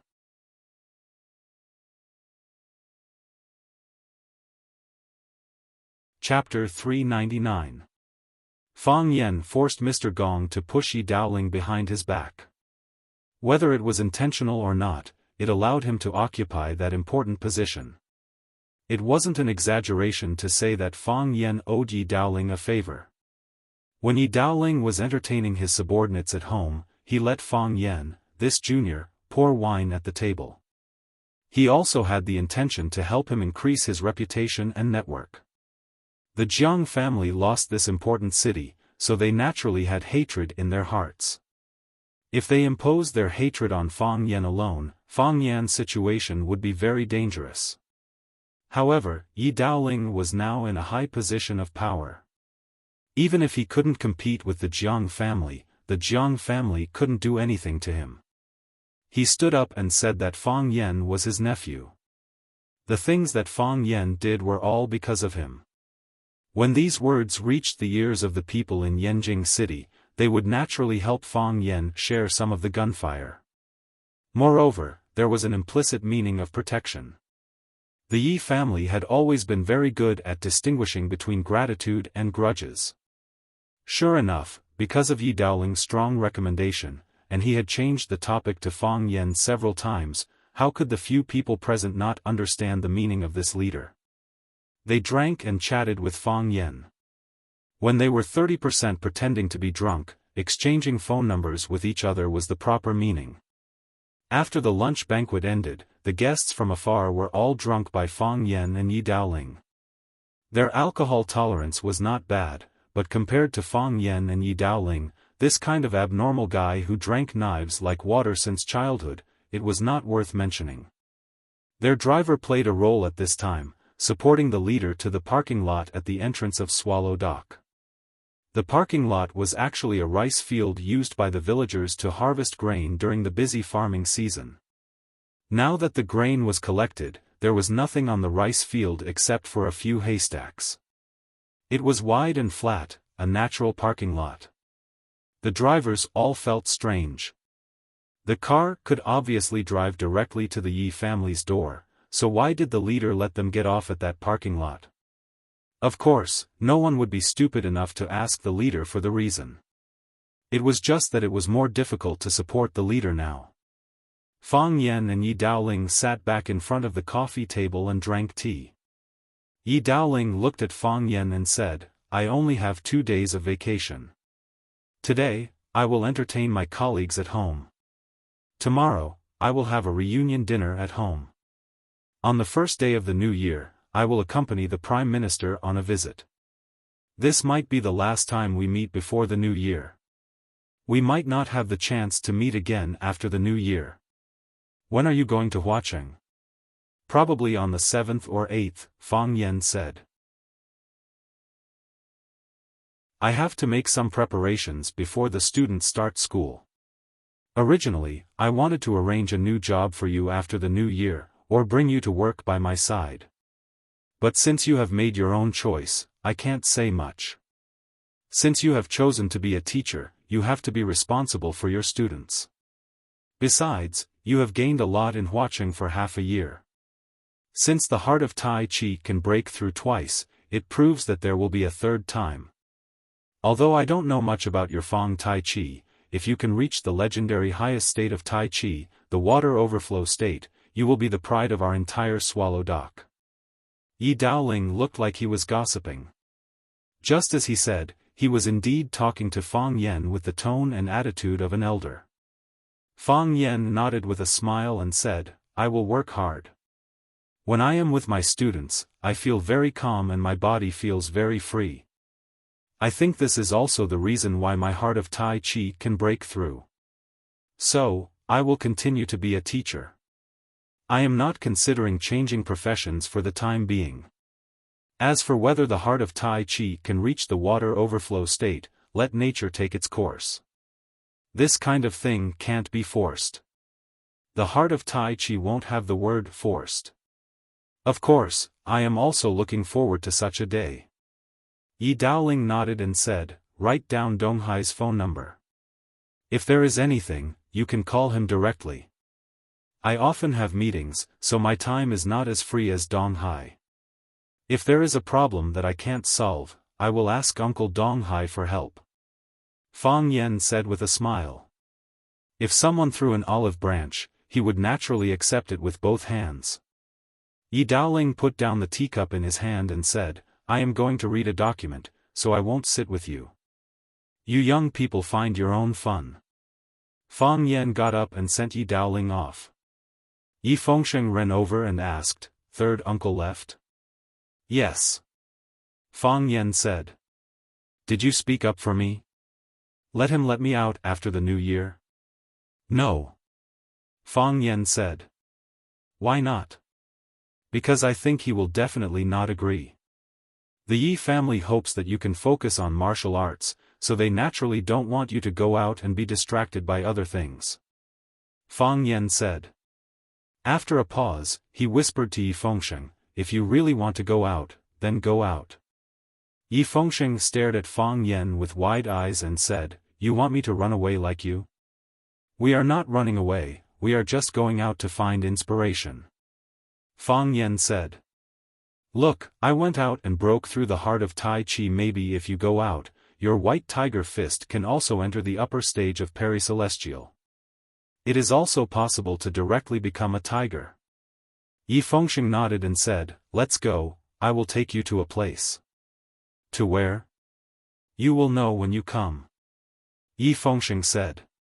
Fang Yan looked at him warily and said, you will not harm me, right? How is that possible? You are my brother. I will harm anyone but you. Yi Fengsheng said angrily. Thus, Fang Yan was hugged by Yi Fengsheng's fat arm and walked towards the backyard of the Yi family. When they reached the entrance of the bamboo garden, Yi Fengsheng suddenly held his stomach and said, my stomach is not feeling well, I need to go to the toilet. You go to the bamboo pavilion, my sister wants to talk to you. Before Fang Yan could object, Yi Fengsheng had already turned around and ran away. Do you think I am an idiot? Fang Yan sneered. Why would Yi talk to me? It must be a trap. Fang Yan didn't go to the bamboo pavilion, he turned around and left. Fang Yan had just gotten home and was about to rest when his phone rang in his pocket. It was a message from Yi Fengsheng, how dare you stand my sister up? Fang Yan jumped out of his bed in shock. Is Yi really looking for me? That bastard Yi Fengsheng. Why is he not lying all of a sudden? Xiaofan was in a bad mood. He wanted to drive back to Yanjing immediately and buy a ticket to Mingzhu to spend the Spring Festival with his parents and family. But if he left now, he would lose face and his relationship with his wife would worsen. He hated Fang Yan and the Fang family to the core. Since he didn't want to stay with the Fang family, he wandered around the village by himself. He had to admit that the winter in the north was really charming. Although Swallow Dock was in a remote location, the scenery was quite good. Both the ice river in Shihizi and the ice mountain in Little Green Mountain were beautiful. Xiaofan walked along the shore of Shihizi and planned to go to the foot of Little Green Mountain to have a closer look. He walked farther and farther, and his figure became more and more faint. Whoosh, he heard the sound of snow being stepped on behind him. He turned around, but there was no one behind him. When he turned around, he saw a man in a black robe and a hood standing in front of him. Ah! Xiaofan was taken aback, and he stepped back. When he regained his balance, he asked anxiously, who are you? What do you want? Are you Fang Yan? Fang Yan, I'm warning you, don't play this kind of trick with me. He had received a high level of education, so he naturally didn't believe in ghosts. But this man appeared out of nowhere and was dressed in such a 2D style. This made him wonder if Fang Yan was deliberately trying to scare him. After all, in his impression, Fang Yan could do anything. Whoosh, the man took a step forward. With just one step, he was already in front of Xiaofan. Then, he stretched out his hand and grabbed Xiaofan's neck. During this process, Xiaofan didn't have any intention of dodging or resisting. Perhaps it was too late. The black-robed man exerted a bit of force and lifted Xiaofan's body into the air. Xiaofan's feet were off the ground and he couldn't breathe properly. His face quickly turned purple. His throat was moaning and he wanted to say something, but no words came out. The black-robed man raised a white transparent bottle in front of Xiaofan and said with an extremely hoarse and strange voice, "When we have reunion dinner, pour this into the Fang family's soup pot."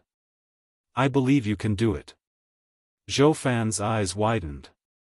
It was unknown whether it was because he was surprised to receive such a strange task or because his body was suffering from lack of oxygen. Of course, you can also resist or run away. It doesn't matter. As the black-robed man spoke, the hand that was strangling Xiaofan's throat twisted slightly and Xiaofan's mouth opened wide. The black-robed man flicked his finger and a black pill was shot into Xiaofan's mouth. Xiaofan only smelled a fishy smell, and then the pill dissolved in his mouth, flowed into his throat and stomach, and could no longer be found. You can only get the antidote after completing the task, the black-robed man said in a muffled voice. Either they die or you die, plop. Xiaofan's body fell to the ground. He covered his neck and gasped for fresh air. If he had been strangled for 1 or 2 more seconds, he felt that he would have died. When he finally recovered, he raised his head to look for the black-robed man but found that he had already disappeared. The river bank and the mountain ridge were gone, as if they had never been there. More strangely, he found that the black-robed man didn't even leave footprints. There was only a trail of footprints on the snow. Xiaofan's body tensed up and his hair stood on end. He was extremely frightened. Did he meet the legendary snow ghost today? However, he looked at the white glass bottle in his hand. Why would the snow ghost want to poison the Fong family? Poison? In a panic, he threw the glass bottle far away.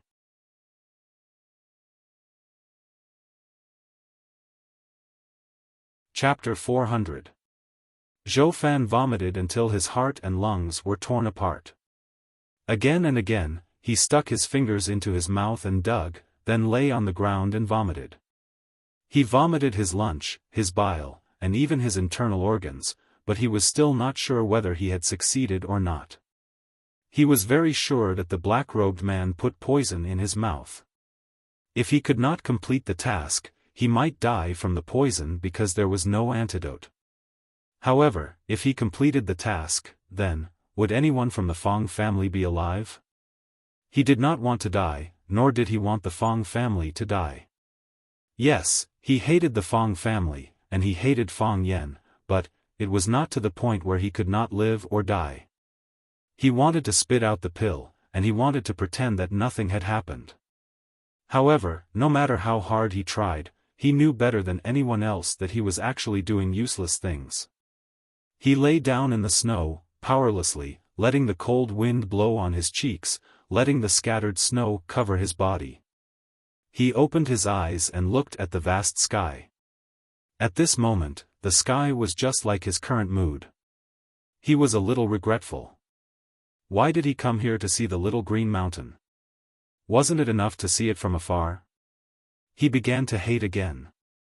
He hated Fong Yen, hated the Fong family. If it were not for Fong Yen, if it were not for the Fong family, how could he have encountered such a thing? How could he be forced to take poison? Even his own wife was the same. That hateful woman, why did she force him and his father to come to this damned place to celebrate the spring festival?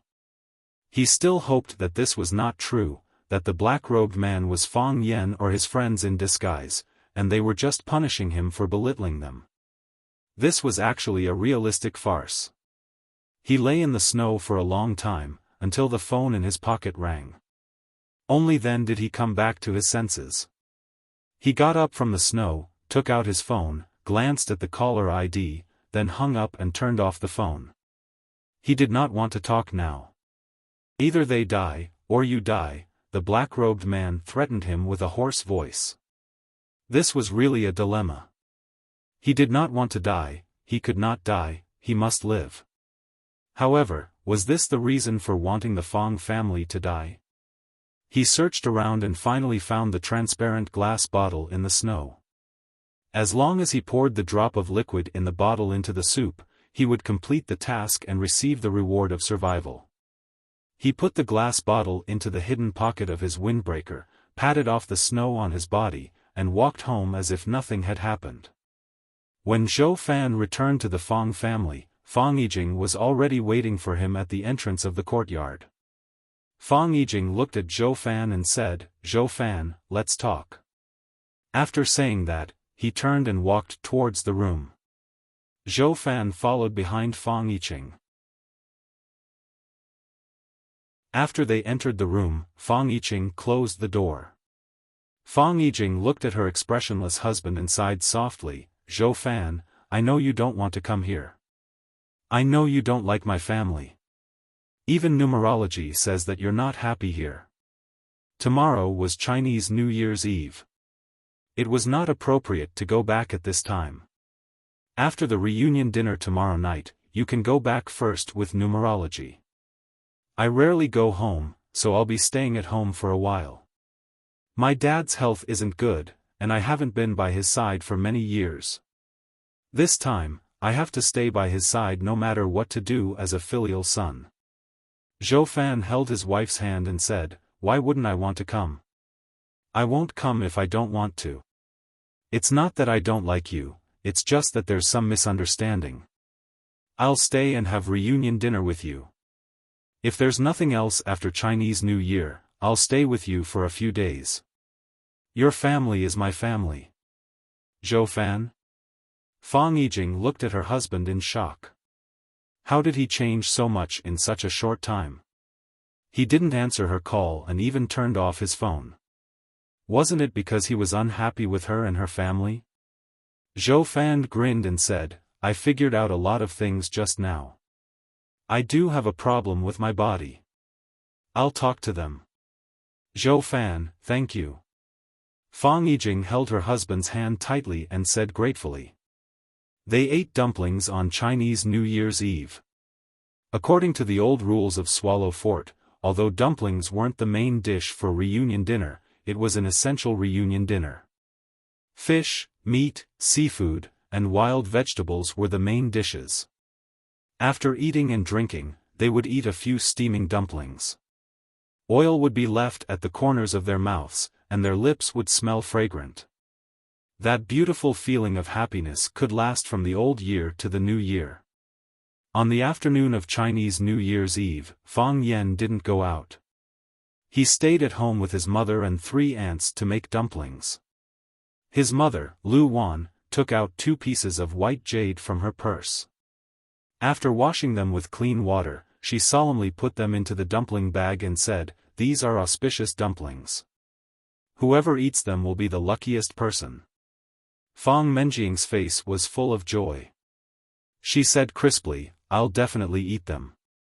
Eldest aunt, Fang Yisan, took a look at the white jade and joked, You're really generous. Zhou Mingli was sitting on the sofa playing games. When he saw his aunt put the white jade into the dumpling bag, he said in disgust, Disgusting. I hope I didn't eat them. Fang Yan raised his eyebrows and was about to get angry. Lu Wan gave him a look to tell him not to cause trouble. Fang Yan didn't want to make his mother angry on Chinese New Year's Eve. He washed the flour on his hands and said to Zhou Mingli, Mingli, didn't you want to see me split the brick with one hand? Let's go. I'll show you. Zhou Mingli looked at Fang Yan in confusion and said, You're not lying, are you? How can I lie about this? Fang Yan asked with a smile. Are you worried that the brick is fake or that the hand is fake? Zhou Mingli thought for a while and exited the game. He said, I'd like to see if you're bluffing. Fang Yijing looked at Zhou Mingli, who followed Fang Yan out. She said worriedly, Will Mingli be okay? Lu Wan looked at her and said, Don't worry. Fang Yan knows what he's doing. Fang Yisan looked at his sister and said, Jing, you should also persuade them to come back happily and have a happy New Year's Eve. Isn't that great? Fang Yijing smiled softly and said, We talked yesterday. Xiaofan said he thought through a lot of things. He said there's a misunderstanding and he'll get along well with everyone. Fang Yisan nodded and said, That's more like it.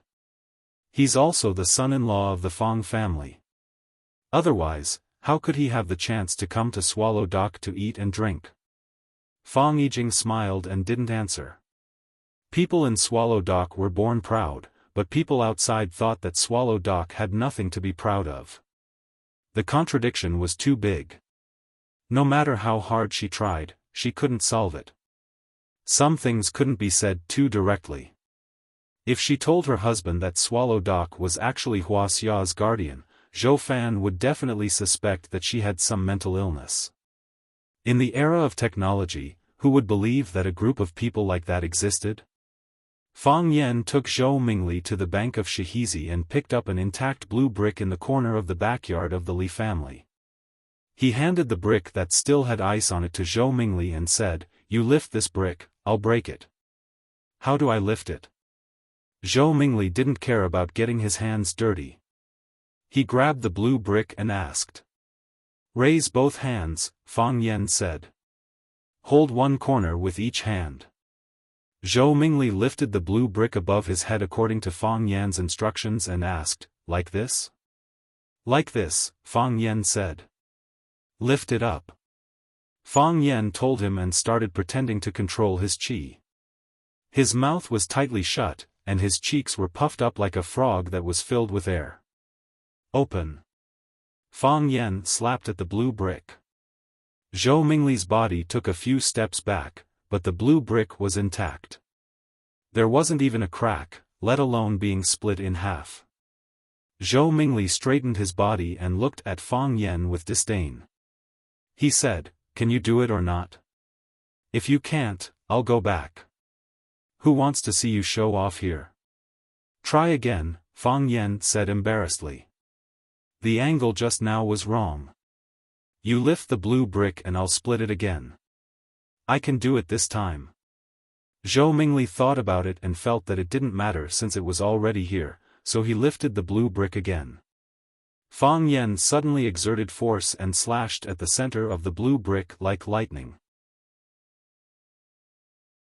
Crack! Zhou Mingli only felt his arms shake and the blue brick in his hand was split into two. He looked at Fang Yan in disbelief and asked, "Is it really possible? There's something more exciting. Do you want to see it?" Fang Yan said with a smile, his voice full of temptation. "What else?" Fang Yan pointed at a crooked tree next to him and said, "You climb up this tree and throw the brick down. When the brick falls, I'll cut it in half. When the brick hits the ground, you'll find that the brick will split into two." "Impossible?" Zhou Mingli's curiosity was piqued. "Do you think this is a movie? Try it if you don't believe me." Zhou Mingli looked at the crooked tree and said, "This tree is icy and slippery. I'm afraid I can't climb it." "Then forget it," Fang Yan said.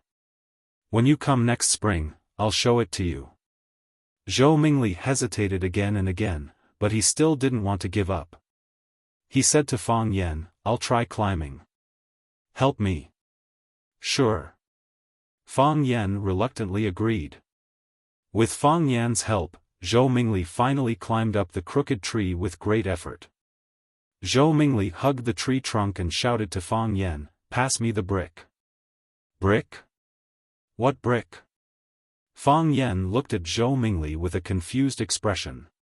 "Didn't you say I'll climb up and throw the brick, and you'll split it?" Zhou Mingli had a bad feeling. "Oh. That's what happened," Fang Yan said. "But I just thought about it. I think I'm not strong enough yet. I'll go back and practice. When I'm done, I'll come back and split the brick for you. Don't worry. By next spring, I'll definitely be able to split the brick in the air." After Fang Yan said that, he turned around and walked towards the village. "Hey, Fang Yan," Zhou Mingli was scared. He hugged the crooked tree and shouted. "Put me down, Fang Yan, you bastard. Put me down, Fang Yan, you bastard. You dare to trick me. I'll play you to death, Fang Yan, cousin, help." Deep in the forest, a man in black robe watched this scene like a ghost.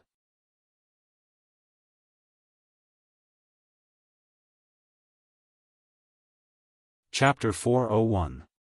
Come back quickly, I can't handle it alone. The tree trunk was too tall, the bark was too slippery, and it was covered with a thin layer of ice. If he wasn't careful, he might slip and fall to the ground. Zhou numerology relied on Fang Yan's help to climb up.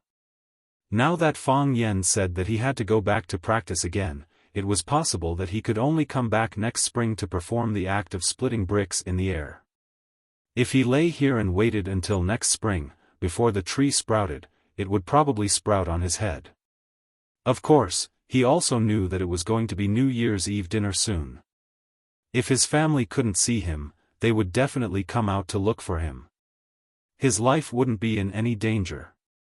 However, the wind and snow were strong in the forest beside Stone River. Not to mention 1 or 2 hours, even 10 or 20 minutes would be a torture. He really hated Fang Yan to the core. Why hadn't he been beaten to death by his parents when he was young, this naughty kid who specialized in destroying things and scheming against others? Fang Yan, come back, help, someone help me, Zhou Mingli screamed himself hoarse, but no one could hear his helpless pleas. In the depths of the forest, a pair of gray eyes stared at him without blinking. The black robe was wrapped tightly around his body. Even the arrogant cold wind couldn't remove it from his body. He held a thin blade in his hand. As long as he gently tossed it out, the screaming child would most likely die. After a long time, he finally made his final decision. He turned around and sprinted towards the top of the small green mountain. Gone in a flash. When Zhou Mingli came back, his face was swollen, his nose was covered in tears and mucus, and he couldn't stop coughing. His hair, which was originally made with hair clay, was blown into a chicken's nest shape. The 4 sides were swollen, and the middle was bald. It could be the new trend of Swallow Fort. Zhou Mingli couldn't hold it in anymore when he saw Fang Yijing. He cried out, "Where's Fang Yan? Where's Fang Yan? That bastard, he purposely tricked me. He tricked me to the tree and ran away. I couldn't get down alone, I almost fell to my death." Fang Yijing knew that Fang Yan would punish her son. It was not Fang Yan's style to do nothing. But when he saw Zhou Mingli's miserable state, he felt a little distressed. He quickly pulled Zhou Mingli into the room and said, "Why are you shouting? Quickly go back and change your clothes. My God, my clothes are about to turn into popsicles. It's Fang Yan. This bastard son of a bitch, I'm going to fight him to the death. He dared to bully me, I'm not going to let him off easy, Pa." Xiaofan slapped his son on the head. "Shut up." Xiaofan snapped. "Who told you to talk to your cousin like this? You have no respect for your elders, is this what we taught you?" His father's anger was still a deterrent. Seeing that Xiaofan was angry, Zhou Mingli didn't dare to make a scene again. He wiped his tears and said, "So we'll just let it go? I was bullied by him for nothing. Why should he? Because he is your elder brother," Xiaofan said with a tough attitude. "If you talk to your elder brother like this again, I'll teach you a lesson even if he doesn't do anything, you." Zhou Mingli wanted to rush up and fight with his father. He felt that everyone was bullying him. Even his father had betrayed him and joined the enemy's side. As his mother, "You need to discipline him," Xiaofan said to Fang Yijing. Hearing the commotion, everyone in the Fang family turned their gazes over. Lu Wan came out and advised, "Talk to the child, don't touch him." Fang Menjing giggled and said, "Big brother Fang Yan has been beaten a lot. You little girl." Lu Wan was amused by Fang Menjing's words. She grabbed the 2 braids on her head and said, "If you dare to talk to adults again, I'll sew your mouth shut with a needle." Fang Menjing quickly covered her mouth with her hand, worried that her aunt would really sew her mouth shut with a needle. If that happened, she wouldn't be able to eat delicious food. Only a stick can make a filial son.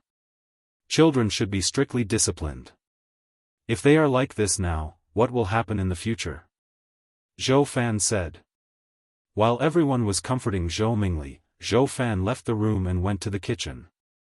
It was Lunar New Year's Eve. The 2 old maids of the Fang family were busy preparing dinner for the family.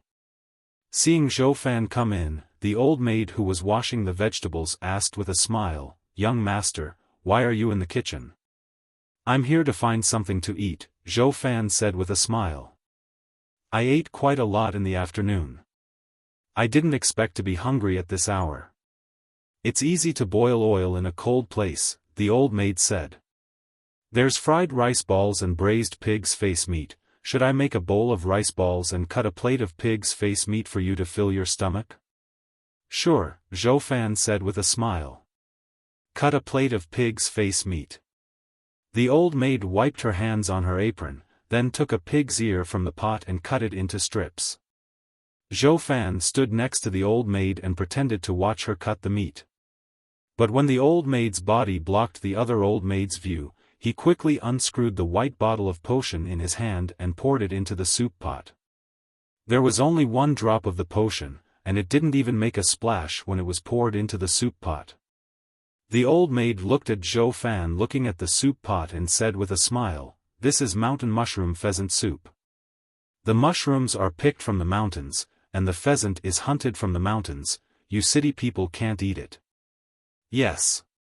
People in the city eat expensive and nutritious food," Xiaofan said with a smile.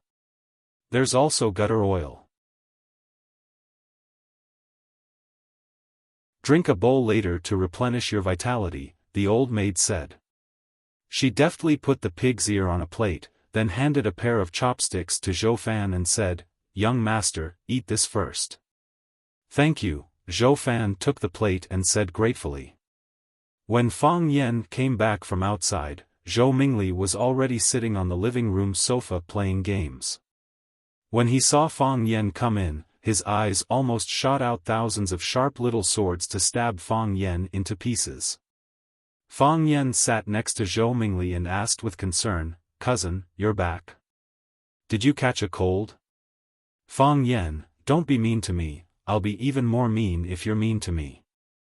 Fang Yan interrupted him and said with a low voice, "You've seen it, I can break a brick with my bare hands. If I cut your spine with a knife, do you think you can still stand up? Don't you dare. Do you want to try?" Fang Yan said with a smile. "I have inner force. If I hit you, you won't feel it on the spot, but after a month, the side effects will slowly show." Zhou Mingli felt a chill on his back. He jumped down from the sofa, put on his shoes, and ran to his room. He was really scared of Fang Yan. Fang Yan smiled silently. This pair of father and son was really worrisome. After the Fang family worshipped their ancestors, they poured 3 glasses of wine in the direction of the stone tablet at the entrance of Swallow Dock village. Fang Yan personally went to the backyard to bring a few dishes to the old drunkard, and drank 2 glasses with him. The Fang family's New Year's Eve dinner also officially began. Fang Huwei sat at the head of the table, Fang Yixing sat below, and then Fang Hao, Zhao Qingxin, Zhou Fan, Fang Yan, Zhou Mingli, and several other juniors of the Fang family sat below. Lu Wan and the other women sat on the other side of Fang Huwei according to seniority. Fang Huwei looked at his descendants sitting on both sides of the table. He seemed to be in a particularly happy mood, and said with a smile, "New Year's Eve is the night of reunion. How can it be called a night of reunion when all the family members are not here? This year, Yixing and Zhou Fan are back, and so is Zhou Mingli. This year's reunion dinner is even more reunion than in previous years. But, this is not enough." Everyone looked at Fang Huwei with confusion. Obviously all the family members were here. Why did the old man say it was not enough? Could it be that someone who was supposed to be here didn't come back? Fang Huwei looked at Fang Yan with bright eyes, and jokingly said, "If Fang Yan can bring back that girl from the Yi family, then our dinner will be truly perfect." Everyone laughed. Fang Yan smiled bitterly and said, "Grandpa, please don't make fun of us." "Who said I'm joking with you? Next year, we must win that girl from the Yi family, and bring her back to our Fang family for a reunion dinner during Chinese New Year. This is a mission, we must make sure it is completed." Fang Huwei said with a serious expression. Fang Yan didn't want to spoil his grandpa's mood, so he half-heartedly said, "I'll try my best, but you also know, this kind of thing requires fate." "Fate my ass. Back then, I fell in love with your grandmother, and so did many other people. They wrote love poems and gave her gifts, so I directly went up to her and told her to come with me. Then she left with me," Fang Hui said with a proud expression. Fang Yan's face was full of shock, saying, "It's that simple?" He didn't quite believe it. He always felt that picking up girls was something that required a lot of experience. How could it be so easy to succeed? "It's that simple." Fang Hui solemnly nodded. "Of course, that's only if I beat all of her suitors away in front of her." Everyone laughed again. Even Zhou Mingli, who always kept a straight face and didn't want to talk to anyone, couldn't help but laugh. It seems like Fang Hui's story was very much to the taste of these young people. After Fang Hui finished his speech, everyone's eyes turned to Fang Yixing. According to the rules, he would also say a few words. Fang Yixing raised the glass in front of him and smiled. "I won't say much, I just wish everyone good health and a better life. Come, let's have a toast. Cheers." Everyone's glasses clanked together, making a clear sound. Then, everyone raised their necks and drank all the liquor in their glasses. Even Fang Mengxiang learned from the adults and drank all the yogurt in his glass in one gulp.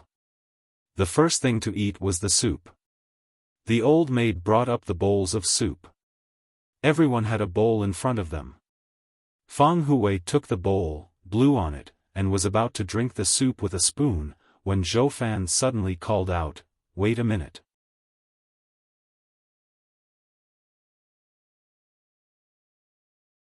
Chapter 402. Xiaofan suddenly spoke. Everyone put down their bowls of soup and looked at him with puzzled eyes. On such an occasion, drinking soup while others were talking was indeed a very impolite behavior. The Fang family was very polite. Xiaofan's face was slightly red, and his forehead was covered with fine beads of sweat due to nervousness. Of course, it could also be because of the smoke from the soup pot in front of him. His legs, which were placed under the table, were trembling slightly.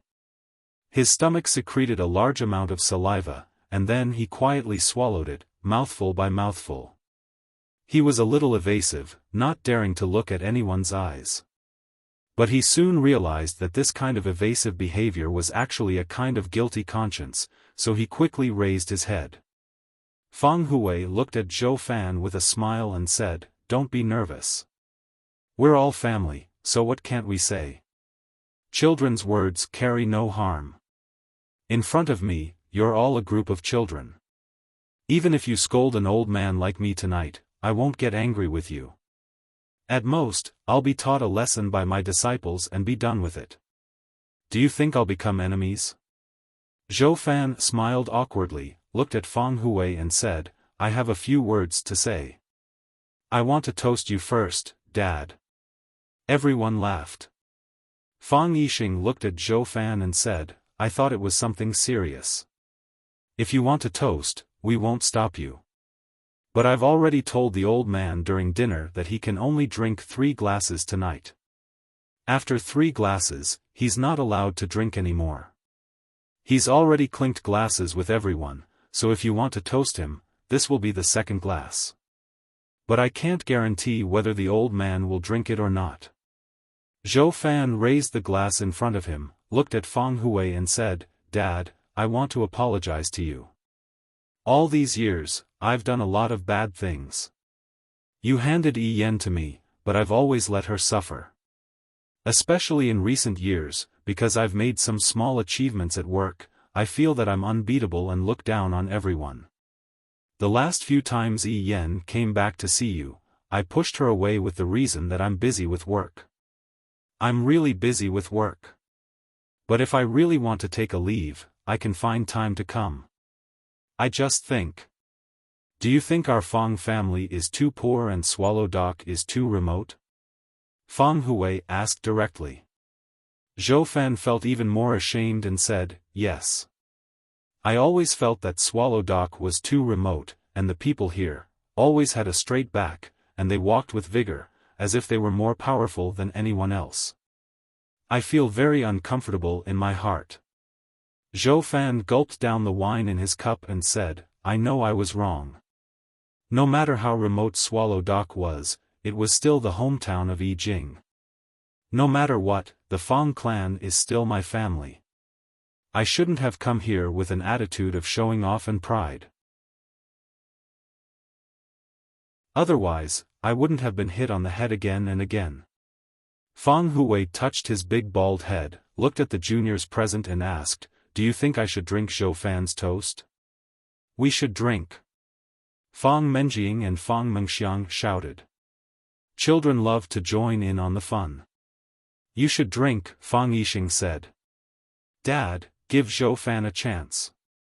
Fang Yijing said with red eyes, since he made it clear, it means he's sincerely apologizing.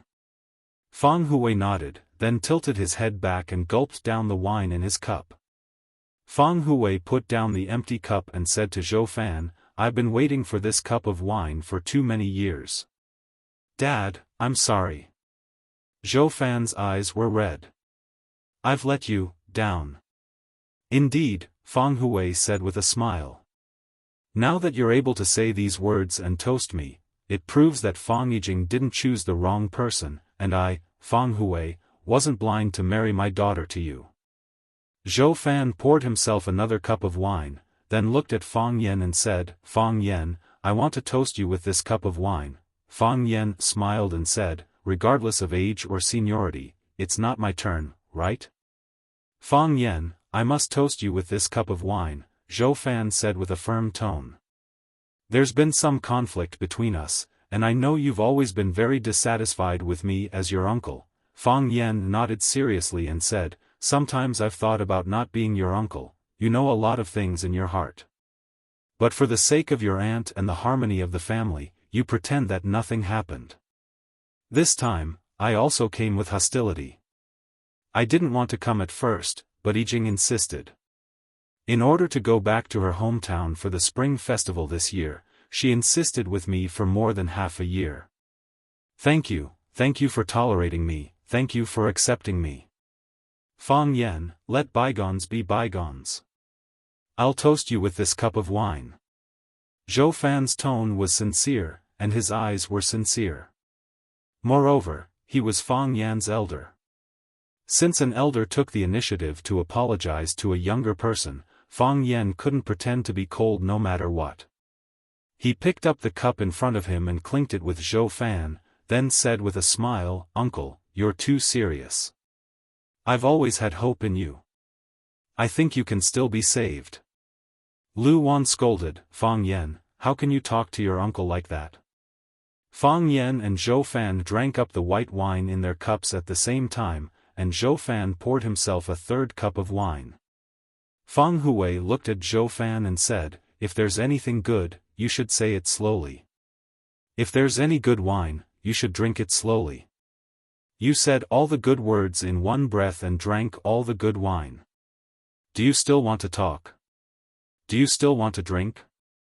Put the cup down and drink some soup to moisten your intestines first. Fang Yijing also persuaded him and said, Old Zhou, take a rest first. Everyone understands your intention. Why are you in such a hurry? Zhou Mingli came over to take the wine cup from his father's hand and said, Dad, who do you want to toast this cup of wine to?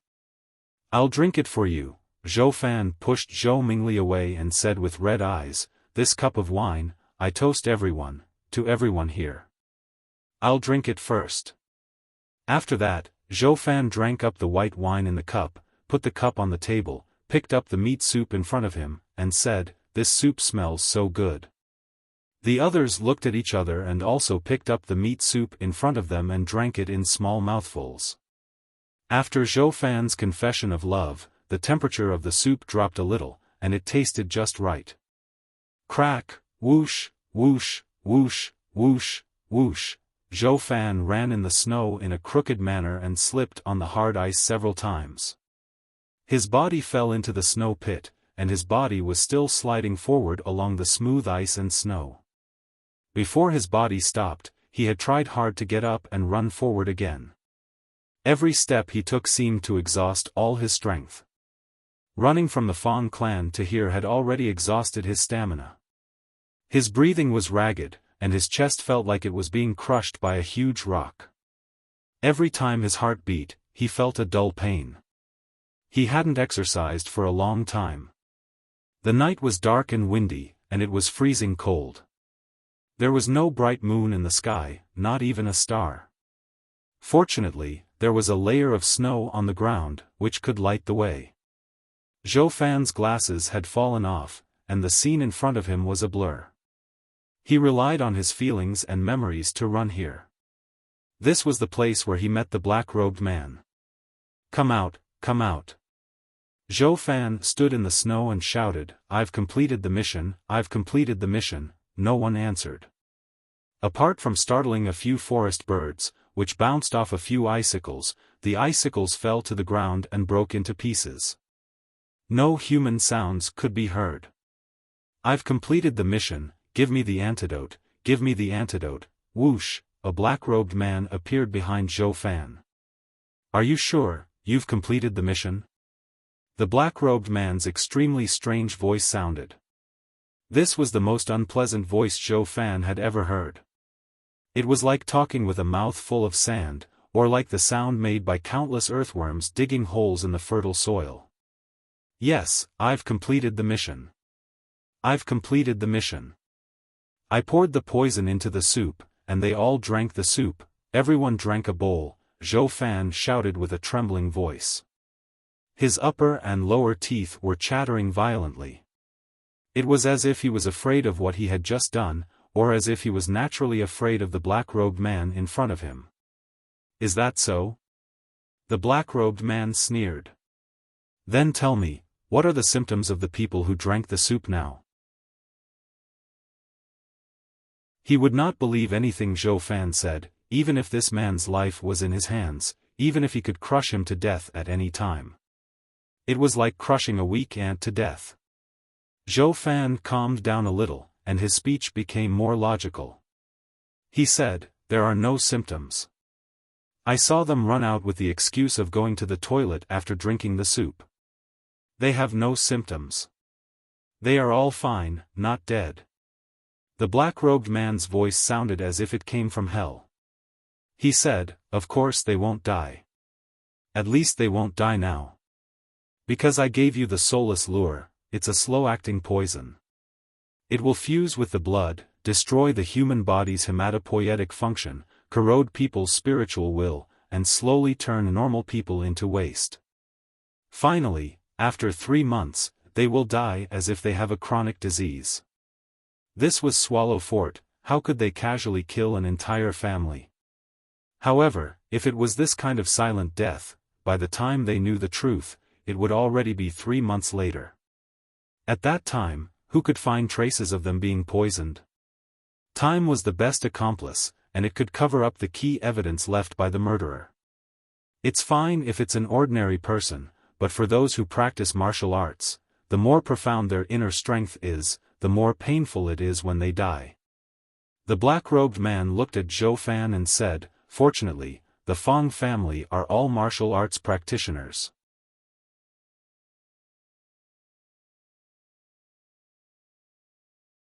Chapter 403.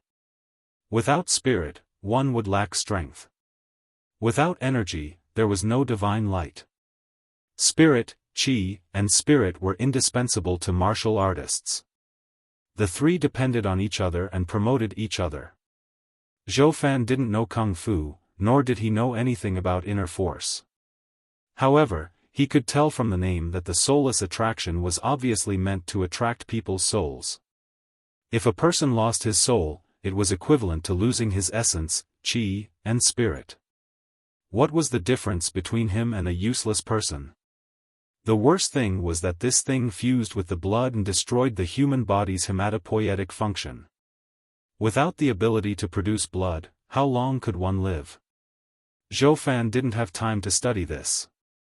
He stretched out his hand and said, "I'll listen to you."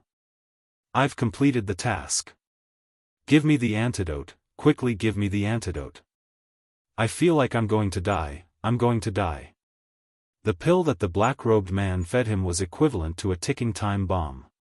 It could detonate in his body at any time and take his life away. The threat of death in the next second was too torturous. If he didn't have more important things to do, he would have collapsed a long time ago.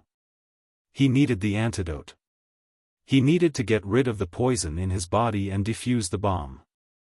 That way, he would have a slight sense of security. This was also the biggest motivation for him to persevere. He didn't want to die. After a moment of silence, the black-robed man asked, "Your wife and children, did they drink that bowl of soup?" Xiaofan's body trembled violently as he looked at the black-robed man in horror. This was a rather sensitive and difficult question to answer. If he said that he drank it, then the black-robed man would be suspicious. What kind of person would kill his own wife and child? Could such a person be trusted? If he said that he didn't drink it, then the black-robed man would be even angrier.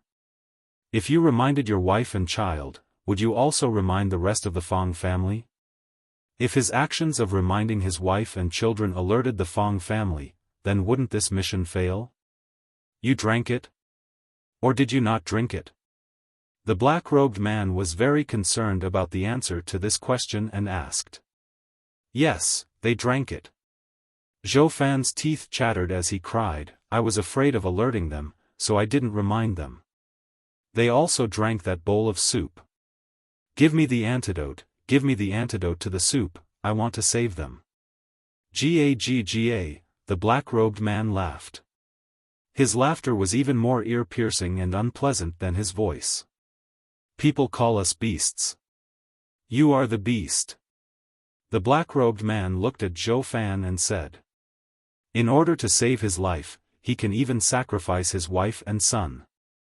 If this isn't a slow-acting poison, the poisoned person will die immediately. Or, if I tell you that there is no antidote for this soulless attraction, would you feel a little guilty? Give me the antidote.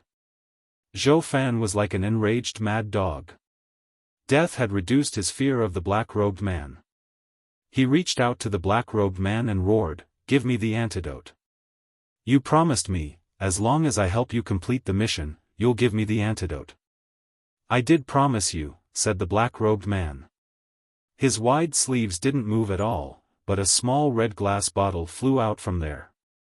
Xiaofan took the vial and asked, Is this the antidote? He was a little uncertain. Why did the black-robed man give him the antidote so readily? Or could it be that this was another type of poison that would kill anyone who drank it? This is the antidote, said the black-robed man. You can only choose to believe it. Because if you don't drink it, the poison in your body will also kill you. Xiaofan no longer hesitated. He unscrewed the cap and poured the red potion into his mouth. A strong fishy smell wafted out, causing Xiaofan to retch in disgust. Don't vomit, said the black-robed man. This is raw blood. If you vomit it, you won't be able to cure the poison in your body. The soulless attraction is a slow-acting poison, but the poison in your body will immediately break your meridians and cause you to bleed to death. Every hair on your body can bleed. You must have never seen such a scene, right? Xiaofan forcefully swallowed the thing he was about to vomit back. He looked at the black-robed man and said, Give me the antidote. I want to save my wife and child. Do you think you still have a chance to save your wife and child? Asked the black-robed man in a deep voice. Xiaofan staggered back and asked in panic, What are you doing? Of course I'm going to kill you, said the black-robed man. I promised to give you the antidote, so I'll give you the antidote.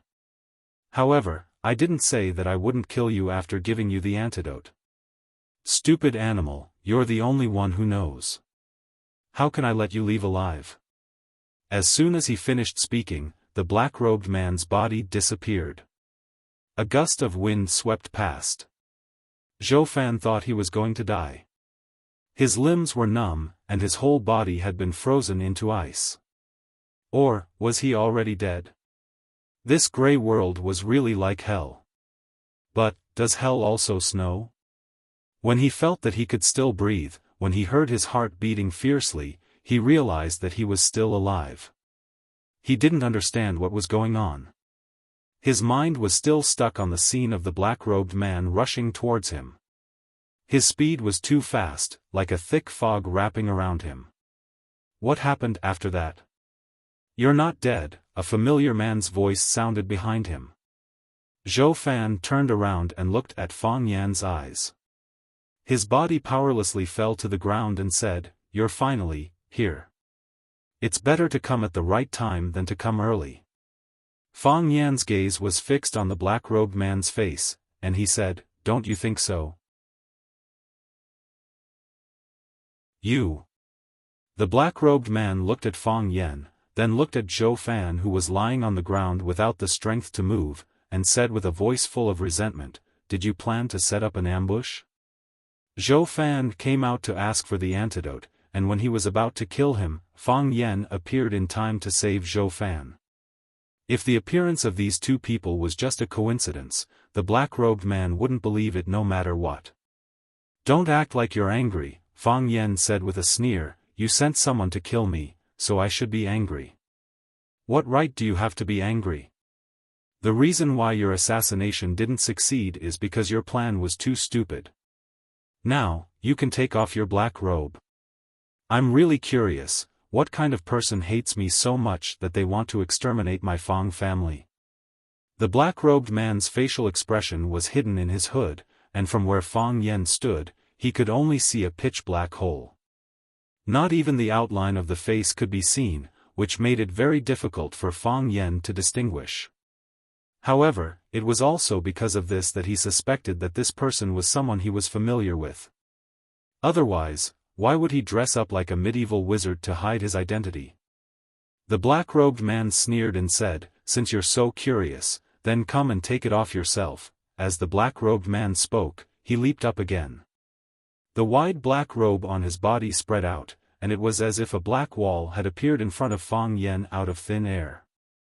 Fang Yan was not afraid of the unknown darkness, and with a tap of his toes, he charged toward the black wall. Before he got close, a powerful qi was released. Fang Yan's body soared into the air like a crane, and his movements were as smooth as flowing water. He punched toward the black-robed man's chest. Pa!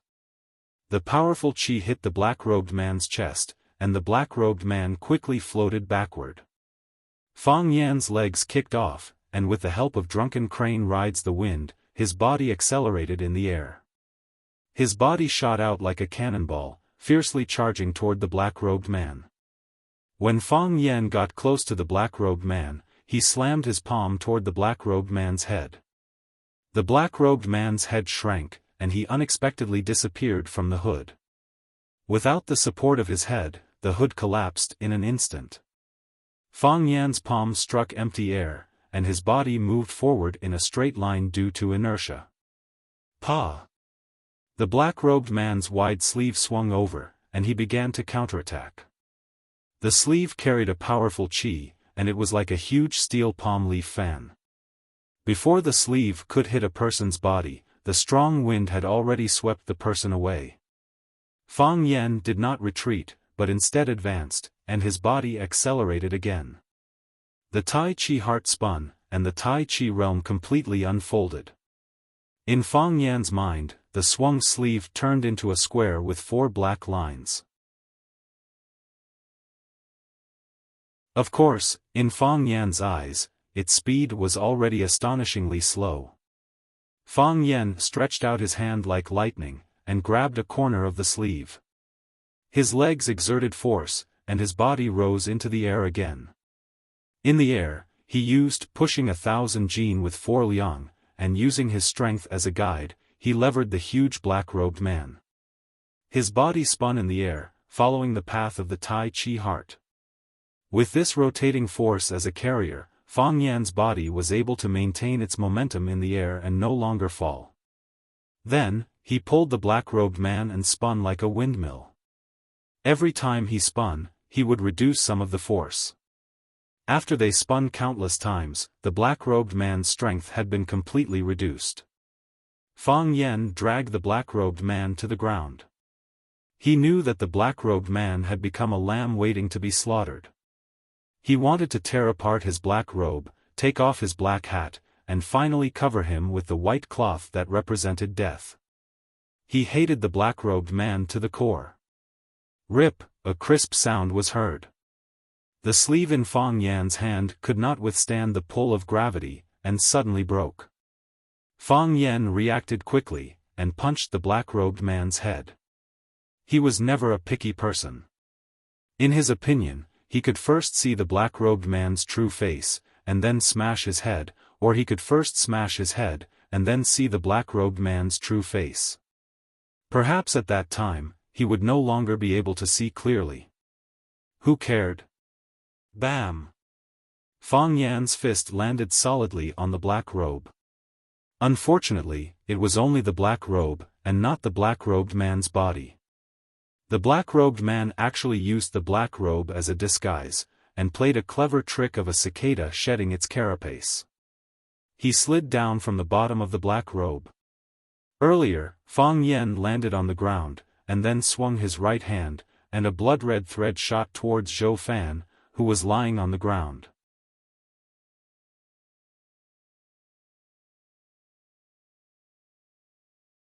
Chapter 404. Hiss, the red thread snake hissed. It was as if someone was whistling his foot. He tried hard to make a sound, but it was not loud or pleasant at all. The red thread flew towards Xiaofan, who was lying on the ground, as fast as lightning.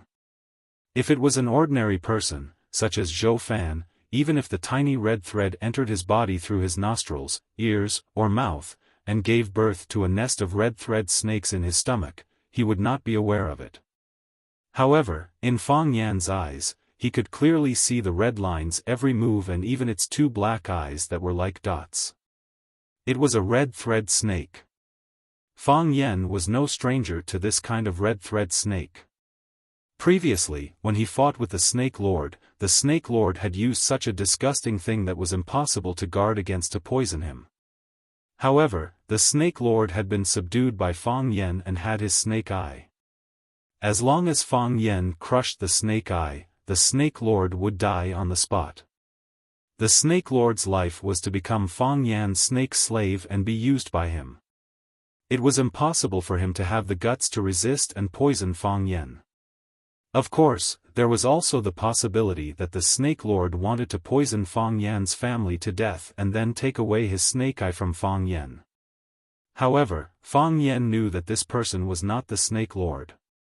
At first contact, he knew that this person was not the Snake Lord. There were many senses in the human body. Fang Yan was quite confident in his combat sense. Xiaofan was lying on the snow silently. After a day and a night of suffering, his physical strength had been exhausted. He had just experienced a life and death crisis. Because of the appearance of Fang Yan, he could not hold on any longer. He directly lay on the ground and fainted. Xiaofan did not have the ability to save himself, and Fang Yan could not just watch his uncle get killed by the red thread snake. Although he had said not to let him down, he could not really abandon his uncle. It was a matter of life and death. His life was hanging by a thread. Fang Yan's Taiji heart spun even more crazily. The airflow formed a white whirlpool that could devour everything. Fang Yan felt a sharp pain in his dantian, as if the heat from the rotation was going to burn his skin and flesh. The Taiji domain was unleashed to the extreme, and the movement of the red snake turned into a tiny line. Even though he started later, he arrived first. Fang Yan's body flipped and jumped in the air, chasing after the red-lined snake that was about to enter Xiaofan's body at a ghostly speed. Seeing that the red thread viper was about to land on the ground and attack, Fang Yan suddenly threw out the corner of his robe that he was holding. The lower hem of the robe contained an abundant amount of Taiji energy. It was like gold or iron, a murderous weapon. Hoo, wherever the hem of the robe passed, the air was ignited by its heat, emitting a crisp crackling sound. In front of it, there was a rectangular, airless vacuum. Pa! His sleeves whipped the red thread snake's body, sending it flying. Hiss, hiss, hiss, the red-lined snake let out a few weak cries and fell to the ground. It had already become a dead snake. Fang Yen rushed over and stepped on it. Crack! The red-lined snake's body and the snow on the ground were stepped on by Fang Yen, merging into a pool of red and white mud. The red-lined snake was raised on corpse blood, so the blood inside had a strong stench. Xiaofan was still sleeping soundly, unaware of the danger outside. Fang Yen saved his uncle and helped him out of danger. When he turned to look at the black-robed man, he had already disappeared. However, when Fang Yen tore off his black robe, he still managed to catch a glimpse of him in a hurry. What kind of face was that? A very ordinary person with a very ordinary face. His skin was as pale as paper, as if he had never seen the light of day. The most memorable thing was that he only had one eye. On the side of his cheek where he had lost his eye, there was a shocking hole in his flesh. The blood had already drained, the wound had already healed, but the uneven skin and the protruding sarcoma of the meridians were still nauseating. This was a caveman. And also a dead man. When Xiaofan opened his eyes, his wife Fang Yijing was sitting next to him, looking at him with a worried expression. Xiaofan's mouth moved, but no words came out. "You're awake?" Fang Yijing grabbed her husband's hand and asked, "Are you thirsty? Are you hungry? Do you feel uncomfortable anywhere?" Xiaofan blinked and asked, "I'm not dead?" He remembered that he was already dead. The ice and snow covered him, and there was a crystal-clear snow bag where he laid. That was his coffin. "I'm not dead," Fang Yijing said with reddened eyes. "Fang Yen saved you," Yi Zichen said. "You didn't lie to me," Xiaofan said. "What? Everyone in your family knows Kung Fu," Xiaofan said. "I know Fang Yen knows Kung Fu. I saw him perform Kung Fu, it was amazing, like he was filming a movie. I didn't lie to you." "You didn't lie to me either." Fang Yijing grabbed her husband's hand and smiled. "You said you would get along well with my family, and you really did it." Xiaofan's expression was full of guilt. "I've let you down. If it wasn't for me, you didn't let anyone down." Fang Yijing put Xiaofan's hand on her face and said with reddened eyes, "Xiaofan, thank you. Thank you for choosing us, thank you for telling the truth to Fang Yen, thank you, for not being so selfish." Fang Yen said that if it wasn't for you, our family could have been poisoned. "My dad also praised you, saying that you're indeed Fang Hui's son-in-law." "My dad rarely praises people, especially these past few years. The only person he praised was Fang Yen." "Really?" Xiaofan asked with tears streaming down his face. "Did they really say that?" Zhou Mingli felt so wronged, but also so touched. What did he go through in the past 2 days? He was just a normal little official. He just wanted to come to his wife's hometown to spend Chinese New Year with his father-in-law. How did he encounter something like this? First, he had a conflict with Fang Yen. He was ridiculed and bullied to the point of death. He just wanted to go out for a walk, but he met a black-cloaked man who fed him a poison, then gave him a bottle of potion and told him to poison his father-in-law's family. Did he die? Or did his father-in-law's family die? This wasn't a problem, this was the F*King world-class problem. He hesitated for a long time. He didn't even report what happened to him to the Fang family immediately. For a period of time, he was really considering how to poison the soup pot. Of course, he failed. His strange behavior was already noticed by Fang Yen. He knew that he was a selfish person, and also knew that he was the sinner of the Fang family. He felt that neither his wife nor the Fang family would forgive him. Fortunately, it was all over now. He was still alive, and so was his father-in-law's family. Moreover, he, who had never been recognized by them, actually received their praise. Was this the sweet after the bitter? It's true. They're discussing something outside, you'll know when you go out. Fang Yijing also nodded with tears on her face. I'm not going out, Xiaofan said. He reached out and hugged his wife, saying, I just want to be alone with you for a while. The Fang family's living room. The children were all taken to their rooms to sleep by their mother. Only Fang Hui, Fang Yixing, Fang Hao, Zhao Chengxin, and the junior Fang Yan were left in the living room. Lu Wan also went out after making tea for everyone. She knew that the men of the Fang family had something very important to discuss today. She didn't know until now that what she thought was a peaceful New Year's Eve dinner was actually hiding such a dangerous thing. Looking at her son, Fang Yan, who was sitting calmly next to his grandfather, Lu Wan's heart was filled with comfort.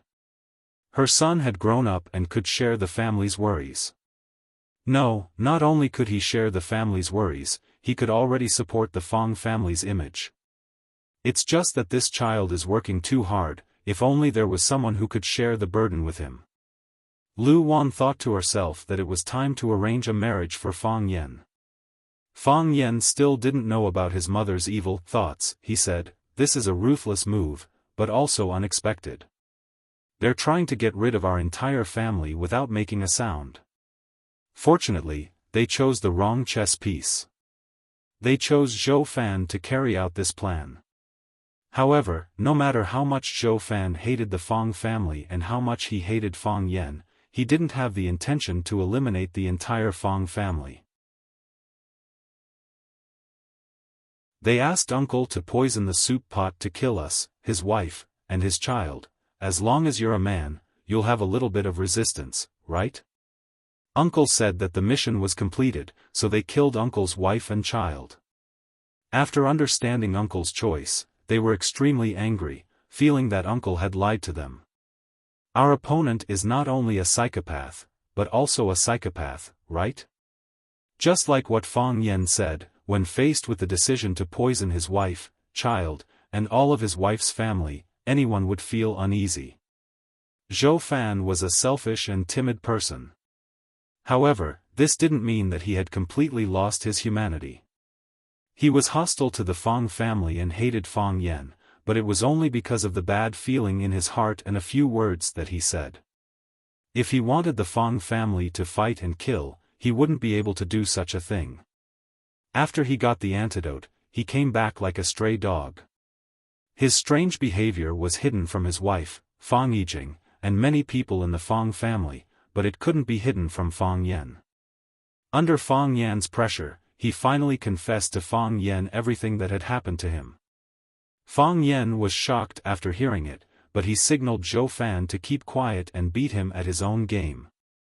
The medicine that Xiaofan threw into the soup pot was not the soulless lure, but a tonic called Lingji that Fang Yan gave him. Putting it into the soup pot wouldn't be harmful to the human body, and it could even be beneficial. You're tuning in to the Xiaofan's Wuxia Tales YouTube channel. Don't forget to subscribe and join us on this journey to catch the most captivating stories.